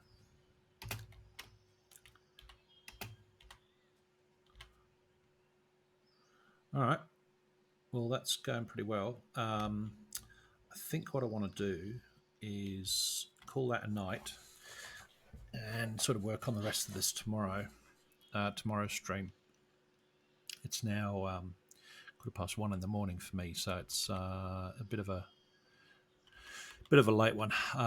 But I'm pretty happy with that progress. I think just getting those churches done tonight and a little bit of the graveyard, but you know, all of the castle wall sections, the inner and outer bailies, and some of the castle sections, castle buildings, as well as some of the staircases.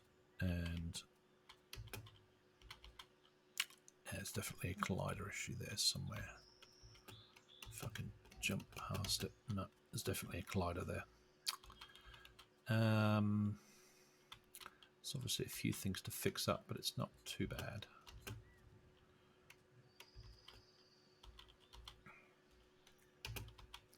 You can actually climb up the outside of the castle too.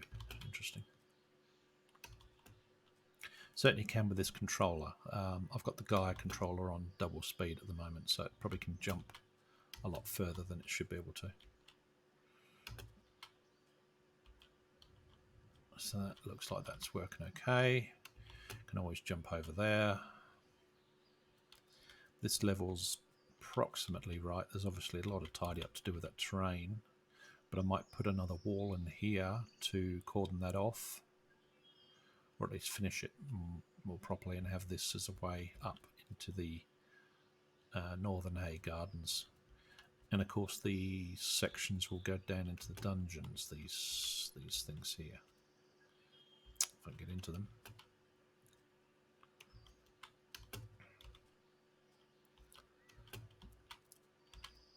Yeah, so that'll go down into the dungeon somewhere. And I'm pretty happy with that. So the city's starting to take some real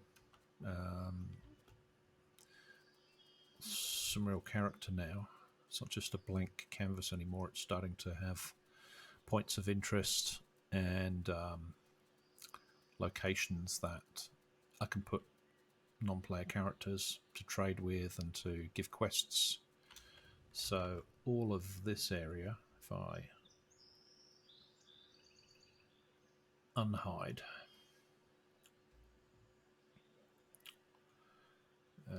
where are we?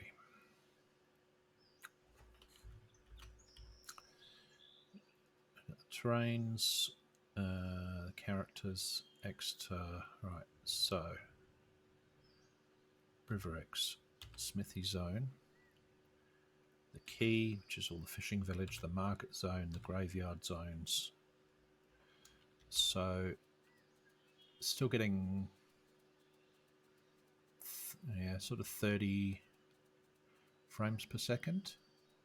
And I think because a lot of these textures are coming from the same asset pack, this detailed medieval castle thing, I think it's probably helping to optimize it a little bit. That's performing okay. Actually, that's performing quite well.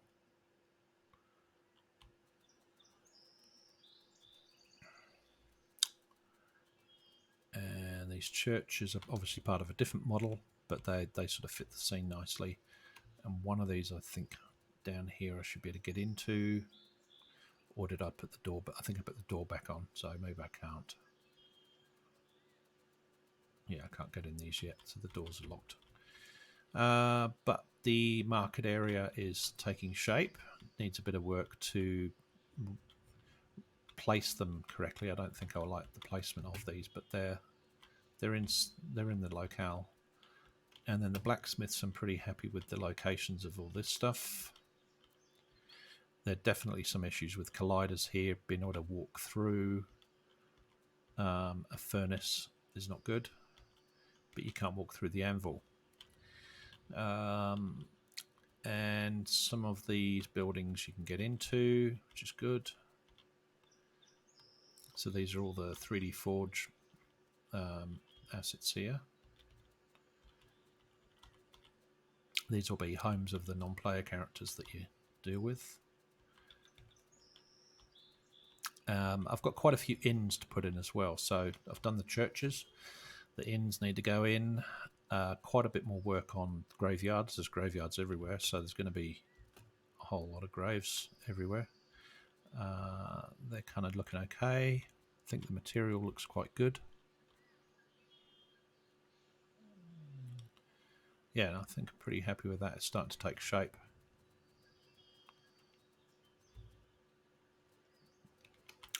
Horse is still standing there waiting for me. Yeah, we'll get back to you at some point. And the characters are in here somewhere. Characters, there they are. Let's bring the characters in. So the scene's going to get a bit heavy with the characters in there, but that's, we only want one player character in the scene, so that's okay. So the characters are looking much better. The lighting is now working properly in this scene. We haven't got the weird lighting so much that we had before. There's a little bit of this subsurface scattering that's going on here. And I think it's just tweaking the shader and on the eyes, but it's pretty close. And I've turned down the brightness on the wings, so you can actually see some of the colour coming through, so that looks good. You get a bit more colour around the back. But yeah, it's a very, very cool effect. And then, of course, out here we've got the fishing village with the dock. So that's working quite nicely too. So yeah, all in all, it's starting to really take some shape now. I think tomorrow we'll work on the rest of the castle, try and get that castle mostly sort of structured, the big pieces done. And then I'll come back to the city, I think, and put the inns in and more graveyards, and then probably lots and lots of houses, and see how that starts to look. So yeah, pretty pleased with the progress over the last few streams. It's starting to really take shape and look like a real place. It is based on a real place, so it's hovering by the look of it. Yeah, it should look realistic because it is based on a real location, mapped out fairly carefully with the correct sort of terrain with a few adjustments. And the River X will be down here. So we're going to have a graveyard on the outside of the city wall here. So you've got graveyard inside the city wall and one that continues here. But this one is actually getting waterlogged, which is not a good idea for graveyards to become underwater. And we've got the River X here flowing out toward the sea, toward Exmouth anyway. And then we can go across the bridge out, and this would then load the world navigation effectively, because you're really moving away from the city at this point. You're off in no man's land. Anyway, I hope you enjoyed the stream. I will be back on tomorrow night, Sunday 9 p.m. Australian Eastern Standard Time for another few hours, and hopefully get a bit more done with the castle. So thank you very much for joining. If you enjoy the stream, please follow and check us out on YouTube, Zarktor Studios on YouTube, and check out Zarktor's Realm on Steam, and please wishlist it. That would really help me out. Thank you very much. All right, bye.